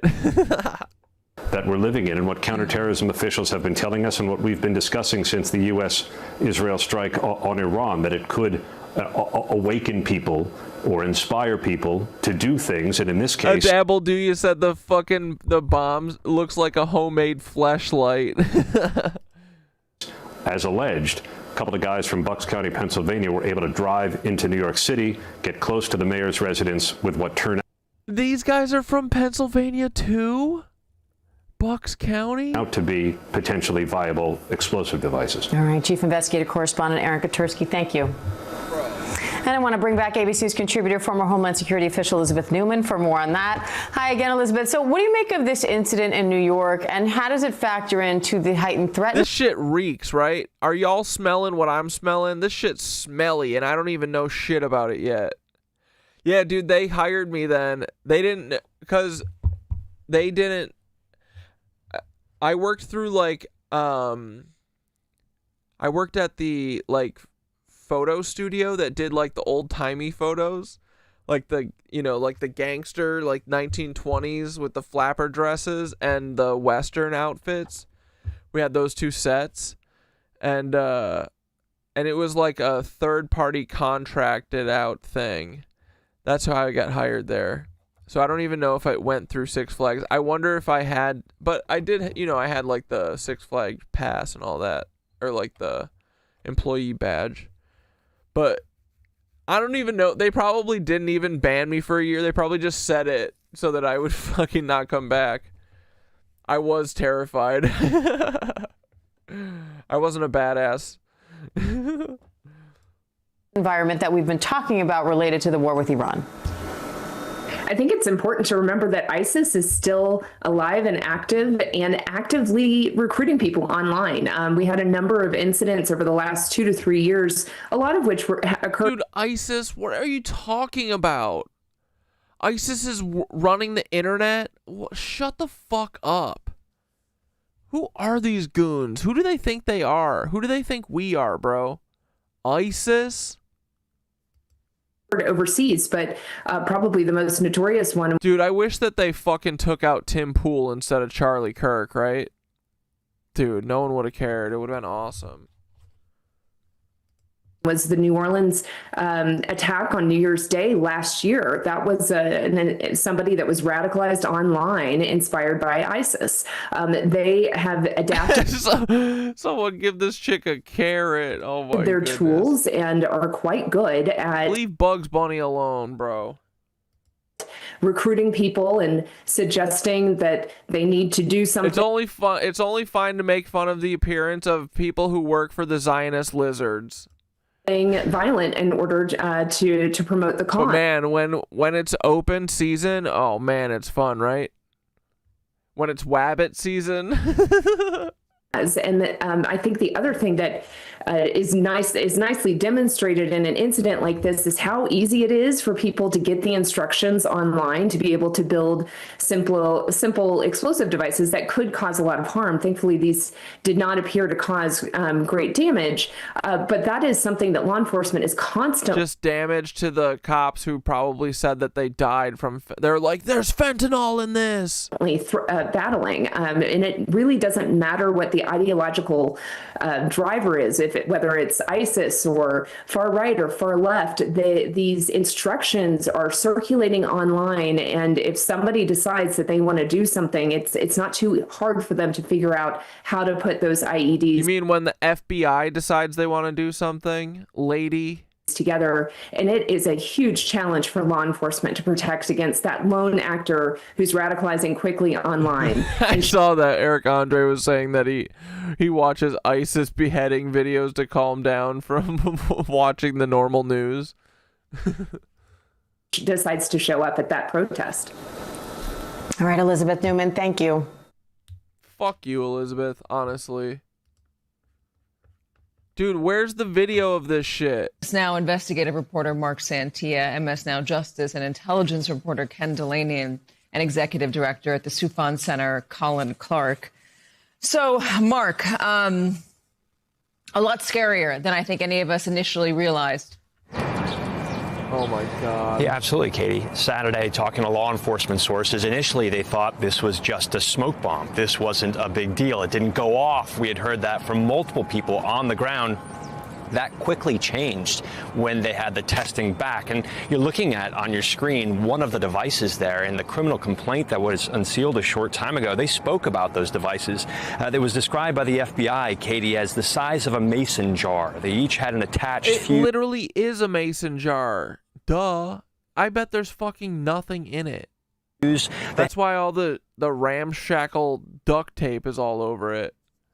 Had nuts and bolts attached to the exterior surrounded by duct tape, and TATP, an explosive, was found. Police say both devices that were found just a short distance from Gracie Mansion could have been deadly. We're also learning more about the two men from Pennsylvania who made the trip here to New York City, the police commissioner said, specifically for that protest in the criminal. They were like, yeah, I was told to grow Muslim beard. This is the best I could do. Complaint. Both men at the scene made references. One of the men made references to ISIS. There's also, according to the complaint, both men refer to ISIS. This is fucking stupid, bro. In their statements, and they waived their Miranda rights. The FBI said one of the men, Amir Balat, wrote on a piece of paper that he, quote, pledged allegiance to the Islamic State. Qayyumi also allegedly said he watched ISIS propaganda on his phone. Dude, this is the most Timothy McVeigh bullshit I've ever heard. And Balat, Katie, also said and stated, quote, that they wanted to carry out an attack bigger than the Boston Marathon bombing, which... Oh my God, they're even name dropping the Boston Marathon bombing. Well, they did a shit fucking job, bro. They didn't even have a single pressure cooker bomb. Balat noted only caused 3 deaths. Katie? So, Mark, the mayor was not with the police commissioner today. Again, this was outside of his residence, but he was with the commissioner earlier today. What has he been saying about this? Yeah, we were at that press conference earlier this morning outside Gracie Mansion. That's where the mayor lives with his wife. They were not at the location. They weren't home when this incident happened. They were in Brooklyn at an event at a museum over in Brooklyn. They weren't there. The mayor spoke out about the violence, spoke out about the two men who came there with the intention to cause harm. The mayor also spoke quite a bit about the police officers, Katie, New York's finest, 2 officers who ran up to those IEDs, didn't know if they would explode, didn't know what they were, but those officers ran up to those IEDs, secured them, while other officers immediately took the 2 men into custody. And the mayor spoke quite a bit about them and gave them quite a bit of praise this morning outside of his home. All right, so Ken Delaney, and one of the other pieces of news that's been going around today that is relevant with this is a terror memo that has not been released down to local law enforcement from the federal government regarding what might happen in the aftermath of this war in Iran. Yeah, and there are really 2 strands here because there's no evidence that this particular attempted attack has anything to do with the war in Iran. In fact, ISIS and Iran are not on the same page ideologically. This guy said he was going to kill more people than the Boston bombing with a little mason jar of bolts. But so this incident is a reminder, though, that there are still dangerous people in the land who have pledged allegiance to ISIS. And we got really lucky here. They decided to go and mount an attack at an anti-Muslim protest in New York City, perhaps the best staffed counterterrorism organization in the United States, in the NYPD. And they used same staged ass photo over and over as hypnosis. Devices that didn't go off. But these were clearly, if you read this complaint, these were people who are ideologically devoted, by their own words, to ISIS, 18 and 19 years old. It's not clear whether they were self-radicalized, whether they had any outside influences. You heard the commissioner refuse to answer that question, but this is a very... Dude, the cops literally look like they're waiting. They're like, all right, he's going to throw it at us. Get ready. Alarming development here at a time when the FBI has bled resources, counterterrorism resources. Dozens and dozens of FBI agents with deep counterterrorism experience have left the Bureau in the last year. The bomb squad. On this other story that you mentioned, there is a notion, there was a bulletin, according to reports, warning about a potential uptick in threats based on the Iran war, and the White House has prevented that bulletin from being issued. These are run-of-the-mill Homeland Security unclassified bulletins that go out to law enforcement, and there's a perception among a lot of people I talk to that the White House does not want to emphasize the idea that what they've done in mounting this attack on Iran has increased the terror threat at home. But that is exactly what has happened, whether they put this bulletin out or not. Anybody who studies this issue knows that. And again, it's coming at a time when the FBI has disarmed itself in terms of its counterterrorism expertise. So a lot of people I talk to in this community are very, very... They got drones! ...concerned about the months ahead, Katie. So listen, the NYPD... Dude, wouldn't it be so funny if one of these drones just, like, accidentally nicked a little artery? PD and the counterterrorism unit and the JT... That'd be crazy. That wouldn't be funny. Sorry, I meant crazy. Wouldn't that be crazy? TF here in New York City, as you said, are well-staffed, well-funded, and just the best in the business. Other law enforcement agencies around this country don't have that same staffing or that same insight or an intelligence arm even. So if they are losing out on a bulletin like this, what specifically are they losing out on? What sort of information is usually contained in these bulletins? Well, I got to be honest. These DHS bulletins, these unclassified bulletins that go out to law enforcement, are generally based on media reporting.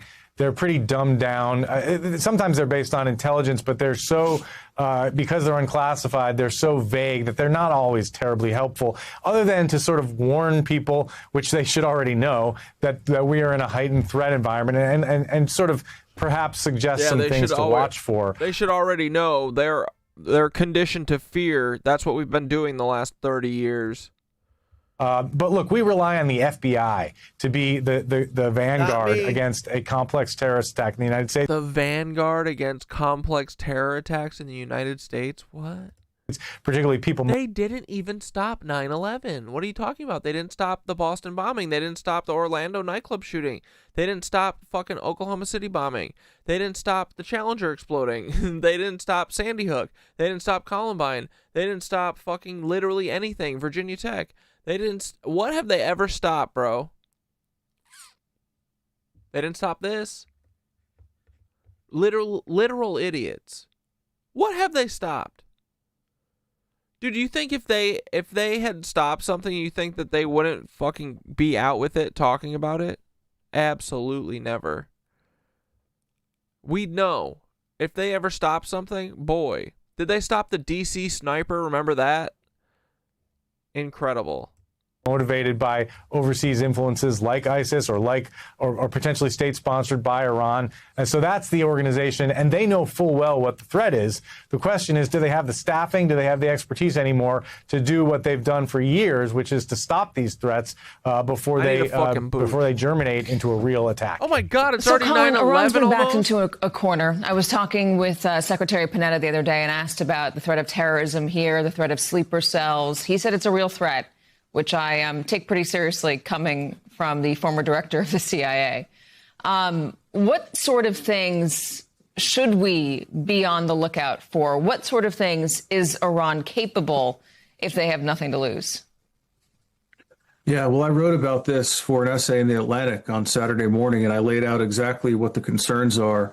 Ken is right in saying that there's a lot of differences between Iran and the Islamic State, but there's also some similarities, and that's how they can go about perpetrating attacks. There's the inspired version, which is what we saw with ISIS in New York City. It potentially could be what we saw in Austin, Texas last week with Iran. There's also what we call virtually operated or kind of remote controlled, where the entity is getting in touch with people and kind of instructing them on what targets to look for, how to build explosive devices. And then there's directed, which is where they're trained and kind of dispatched or deployed. Or in the case of Iran, they're sent years ahead of time as sleeper cells. And I think that's a real major concern right now. The conflict is existential for Iran. And so if there was ever a time that they were going to use these sleeper cells, it would be now. What sort of networks do we know that they have here in the U.S.?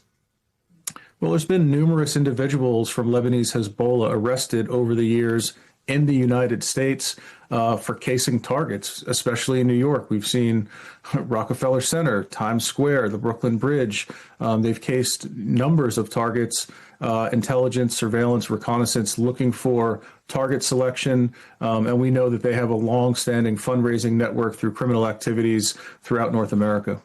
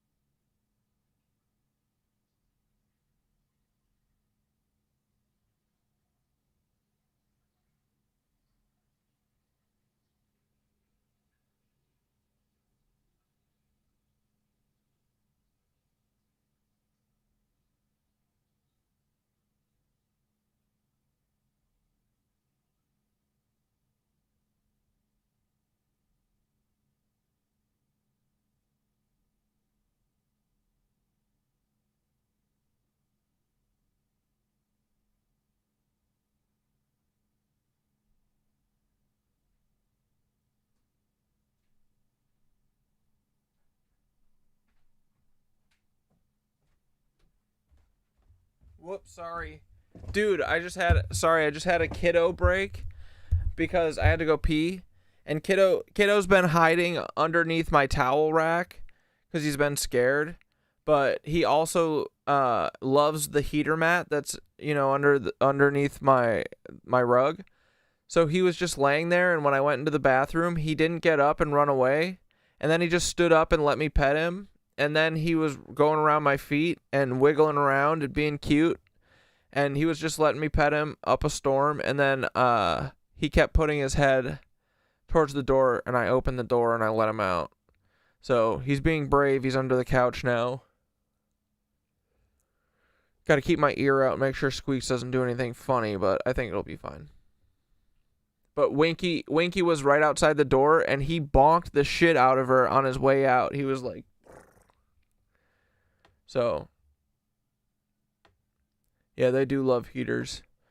But anyway, I've got the door open so he can run back in there if he gets scared. But fingers crossed. And also, please wish me well that he is not a window scratcher.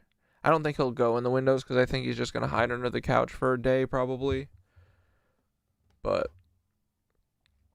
Cat Dad went out for smokes and never came back. Dude, this whole thing doesn't even make sense, bro. But yeah, sorry, that's why you guys just had chair time. Here we go. Door open.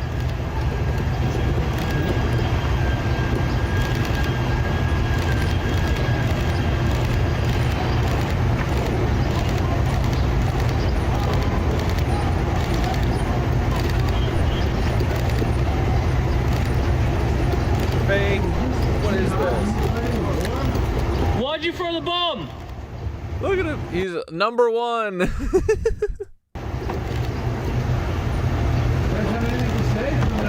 Why'd you throw it?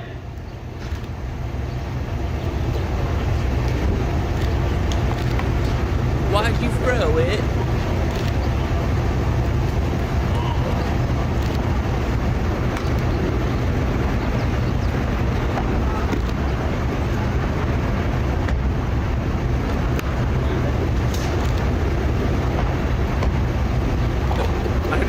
I just saw Ryan set a 2-minute timer for Corey disappearance theories. This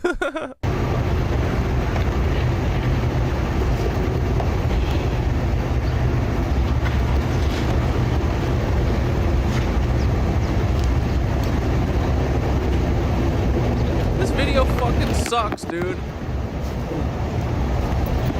FBI cucks. Dude, what if we saw Paul escorting him out? Wouldn't that be so fun?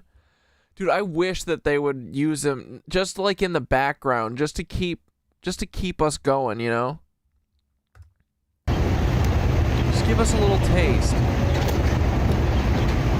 Come on. We just want a taste. Give us a taste of Paul.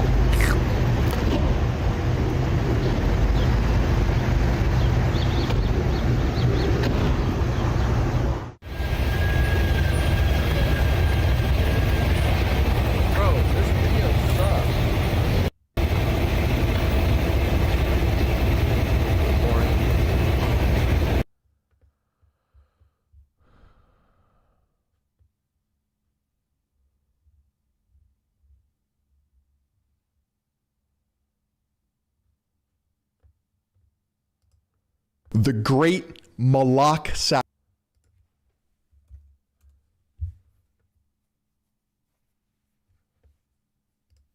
So something odd has been going Let me just go make sure that Squeaks isn't harassing the on boy. in the skies. I have never in my life prior to 2025 seen or heard so many news stories about these quote unquote meteors crashing out of the skies. It seems like almost every other day there's a news story about how people in different locations are seeing these bright flashes, hearing these loud booms, and being told it's just a meteor, bro, right? It's just a glitch, bro. It's just a snowquake, bro. I mean, haven't you heard of a snowquake before? A frostquake? And now we have, like I said, we have quote unquote meteors in the skies almost every other day. So yesterday on my other channel, Seconds of Horror, I had made a video talking about how residents over in Canada and parts of the United States, they not only heard this loud boom that they thought was an earthquake they called 911, but they also saw this very bright flash. NASA came out and said nothing to worry about. It was just a meteor traveling at 33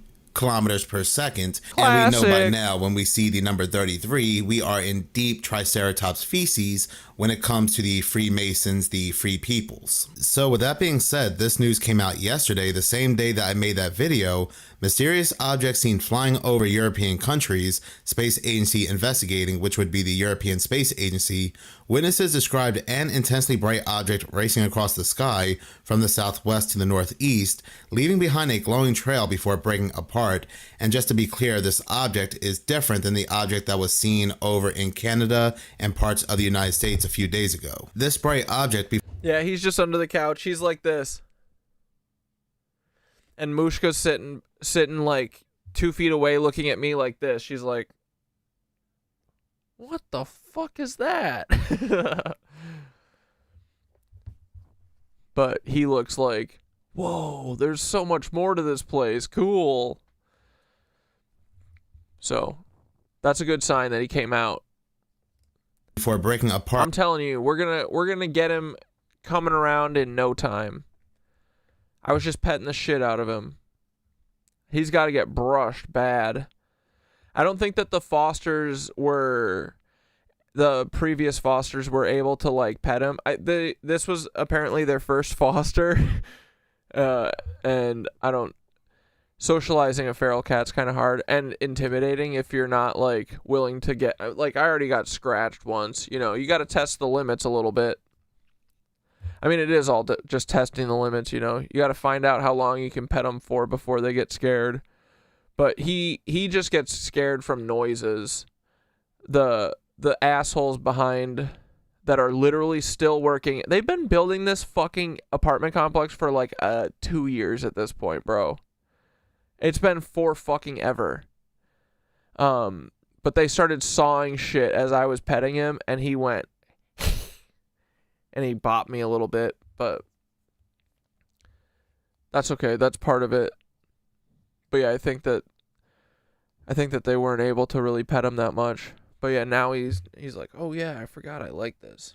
Because the lady that the lady that wanted to get him trapped, she pets him on the street and stuff. So he's gonna be a good boy. It's gonna be great. Rest in peace, my granny. She got hit by a bazooka. 6-minute warning, boys. Was witnessed in Belgium, France, Germany, Luxembourg. How do I feed the cats without the raccoons eating her food? What do you mean? You just feed enough so that the cats and the raccoons all have food. I think you're confused. There is no picking. Have you ever seen the videos of, I mean, dude, there's so many videos of cats, raccoons, and possums. I have, like, I'm pretty sure the possums eat the food out back too. But cats, raccoons, and possums will all coexist and eat the food together. They all segregate themselves, and they're so cute. And the raccoons just grab the food with their little hands, and they go. I have 3 cats of my own. I'm fostering one right now, so there's technically 4 in the house. At one point, I used to have 6 cats, but 3 is like the limit. 3 is the limit for solo. Yeah, possums are fucking awesome too. But I have 6 cats that I feed out back though. And then definitely some possums, but I never see the possums. I think they just come at night. You were feeding a raccoon this morning? Hell yeah, dude. Raccoons are awesome. And the Netherlands. This is the video footage of the said object, and the article goes on to say that experts estimate the object may have been up to a few meters in diameter before it burned up during atmospheric entry. Well, my first cat was an orange cat. No, Lori, don't even start on this bullshit. I'm not foster failing. I also told the lady at Greenpoint Cats, Becky, I said, you can't let me foster fail. I've already foster failed twice. I mean, I guess technically all of these are foster fails for sure. Maybe Squeaks wasn't. No, they were all foster fails. The day that they were like, okay, Mushka's got to go to her foster now. I was like, yeah, sorry, no. Okay, Winky's got to go to her foster. No, she's mine. But my first cat, Boots, he was a orange cat, and he was my fucking boy, dude. He was the best. I thought that I hated cats before him. But yeah, so having Kiddo, he definitely looks just like Boots too. He's just a little bigger. It's not a fail. No, it's a foster failure. You fail when you keep them. It's an adoption. No, because I want to be able to foster more, cuz I think that I'm pretty good at socializing them. Cuz it's like a balance of like pushing their limits a little bit and then giving them space. And I think a lot of people think that they need to like constantly be like trying to play with them when they're like cowering and shit, but really it's about like petting them twice on the head and then walking away. You know what I mean? And like locking them in the bathroom and letting them have a space for a day or two to like relax and decompress, and then where you can like corner them essentially and kind of push their limits and, you know, force pet them. But then eventually after like a day or two, then they start, you know, every time you pet them and you give them a churu, they're like, oh wait, this is kind of nice. But I think it's like, you know, giving them space is really important. But I want to keep fostering, I think. Because I think you can turn kitty cats around that people think are like unlike adoptable or whatever. I like the problems. But no, I mean it's not failure to adopt them. I can't have 4 cats right now, and then if I wanted to foster, it would be 5. Right, Mushka? She says, yeah, there's not enough room for permanent 4 cats here. Hey. Boop, boop. You rubbing your face? Oh, she's got crusty eyes.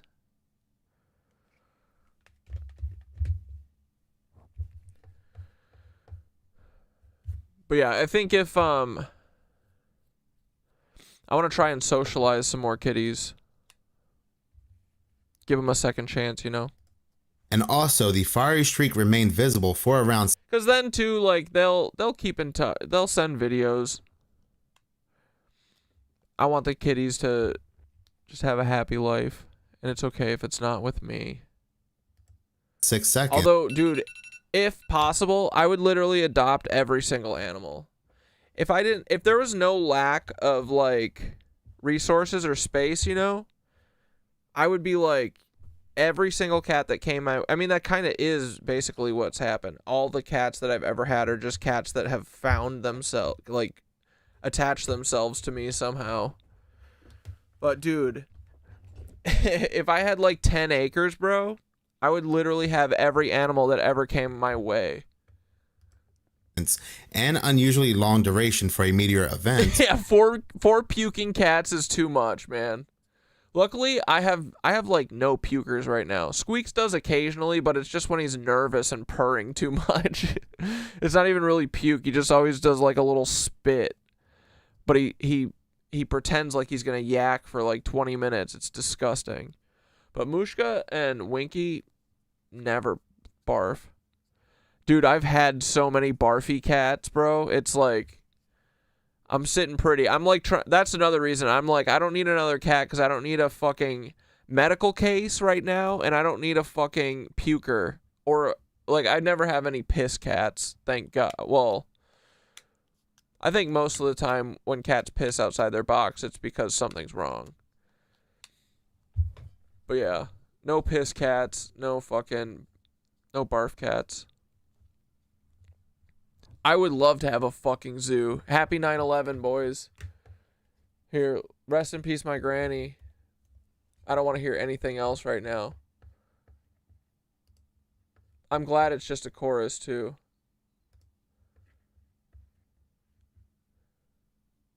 Rest in peace, my granny. She got hit with a bazooka. Rest in peace, my granny. Hold on, I want the longer version. Rest in peace, my granny, she got hit by a bazooka. Yeah, I Happy 9/11. Never forget, boys. Kaboom, kablow, kaboom, yeah. Rest in peace, my granny, she got hit by a bazooka. Yeah, I think about her every time I hit the hookah. Kaboom, kablow, kaboom, yeah. Dude, tell me this isn't the most prophetic song ever. This is the song of the summer. We need a full version. What is the full version? Because she's just doing a cover of the chorus, right? There's an actual song, isn't there?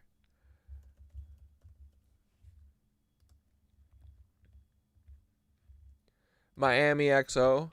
You know, we gotta forgive and forget. See, you think it's sweet, but when you really get blown up, it's gonna feel different. I feel different, nigga. It's gonna actually go. Yeah. Hey man, long live Granny, man. Hey, I ain't going to work. Rest in peace, Granny. R.I.P. America's Grannies. Hey, she was a heart, though, man. Granny was a heart. I hit grandma with some shit. Rest in peace, my granny. She got hit by a bazooka. Kaboom, kablow, kaboom. Rest in peace, my granny. She got hit by a bazooka. Yeah, I think about it every time I hit the hookah. Kaboom, kablow, kaboom. I was in my room trying to teach my little sister. Then I heard a boom and it sounded like a missile. Who that is? What that was? Oh, that granny. Oh, she done. What the fuck they hit her with? What the fuck they hit her with? A fucking bazooka, little bitch. Every time time I close my eyes, I'm drawing plays about that blitz. Every time I close my eyes, I'm thinking about how they did you quit. Granny, I'm sorry, but I'ma have to go ahead and forgive him and forget. I don't know what you want me to do. You gon' slide, you gon' lose your crew. Homicide when I think about you. If you was out, nigga, what would you do? Rest in peace, my granny, she got hit by a bazooka. Yeah, I think about it every time I hit the hookah. Kaboom, kablow, kaboom. I was in my room trying to teach my little sister. Then I heard a boom and it sounded like a missile. Who that is? What that was? Oh, that granny. Oh, she done. She done. Bro.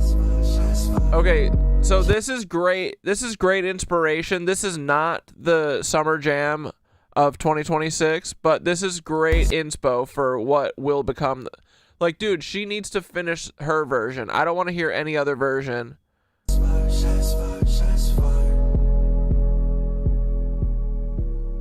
Shots fired, shots fired. Was that dog humping? Rest in peace, my granny, she got hit by a bazooka. Yeah, I think about it. Dude, the cymbal pattern on the drums is fucking sick. Rest in peace, my granny, she got hit by a bazooka. Yeah, I think about it every time I hit the hookah. Kaboom, kablow, kaboom, yeah. Rest in peace, my granny, she got hit by a bazooka. Yeah, I think about it. Dude, this isn't based in reality. What do you mean? It's about to be. Every time I hit the hookah, kaboom, kablow, kaboom, yeah. Just one more. Rest in peace, my granny, she got hit by a bazooka. Yeah, I think I wish I could live inside this chorus forever. Kaboom, I don't ever want it to end. kaboom, yeah. Rest in peace, my granny, she got hit by a bazooka. Yeah, I think about it every time I hit the hookah. Kaboom, kablow, kaboom, yeah. Incredible. Immaculate. Love it. The White House is considering a military draft. No, I'm not exaggerating. White House Press Secretary Carolyn... I will frag my commanding officer. I promise. Any person I deem a Nazi, fragged. My commanding officers, fragged. I'm fragging and dragging, boys. Levitt was on an interview with Fox I'm News. fragging and then teabagging. I'm gonna teabag them like Call of Duty. Imagine getting fragged by one of your little minions that you're supposed to be commanding, and then in IRL they start teabagging you. Your legs got blown off. Anchor asked her, hey, what do you say to those parents who are worried about their sons being drafted to fight in a war they don't agree with? And Carolyn Levitt basically said, yeah, frag your leaders. For every leader that doesn't Bud Dwyer themselves, they deserve to be fragged. Just saying. Frag maxing. Amen. oh, we're not ruling out any options. Let me explain to you what that really means. The only reason you even consider a military draft for a conflict is because you are planning a ground invasion and you are expecting it to have high casualty numbers. Every angle I look at this situation from, I can find no other reason that they're refusing to rule out a military draft. Bro, I feel like, too, tell me if I'm wrong, is entering a mountainous, super mountainous, like, what's it called? I feel like they're bunkered up there. Would that be worse than a jungle? I feel like it kind of would be, right? They probably got all the vantage points. There's literally no cover. A jungle at least has cover. These motherfuckers are going to get sniped from the top of every mountain. They're going to get bazookaed.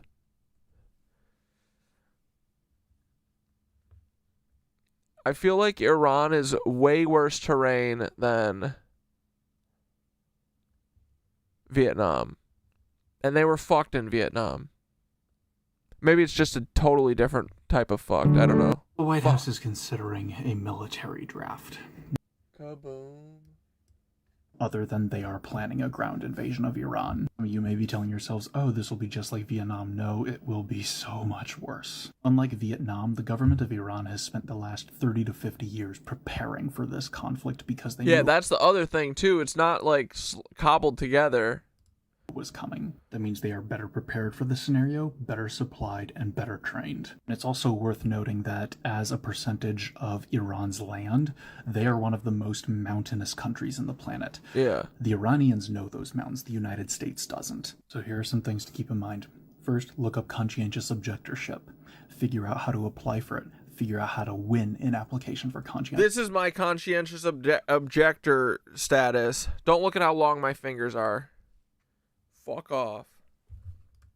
Just objectorship, because that will keep you out of a draft. Second, start talking about fragging as publicly and often as you can on social media and in real life. Keep in mind at all times that the penalty for refusing draft summons or draft deployment is a far better alternative, even though it is a 5-year sentence in prison. You have no indication. I should probably start learning how to flip people off like this. Is that less offensive? I feel like it's worse, honestly.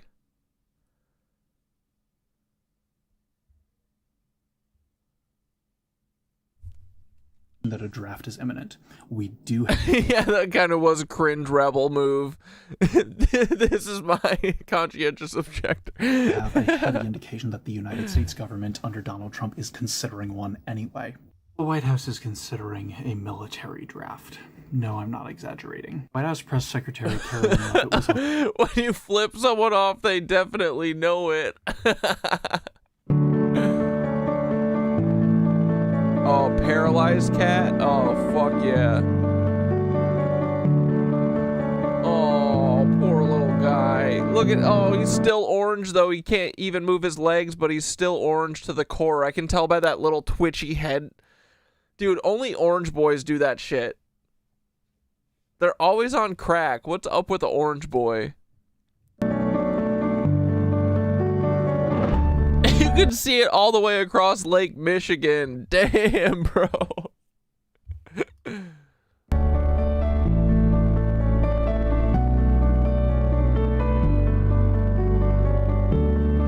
Oh, poor little orange guys. Sir, America first or Israel first? You can't answer that one? That's a tough one. He's got fucking Hogwarts. He's got a Hogwarts scarf. And he won't say America first. Having a tough time answering that one? Got you stumped? Stooped? Sir, America first or Israel first? Sir, America first or Israel first, little boy? You got bad posture. You got a hunchback, bro. You're like the hunchback of Notre Dame. He's got a hunchback. That guy's got a hunchback. Hilarious. Sir. Dude, I love this guy. He's so funny.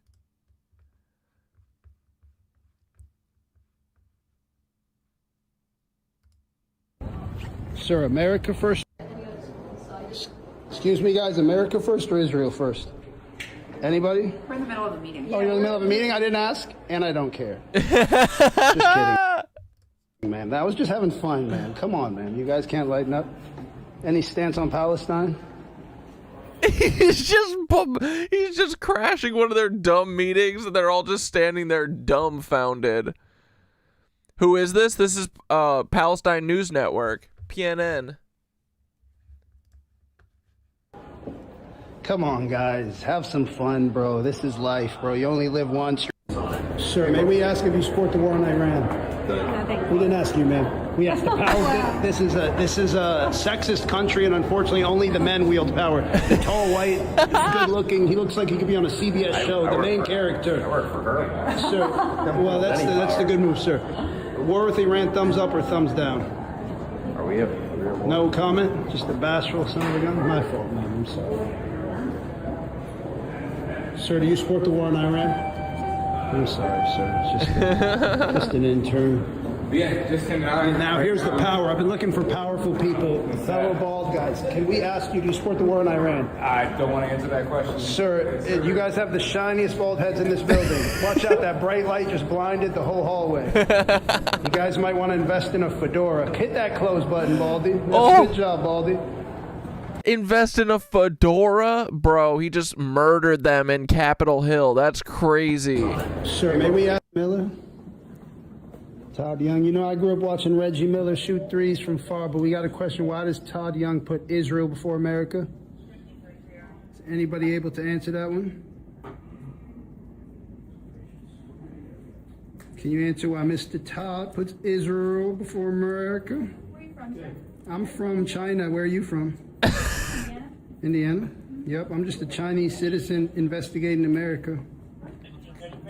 So what are we doing? The best part too is that I'm pretty sure Palestine News Network guy, I think he's bald too, or he's at least going bald.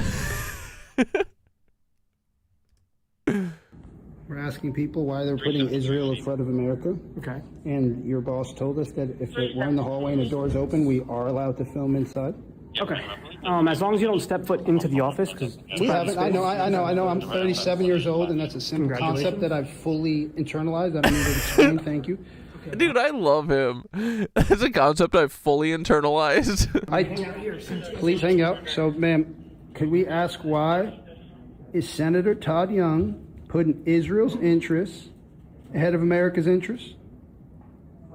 Ma'am. So Hoosiers? You guys Hoosiers fans? Ma'am. Marvin Harrison? Remember Marvin Harrison? I had Marvin Harrison on my fantasy football team. Hell of a player. I miss Marvin. Hey, sir, can you explain why Mr. Young is putting Israel before America? That's a good old boy. You guys know you're able to close the door. You know what? I'll give you guys credit. You're not closing the door, and you've just got so boring on board. I'm sorry. This one's boring. I'm sorry, sir. Can I ask you, do you put America first or Israel first? I don't have to answer any of your questions. I didn't say you did. I'm just going to choose not to. That's cool. Why do you have so much sass? Dude, he's so sweaty. Why is he so sweaty? You have any other destinations you guys are trying to go to? Just wondering. Is that okay? Do I need to give you a specific destination? What did you just say? I'm going to choose not to answer that one. Okay, I'm cool with that. Dude, he's such a cuck. Oh, God, cop face, right? With that, too. All right, so where are we going next? This guy's cute, bro. I like his. Where are we going next? Sir, you know, you're taking your job way too serious, bro. I'm just hanging out. It's a public space. I love when cops do this, too. They're so fucking cute. Little bashful guys. Oh, this, you know, yeah, he's got the Tim Pool beanie on. You know he's bald as fuck, bro. Did I say that that's an issue?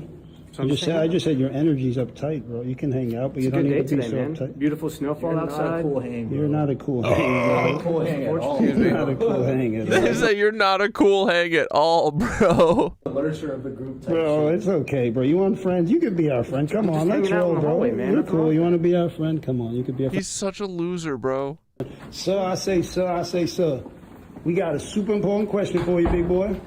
You put America first and Israel first. That's the fastest you ever walked. You need to keep that pace, 10,000 That's the fastest you ever walked. steps a day. You have loved ones that care about you. Cardiovascular health is critical. Dude, I mean, America first or Israel first? Very easy question. But the best part is he knows the answer. He's asking it to goof these bitches. How embarrassing that you can't say America first. Insane. That's insane. What are you guys trying to accomplish? here? No, please, no. We don't need to talk to a sir. Why on earth? Do you know we've dealt with 20 cops today and they don't care? Why do you even care? You're such a loser, bro. Dude, he's the best. You're such a loser, bro. You're like 5'2", bro. How much? Ooh. Brother. That's what it's all about. How much hair do you have in your head? No hair, bro, but how tall are you? It's tough. Tougher to be 5'2", bro. Tougher to be 5'2", bro. Tell you that for sure. Yep, he doesn't deny it. Sir, you know women don't like men that are 5'2", right? Yo, what's your name? Officer Carcamon. Come on. Pin 7997. Bro, you're such a loser, bro. I'm not sure why you're getting rude. Bro, you're rude, bro. Why are you getting at? What, do you want to fight, bro? Why are you punching your fist, bro? You're just passive hanging out. aggressive. Whoa, Napoleon complex guy right here. Bro, you know you're about to go viral, brother. You do know that, right? How many followers you got on TikTok? He's fucking undefeated, bro. Oh my fuck. Okay, so it looks like it's timed with when I pause it. Because I just paused it, and then that's what made it do that.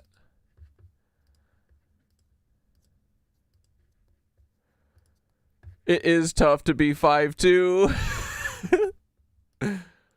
Damn, man.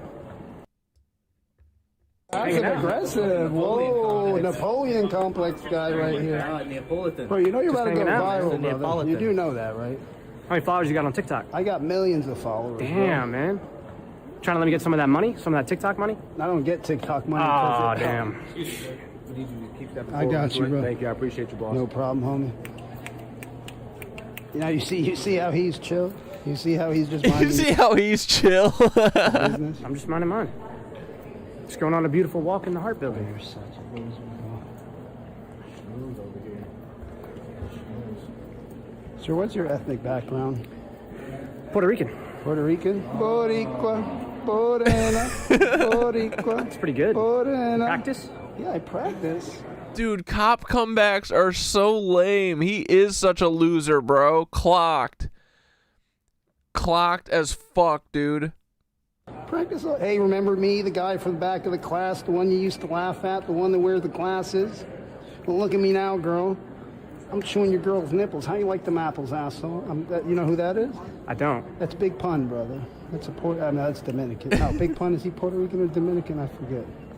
I'm laughing at you. I'm laughing at you now. You told me I was a midget. I was scared to crack a smile. Ha, ha, ha, ha. I'm laughing at you. I'm laughing at you now. You told me this is a diabolical shot, dude. I'm a midget. I was scared to crack He just killed him. This is a murder. Guys, look away. This is worse than Faces of Death. Smile. Ha, ha, ha, ha, ha. That's Puerto Rican music. You don't like it? 600 bins, 20-inch rims, house in the hill. Why doesn't he just go away? Why is he willingly putting up with this? Cops are dumb, man. This is the Puerto Rican jabroni of the week, bro. He's sweating so hard, too. The Puerto Rican jabroni of the week. Oh, man. Fine, sir. Do you support the war in Iran? You look like a senator. You look like you might got some power to you, sir. I've been dealing with low power level people. I'm tired of them. I needed a high power level son. I'm just a lowly fellow from Alabama. What can I say? Roll Tide, sir. No. War Eagle. Oh, Auburn all day. Let's get it. I'm sorry. Well, I got a question, sir. You Israel first or America first? America first. Oh. Beautiful. Should we end U.S. aid to Israel? What's that? Should we end U.S. aid to Israel? No. Why not? They're not a liability for us? No. What do they add for us? Our history. History? Yeah. Oh, what? Our history? What the fuck are you talking about? They have no history, sir. They're younger than you, sir. You're older than the state of Israel. I'm talking about the Israel itself. You know, my dad's from Bethlehem, Palestine. You know, we the original Christians. My great-grandfather was the head Orthodox priest in the Church of Nativity. My father was born on the grounds of the Church of the Nativity, and y'all are selling the Christians of Palestine down the river for some Polish-American Jews that have sold y'all a crock of crap, sir. I believe what I believe. Well, sir, you can't teach an old dog new Bunch of Ukrainians. tricks, but you know there's something called Bunch of fucking Polacks. super agers. They get into their 80s and their mind's as sharp as a 20-year-old. Oh, yeah. If you support Palestine, you could be a super ager. If you support Israel, you'll have Alzheimer's within 3 years. So. Computer. Program this man with Alzheimer's. That will affect you today.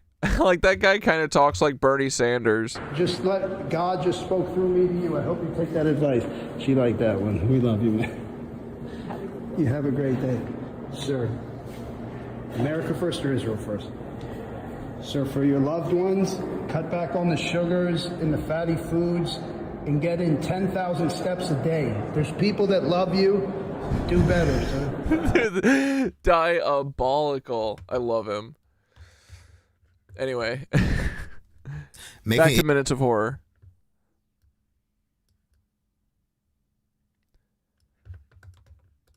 It easily noticeable across a wide region. Here is another angle of this quote-unquote meteor, and they're also saying that a few houses in Germany have been damaged due to whatever this was. Taking a look at it from video footage coming out of BBC News, this person left a comment again, why are there just so many meteors suddenly? And this person said, meteor, sure. Because for most of us anyway, we truly do not know what these things are, and for most of us, we have to listen to these space agencies like NASA to tell us what they are, and they'll never come a time where I trust NASA or any of these space agencies. Well, if they're not meteors, then what are they? And again, I don't know, I have a few theories. It could have something to do with Project Bluebeam because Werner von Braun's assistant Carol Rosen said right before their fall stage alien invasion, there would be increased talks of asteroids. Now I know asteroids and meteors are not the same, but it's still, given the context, interesting to take notes. Then there would be third world countries. Now we call them rogue nations or nations of concern. Then there would be asteroids. And then he would repeat to me over and over. And the last card would be the extraterrestrial threat. And it is very interesting. Like, dude, okay, imagine this, right? They do a World War III, right? And then they cap it, like, everyone's fucking exhausted. We're wasted. We're GTA wasted. And then they hit us with the fucking alien invasion, right? We'll all be so pooped. We'll just be like, whatever, dude. Yeah, whatever you want to do it. Who cares? Oh my god, it fucking froze again. Sorry. Fuck, how far back did it stop? Jesus Christ. I love chair. Sorry.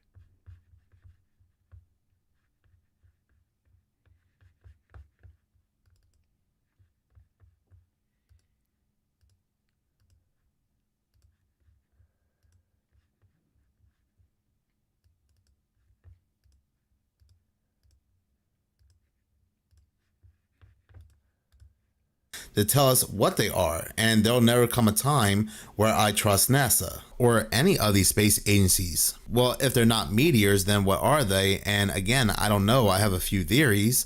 It could have something to do with Project Bluebeam because Werner von Braun. Wait, has anyone found Alien Ball Guy?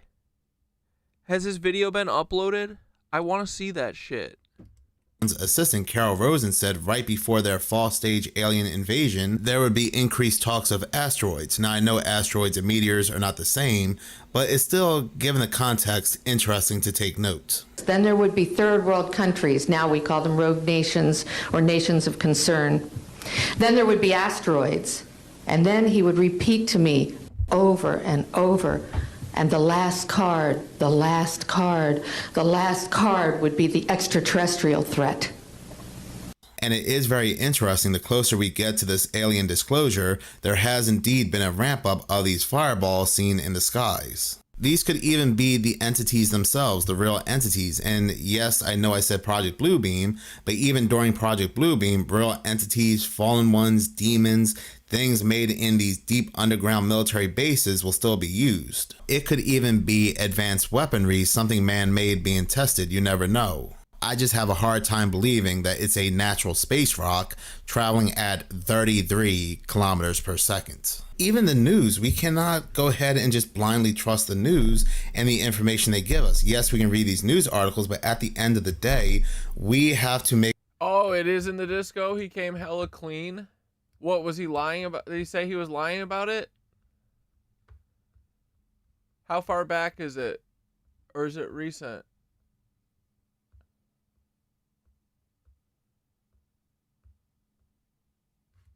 I'll find it.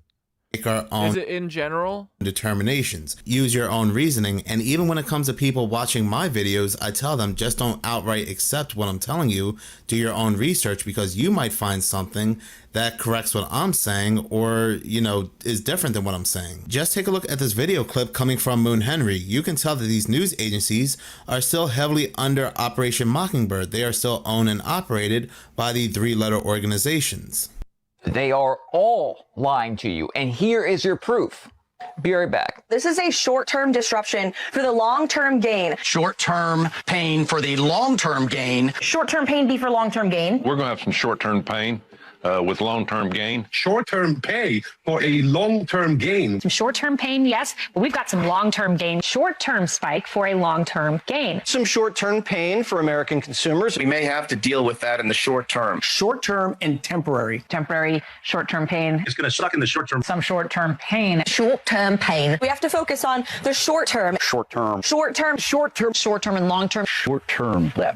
Make sure you get this out there like wildfire. Here's the problem. Mostly everybody in America is brainwashed. Fear-mongering, right? No, it's the truth. And they say, oh, you're watching the wrong news station. It's all of them. Don't y'all remember what Operation Mockingbird is? We'll get to this in 1 second. So it's the same script. How do I find shit that I'm tagged in? Being passed around to different news agencies given by the script writers, who again are the three-letter organizations. So when it comes to these quote-unquote meteors and all these news agencies parrot pretty much the same talking points, even though the sightings of these said meteors are really increasing, really ramping up, it's time to start thinking that something else might be at play here. But going back to Project Bluebeam and weaponry, and at this point I'm just spitballing, I'm just theorizing, but what if these so-called meteors could be used to target and destroy something, to usher something in or build something in its place? Because there's actually an interesting card in the Illuminati card game, the game of conspiracy, a card game where the so-called powers that be are telling us what's happening ahead of time, no different than any other form of media. This card right here, interestingly called Meteor Strike. The card game actually considers this card to be an attack card. Reading the description, it says disaster. This is an instant attack to destroy any place. It does not require an action. Its power is 16. If the attack succeeds, the target is devastated. Oh, fucking sound. God damn it. Fuck, when did this happen? Oh my god. Else might be at play.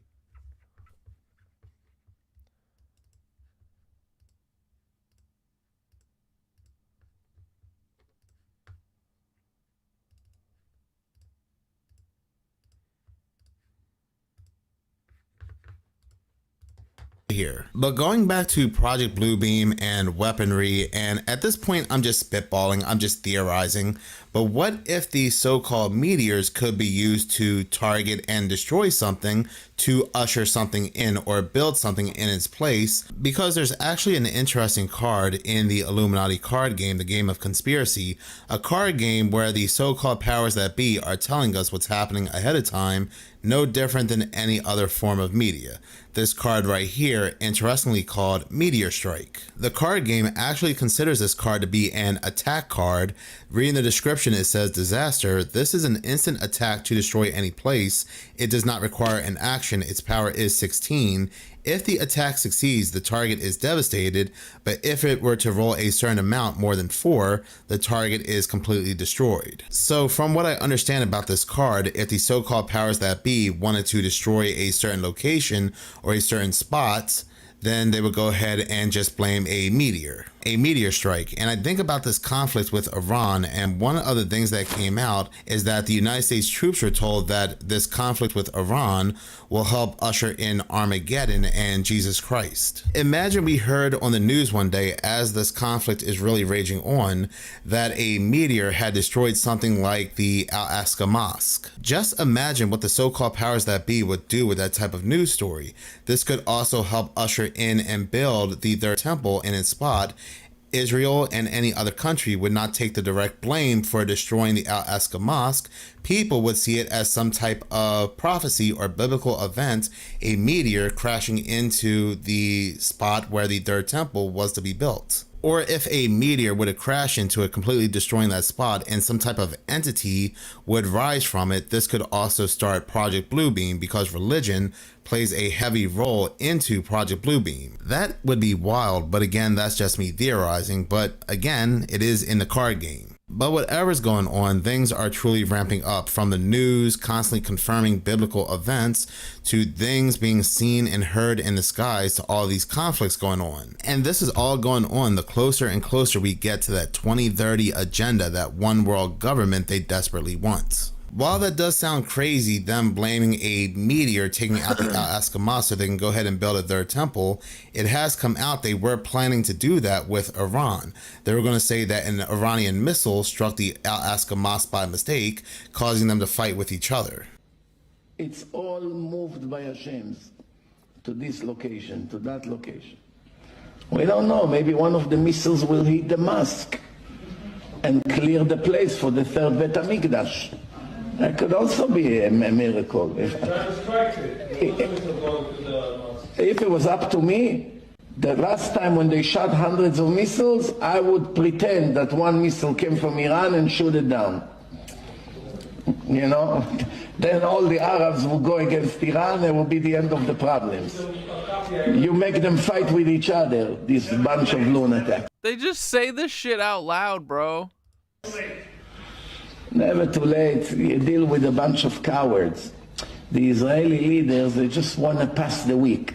So since this has come out and it's definitely making its rounds on social media, it would definitely be a hard sell to now blame Iran for taking out the Al-Aqsa Mosque. So what would be the next best thing? Well, like the card game says, a meteor strike. Someone had also posted this 4 weeks ago on YouTube, this video that's titled "Meteorite Hitting the Al-Aqsa," and you can see a meteorite doing just that.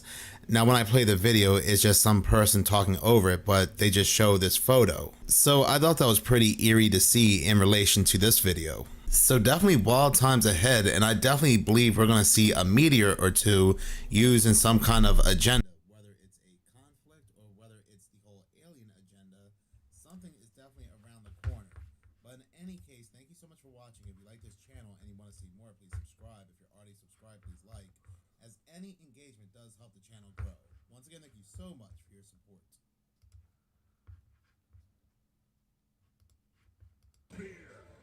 From the shadow side of the galaxy comes the Dread Sphere! Whoa, it flies! The flying, spinning, mind-commanding orb of real metal, real dread! It's flying like Tap the glowing AI spiritual... Wait, was that? Oh my god, it fucking did it again.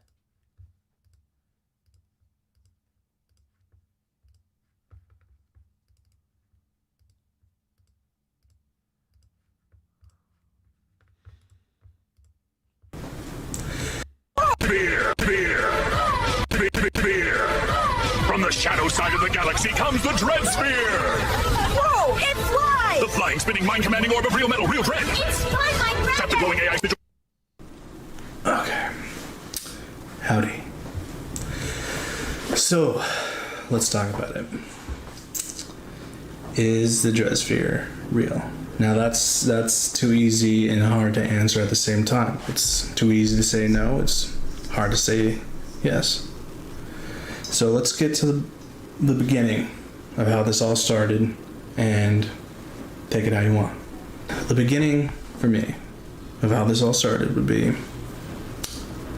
one night my wife and I were laying in bed and we were watching Zach Baggins and a bunch of scary stuff, and I told her that I hate living here, and we just moved here, like on the coast of, California, October, and it's only February or March now technically, but like I told her I hate this place and I don't want to live here anymore.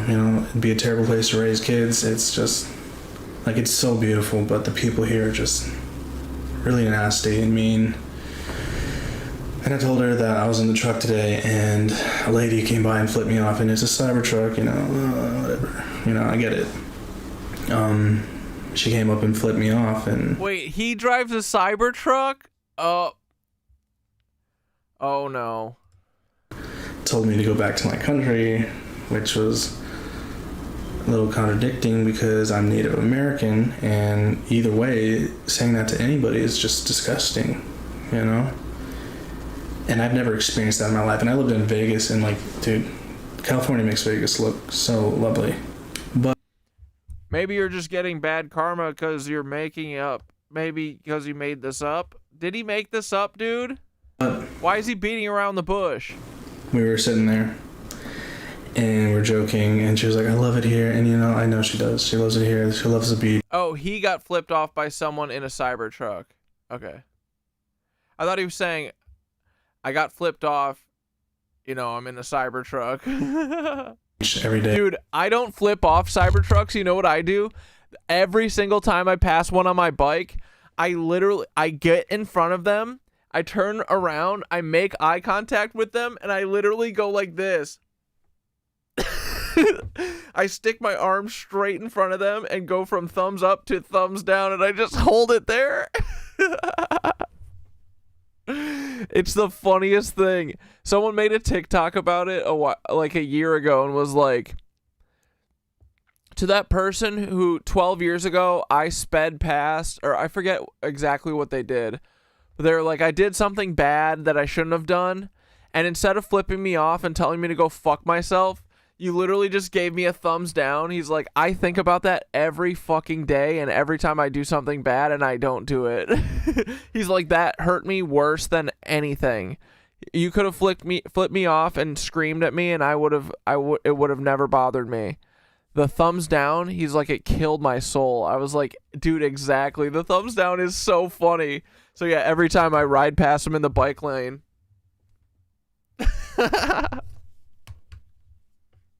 Thumbs down is so funny, dude. It's too good. And I do it, dude, every single one. If I see one too, I'll go out of my way to try and get in front of them. I'll go the wrong way for a minute to try and go give them a thumbs down. Going, it's just, she loves it. And I'm gonna have to get some Google glasses. I'm gonna have to get some Meta glasses so I can film it. No, I'm just kidding. I would never. I'll try and do it without hands. No, that's dumb too. We should make it a movement. The thumbs down to all Cybertrucks. I want to move home. Home for me is a little place hidden in the sand, you know, a little place, a little town where everyone's nice and, you know. Yeah, just booing too. Booing is always funny. Boo. They're like, hey, Alistair, how you doing? How's your mom? You know, they bump into you in the store. They always say sorry. Like, that's where I want to raise kids. That's where I want to, you know, that's home base. And we can always travel and do whatever. Dude, it fucking did it again. I know, he's beating around the bush. Dude, this sucks. Alright, we got goofed. That's fine. We always knew it was a possibility. The world sucks. Nothing, we never get anything cool. We always just get shit. We get nothing but getting shitted on, bro. So I begged her and I'm like, please, I'll do anything. And we're joking. And she was like, okay. If you, because she's like, you're so creative. It's so funny what you do. Like, if you can convince people that Bigfoot is real, get 30 million views or something like that. Dude, tell us how you made the fake footage of the thing coming down. How did he fake that? We can get out of here. And like, dude, I'm sorry, but this guy doesn't really give off like competent VFX artist / hoax doer. Like, he just doesn't seem to have the competency. How is the ball spinning? How is the ball spinning? How is the thing flying down? Eternally bumping. Are you saying you think that he was paid off? We can move wherever you want. She was like, screw the lease. You know, we just got the lease, a year lease. So, you know, screw it. We'll do whatever. And I was like, deal. And so that's how it all started, right there, with Bigfoot. Now, this is like some Timothy McVeigh's living in caves with Elvis type shit. I've sewn a couple things in my life. And, you know, I'm really good with my hands. I'm not good at talking, you know, as you all saw. He should be wearing a big old blinged out fucking necklace being like, guys, This isn't real. I got a new Escalade. On that Josh Polarity freaking interview, which I should probably explain. I went on there fully ready to be like, it's all, whatever. But then I forgot I made You won't even say it's fake. a promise to someone that I would continue, and I'll get to that in a little bit. But A little bit, bro. How much time do you think we got? My God. You haven't gotten to any bit. either way, I'm really good with my hands, and I can pick things up, and I'm good with patterns and realizing how to do stuff. So I was trying to put together how I was gonna do the Bigfoot, hoax, and my idea was to sew a suit, maybe put in some stilts, and get a long tube, and take my wife fishing, and I'll be in the suit, and then about on the other side of the little pond or the lake. Bro, none of this explains. Okay, what about the police? The police were in on it?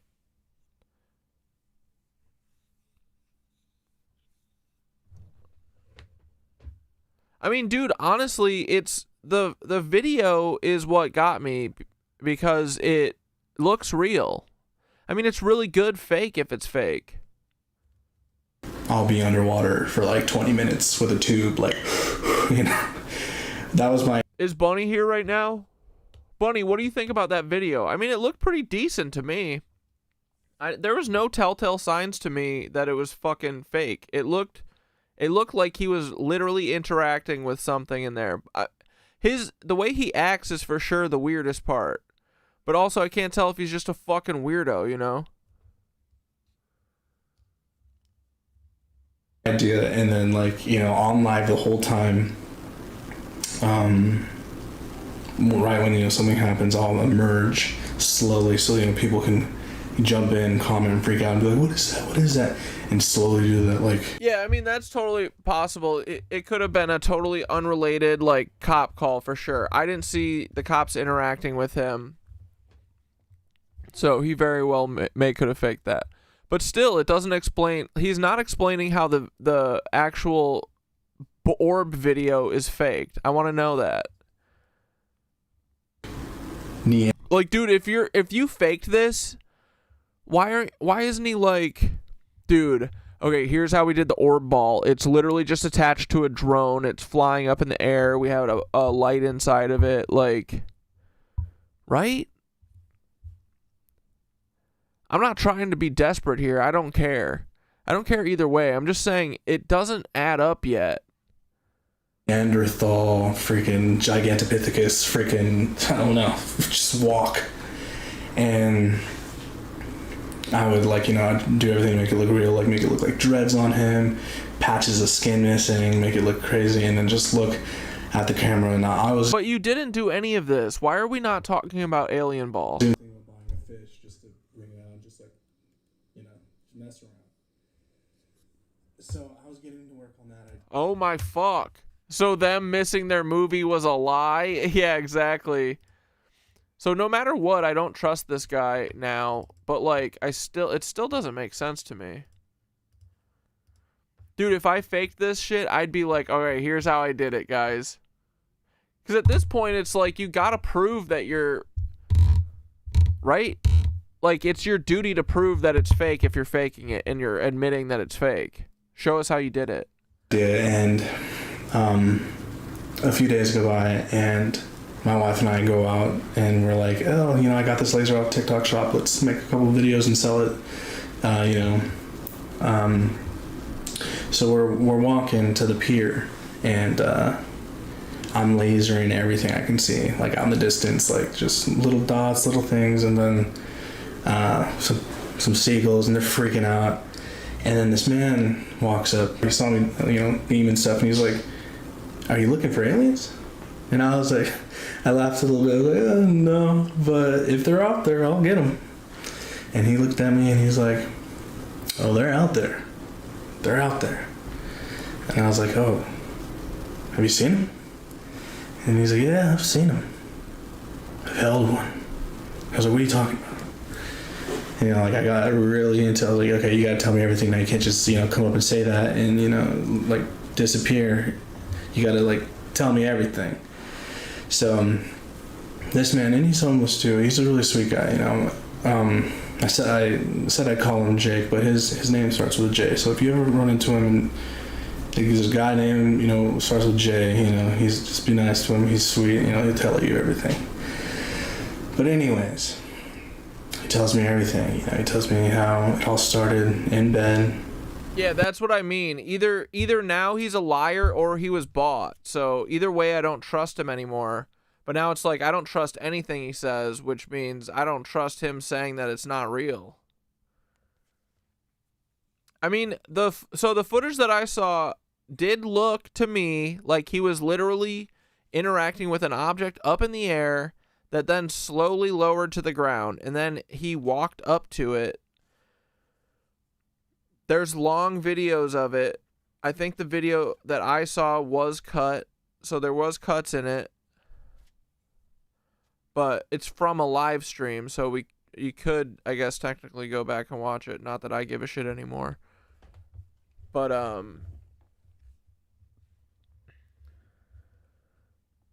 yeah, either way, he was either bought or a liar, so. You know, he's had these experiences and nobody believed him. Not a single soul. So he tells me all these stories about how he was in bed and saw like a white orb come down and disappear, but leaves behind an owl, and how these electricity, like streamer looking things, fly out of the roof of his house or his neighbor's house, and the power always going out, and then eventually a very tall man walks. Yeah, this is some my dog ate my homework story shit. And he says he saw a ghost dolphin or something like that. And, you know, it was a little iffy, but, like, you know, I believe him 100%, you know. His stories were so true to him, and, you know. And this story gets crazy, you know. So anyways, my wife and I, we leave, we say goodbye, and I started, you know, getting an idea. I'm what, Yoga, were you saying it's fake? Like, babe, please, can I change our agreement, please? Like, you know, yeah, because I was not looking forward to being underwater for 20 minutes in a giant suit. I was like, please, can we change to aliens? And she was like, well, I feel like it's gonna be harder to make something fly. This is some dad doesn't know a scary story, but the campfire is going type shit. That's the funniest. Yeah, dude, that's absolutely what's happening right here. Stuff like that happened, and I'm like, I'll figure it out. But yeah, we can do aliens. And I went to work immediately. I learned how to prompt AI and write sketches, and, you know, first attempt to doing my own video and posting it on TikTok, and I went on from there, and I was like, I bought Ring cameras and set them up, and, you know, it seems crazy, and, like, people are like, oh, I can't believe you did this for attention, and, like, Jesus, you know what, if you do a deep dive on me, I've done faceless things, and I've got hundreds of millions. I'm confused. He isn't admitting that it's fake yet. He hasn't said that. He just keeps saying, like, you know, what happened, or how did you reference it? Of views, and I've done the whole attention thing, you know, this is just for fun. Like, I'm currently retired, and I'm 31, and I'm bored. I don't mind doing something fun like this. Like, this is fun to me. Like, being creative, working with my hands, going out, and just, you know, doing things. Because I used to do this Okay, but show us how you did it then. as a kid, too, with my friends. Like, we would explore this cave and make stories about it, and then he was posting fake ring videos before the orb. Yeah, I mean, this probably is fake. I'm just saying though, why isn't he showing us how he faked it? That's what you do when you fake shit. You go, okay, here's the behind the scenes. Yeah, this video's half over. You said fucking nothing. What is this? Do a found footage kind of thing, and, like, you know, just make it funny and just, you know, live, you know, have a good time. So I love he's got a fresh ass fucking haircut too. Send him cameras and trying to put his stories to life, you know, everything that he said that nobody believed him about, like I was going to bring them to life with, you know, either AI or just like, you know, my own made video of it, you know. And that started to blow up, and you know, I got close to, you know, hitting our goal. And after that, I was so happy. I looked for him. Like for a while. And you know, it took a while to find him, and I told him after I did, I found him, I showed him, I was like, look at, I brought your stories to life. And he was just so happy, and he was like, no way. And it was a good little time, and then he was like, hey, I'm gonna let you in on something else then. And that's when he told me he went hiking, and he found a UFO. And I was very intrigued after that. He told me he found it, and my mind's racing as he's talking, because, like, you know, my ADHD, like, just everywhere. Oh my fuck, dude. We're gonna have to end stream shortly. This is getting ridiculous. I mean, it's already 10 anyway. Man, time be flying. I swear to God, every night it goes faster. What the fuck is going on, boys? Spring has sprung, too. And he was like, no way. And it was a good little time. And then he was like, hey, I'm going to let you in on something else then. Yeah, the audio you hear then when it closes is from my speakers to my mic.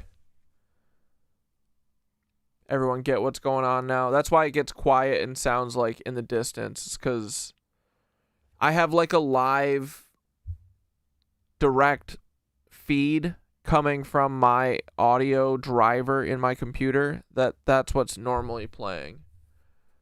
But then that's why sometimes if I have my speakers up too loud and the channel volume down too far, that's why you guys will hear an echoes, because it's like hearing it twice. And the speakers are obviously hearing it delayed, because it's like hearing it from the speakers, then it hits the mic, then it goes to the computer. And that's when he told me he went hiking. And no, I don't use headphones. I used to, but I don't like them on my ears for 4 hours. So I just have open speakers. I just usually turn them down quiet enough so that, and then I turn the volume up on the channel so that you can't hear the echo. He found a UFO, and I was very intrigued after that. He told me he found it, and my mind's racing as he's talking, because, like, you know, my ADHD, like, just everywhere. But he's talking, and I'm getting these ideas, and I'm just like, I don't know, I'm like bursting with energy. I'm like so hyped, because like what he's telling me is just like mind blowing. He's telling me he went on a hike, and by the lake, it was late at night. Dude, I want to Bud Dwyer myself right now.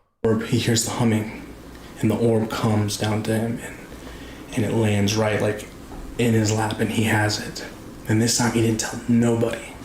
He didn't show anybody the proof. Everyone who thought he was a liar, he didn't care. He didn't show anybody what he found. And he had it for like a week, he said, around that time. And he did everything with it. He talked to it like it was a child. He played with it. It did everything that I did in the video and way more. I just wasn't sure how I was going to bring everything else to life. He said he would talk about how he put it near his plants, and the plants would be bigger by the morning, and like just stuff like that. Oh yeah, and this is the part that I was upset about, and what I said I was going to get back to. So on the Josh Polarity interview, I ADHD, super excited. I was just in there chatting, and they're like, "All right, come on, dude, you gotta get in." And I'm like, "Oh, screw it." Didn't even think like, "Oh shit, this is something I'm making up right now." And I'm not good at lying to people, like to their face and doing that stuff. I don't like it. So This was not good at telling stories either. My God. always coming to light, by the way. I was always gonna tell the story. Juice Pickle, this guy, well, he hasn't admitted it yet, but I think he's saying that the alien ball's fake, but he's doing the most beat around the bush style ever. But I was hoping to finish it. So I got on. This video is grueling to watch. LOL for a second time for me. Oh, dude, I know this is painful. Bombed it. Looked like a total doofus, you know. I'm not good with speaking, especially nervous, you know. Like I stutter, and my stutter almost came back, and I'm just like bombing hard. But either way, yeah, I said it was real, but I was like so upset because like I wasn't supposed to tell anybody anything yet, because I promised him I was gonna finish the story, and his story that I wasn't able to put out to light, which I'll tell you after why. So his story basically. It starts to die, he says. His ball that he found starts to die from the bottom. Oh my fuck, dude. Dude, this is getting bad. I'm sorry.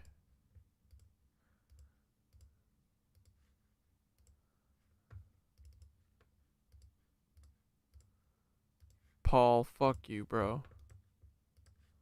And work its way up to the top.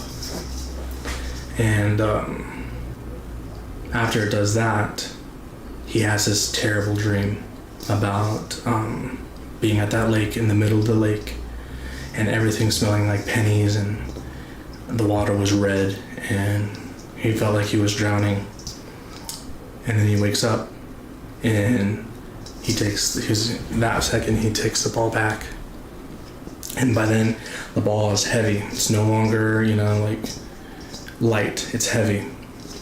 And he takes it back to the spot. And he throws it into the lake. And it sinks. And after a while, he waits and nothing happens. I know a dude that rambles on like this and corners you into a never-ending conversation. Yeah, me too. He was addicted to painkillers. Amen, bro. I know. This is fucking nauseating. So yeah, hours go by. And he's still not admitting, like, dude, if this is fake, like, is this real or not? Full story? Where's the story about the ball ever? And then he hears the humming. And then it slowly where was all that humming coming from? Comes up. And then it goes back into the sky. And he's never seen it again. Well, I shouldn't say that. He's never held it again. It never came to him again. Now, here's what I'm worried to tell you guys. That story, very real. Unless he's messing with me. Here's the thing. The thing that makes it real and scary. Everything became real, and I wanted to do a video and make this fear real after I went on that hike. That first live, 100% real. Real emotion, real footage, real. Oh, so you found a ball that flew out of the sky. Everything. That live is real. That live made me like feel like a kid again. Was like believing in magic, and I literally went there every day. Oh, happy Central 9/11, boys. Smoke up. Nothing happened. Couldn't see it again. But during those hikes and every time I went back, I figured out how to make the dread ball. I figured out how to make it real. And that's how I brought his story to life. So, there you have it. And the reason why I didn't go on Josh Polarity's stream and come out and say like, oh, you know, because I really wanted to, but Oh, you know what? What are you saying, dog? I promised him I'd recreate the end of that, you know, the story. But I had to cut it off and stop it because people showed up to my house and they could have just messaged me, you know, and not just one person, like, you know, a few people. And I understand why, but nah, I couldn't do it, okay? Just a little freaky for me, so I cut it off, you know. I ended up not making that that end of the skit. Because I don't want to call it a hoax, because this is a man's stories, and he told me them, and I experienced the UFO on live with you guys. Not the second live, the first live.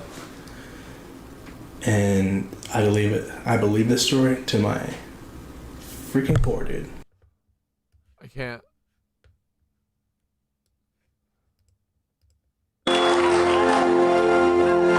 Mr. Madison, what you just said is one of the most insanely idiotic things I have ever heard. At no point in your rambling, incoherent response were you even close to anything that could be considered a rational thought. Everyone in this room is now dumber for having listened to it. I award you no points, and may God have mercy on your soul. Okay, a simple wrong would have done just fine, but you remain one.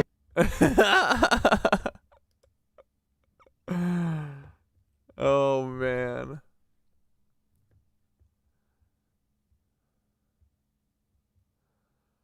Oh brother. All right, wait, what's this? When I get angry enough, we'll wrap up on this. Maybe this will be for my mom. I don't know what this is about, but it says everyone thought I was crazy. Down what I want to say and what I want to talk about to set the record straight, because you get to a point where you get tired of people lying. Oh my God. Bro, they don't even want us to watch this Michael Jackson shit.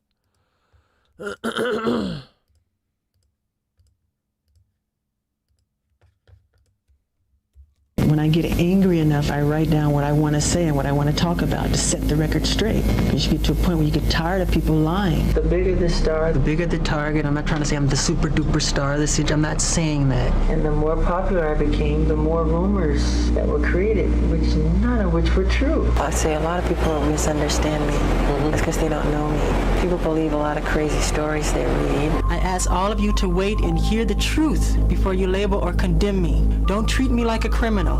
Because I am innocent. I could never harm a child or anyone. It's not in my heart. It's not who I am. This is totally false. I was outraged. Before I would hurt a child, I was my wrists. I would never hurt a child. Yes. There was nothing that matched me to those charges. That's why I'm sitting here talking to you today. Not one iota of information that was found. I get tired of situations like this, where people completely lie on me, and I'm sick of it. Throughout my life, I have only tried to help many children, thousands of children, cancer kids, leukemia kids, to live happy lives.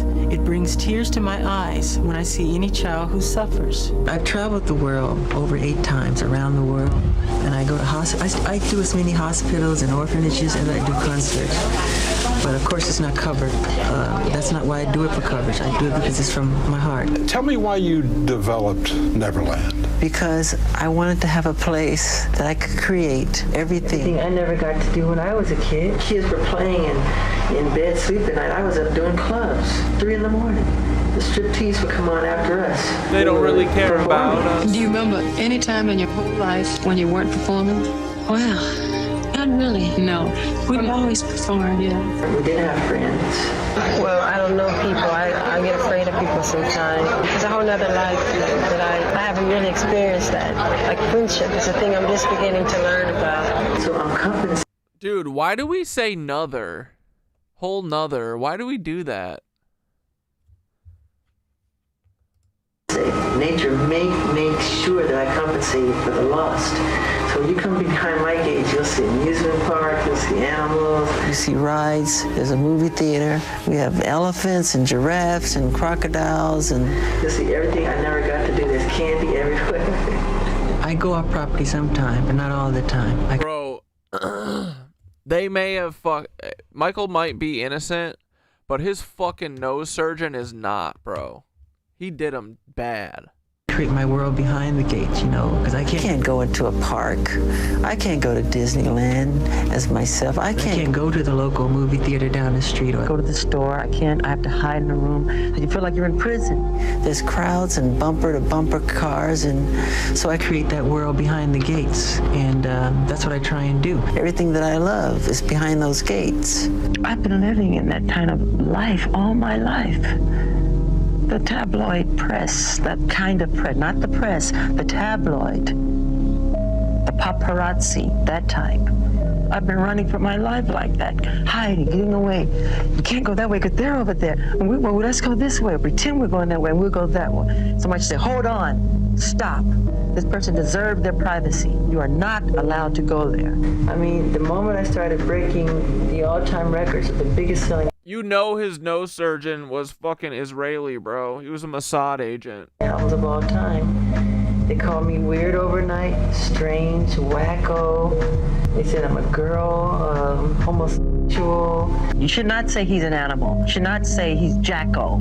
I'm not a Jacko. I'm Jackson. Yeah, wacko Jacko. Where'd that come from? Some English tabloid. I have a heart and I have feelings. I feel that when you do that to me. It's not nice. Now about those headlines. Does it affect you? Does it hurt you? When you see those crazy stories? Sometimes, but it's part of the work, you know. It hurts me. And if it hurts me, I know it hurts Michael. Remember something, just because it's in print doesn't mean it's the gospel. People write negative things because they feel that's what sells. Good news to them. My mom's bawling right now. Doesn't sell. They go as far as to hiding in the places. They'll slide a machine up under the toilet. You go, oh my God, they've done that. Do you think your father was too strict? Yes. No, he's gonna kill me. Did he ever beat you? Yes. But I would really get it more than anybody. You know, and he practiced us with a belt in his hand. And if you miss a step, expect to be, he would tear you up. If he hit me, I would hit it back. Oh my fuck, dude. He would hit back? Dude, fuck yeah. Michael didn't like bullies. Free Michael, bro. Which was terrible. I would run around the house and hide and all that stuff.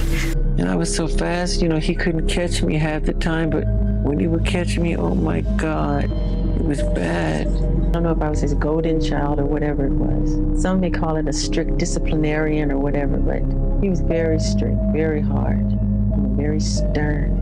And just a look would scare you. I mean, scared. So scared that I would regurgitate. How often would he beat you?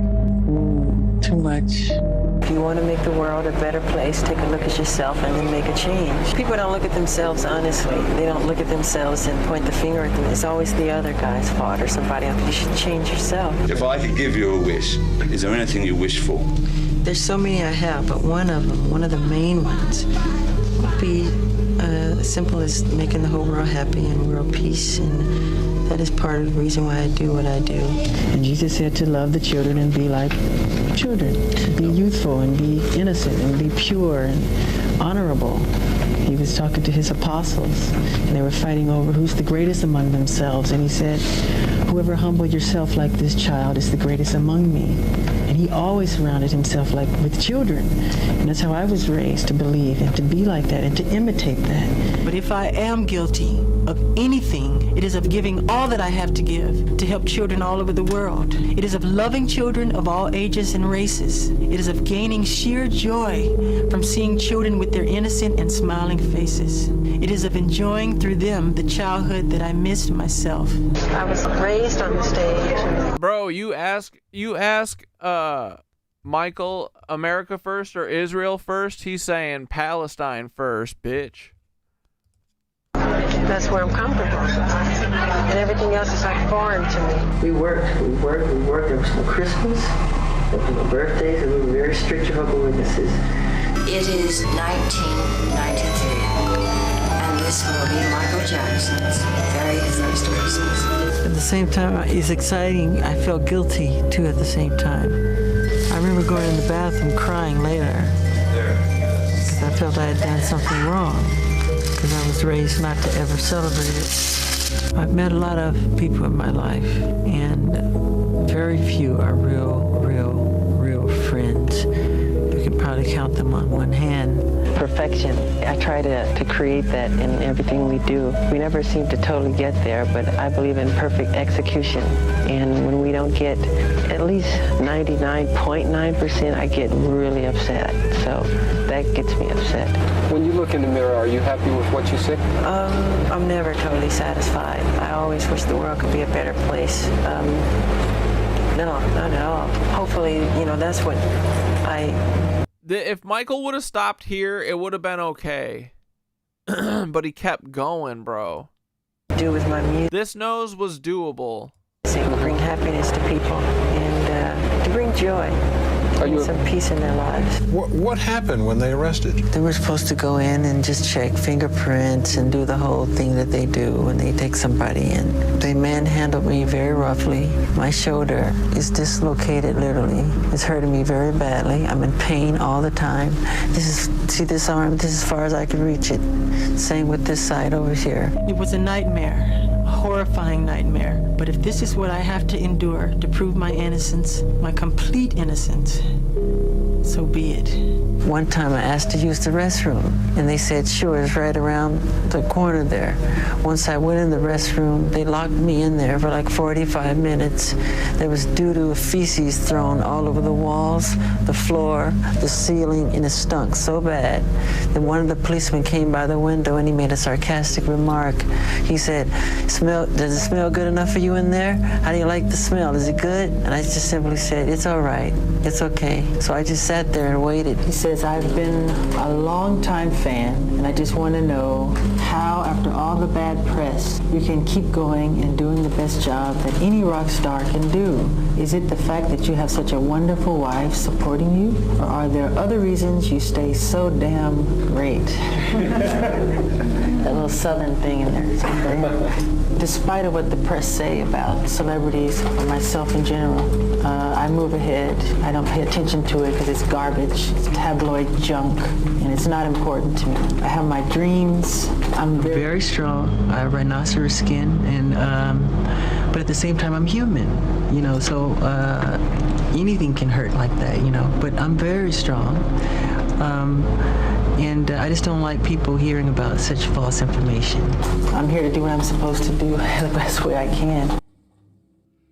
He's a little more blasé about it than I am. He just sort of shrugs it off.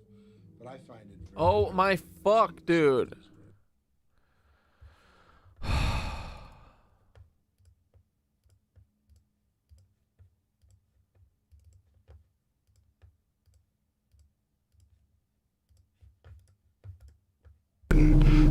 particularly about plastic surgery. And it's the majority of it, not the majority, all of it is garbage and rubbish. And, if that's the best thing, that's the only thing they can figure out to do with their life, then, they're pretty sick people. The press continue to lie about the tabloid press. They're terrible.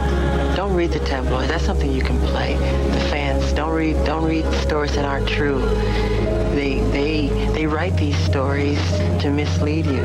You just make them rich. It's not true. Don't read it. It's garbage. It's junk food. I think a man is a person who achieves his goal and make all his dreams come true for himself and for the people. I was never suicidal. I love life too much to ever be suicidal.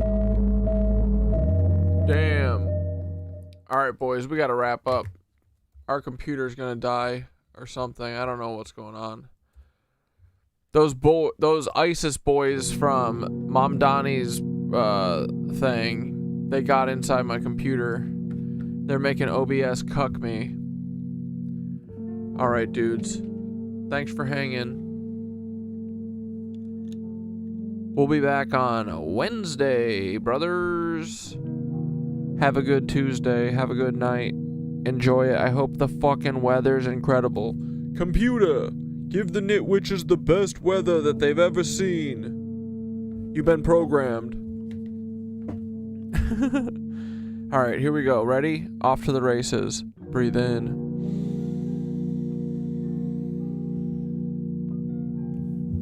Om.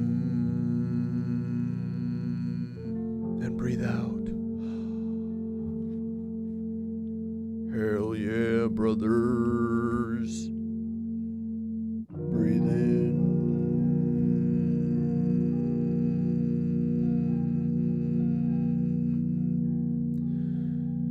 And out. Watch the Y-Files podcast from today. It's fire. Alright. I'll give it a watch tomorrow, maybe.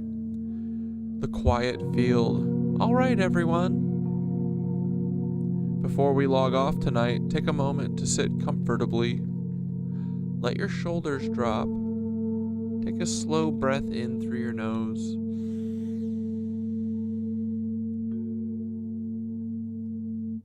And let it fall out through your mouth.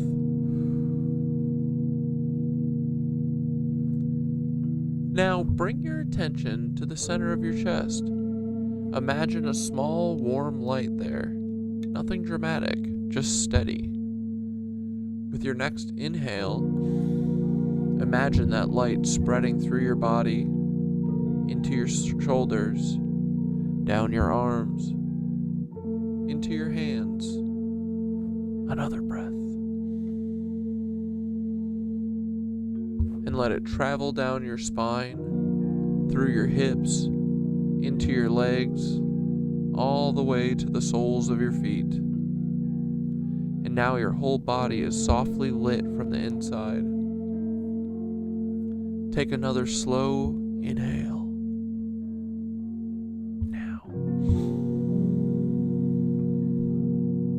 And imagine that light expanding just beyond your skin, like a calm sphere around you, your own quiet atmosphere. Another breath. Whoops, I meant another breath. Let it smooth out. Steady. Clear. Nothing from the outside world needs to live inside this space tonight. Just breath. Just awareness. Just rest. One last deep inhale. And as you exhale, let the light settle gently back into the center of your chest. Wiggle your fingies, open your eyes, and carry that calm with you into the night. All right, friends. Good night. Hell yeah, brother.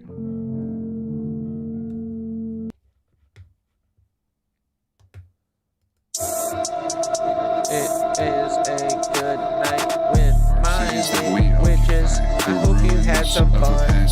It's okay, boys. I'll see ya again on Wednesday. I'll see ya on Wednesday. Then we're gonna be okay.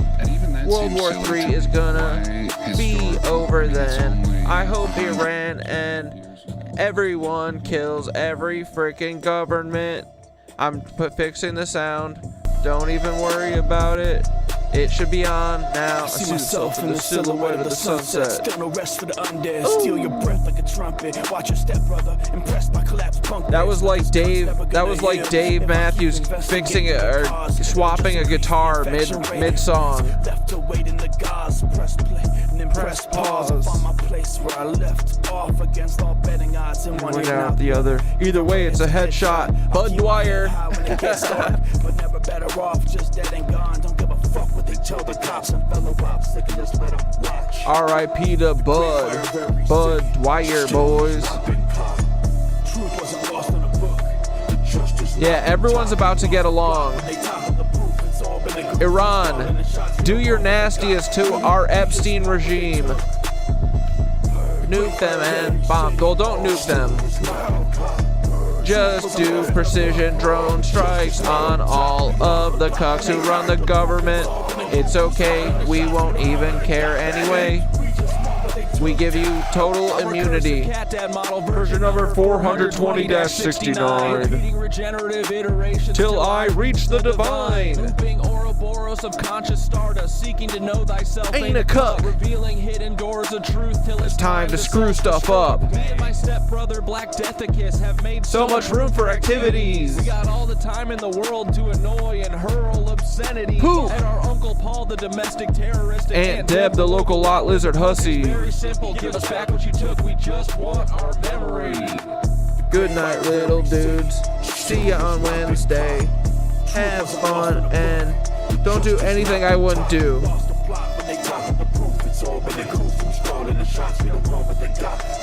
We just want what they took. Our money.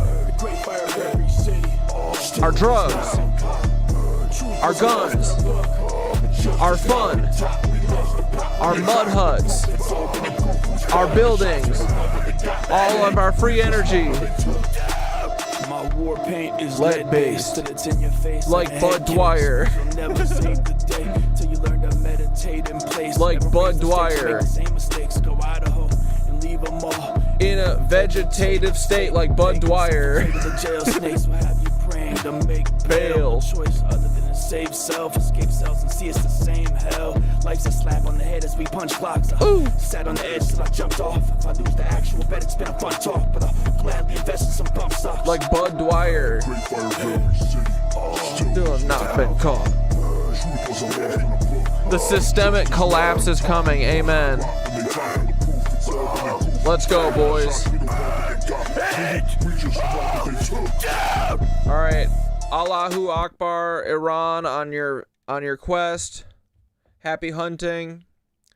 Yeah, I mean, just take out the whole government. Not truly, we'll all be better off for it, okay? But that's just if you all want to.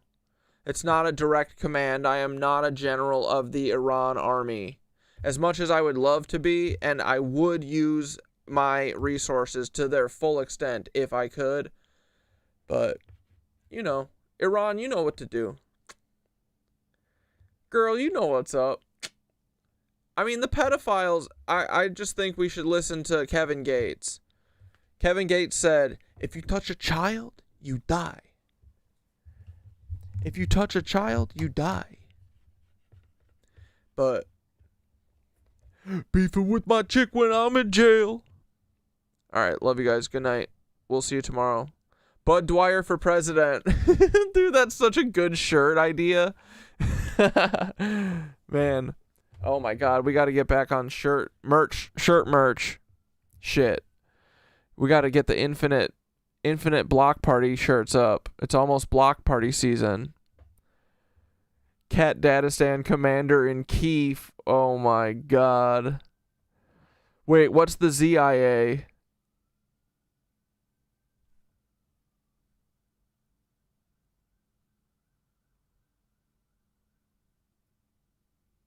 All right, good night. I'll figure out the ZIA later. I still gotta make dinner. Bye. Ta-ta. A tout à l'heure. A bientôt. Ciao. Bye. What we've become.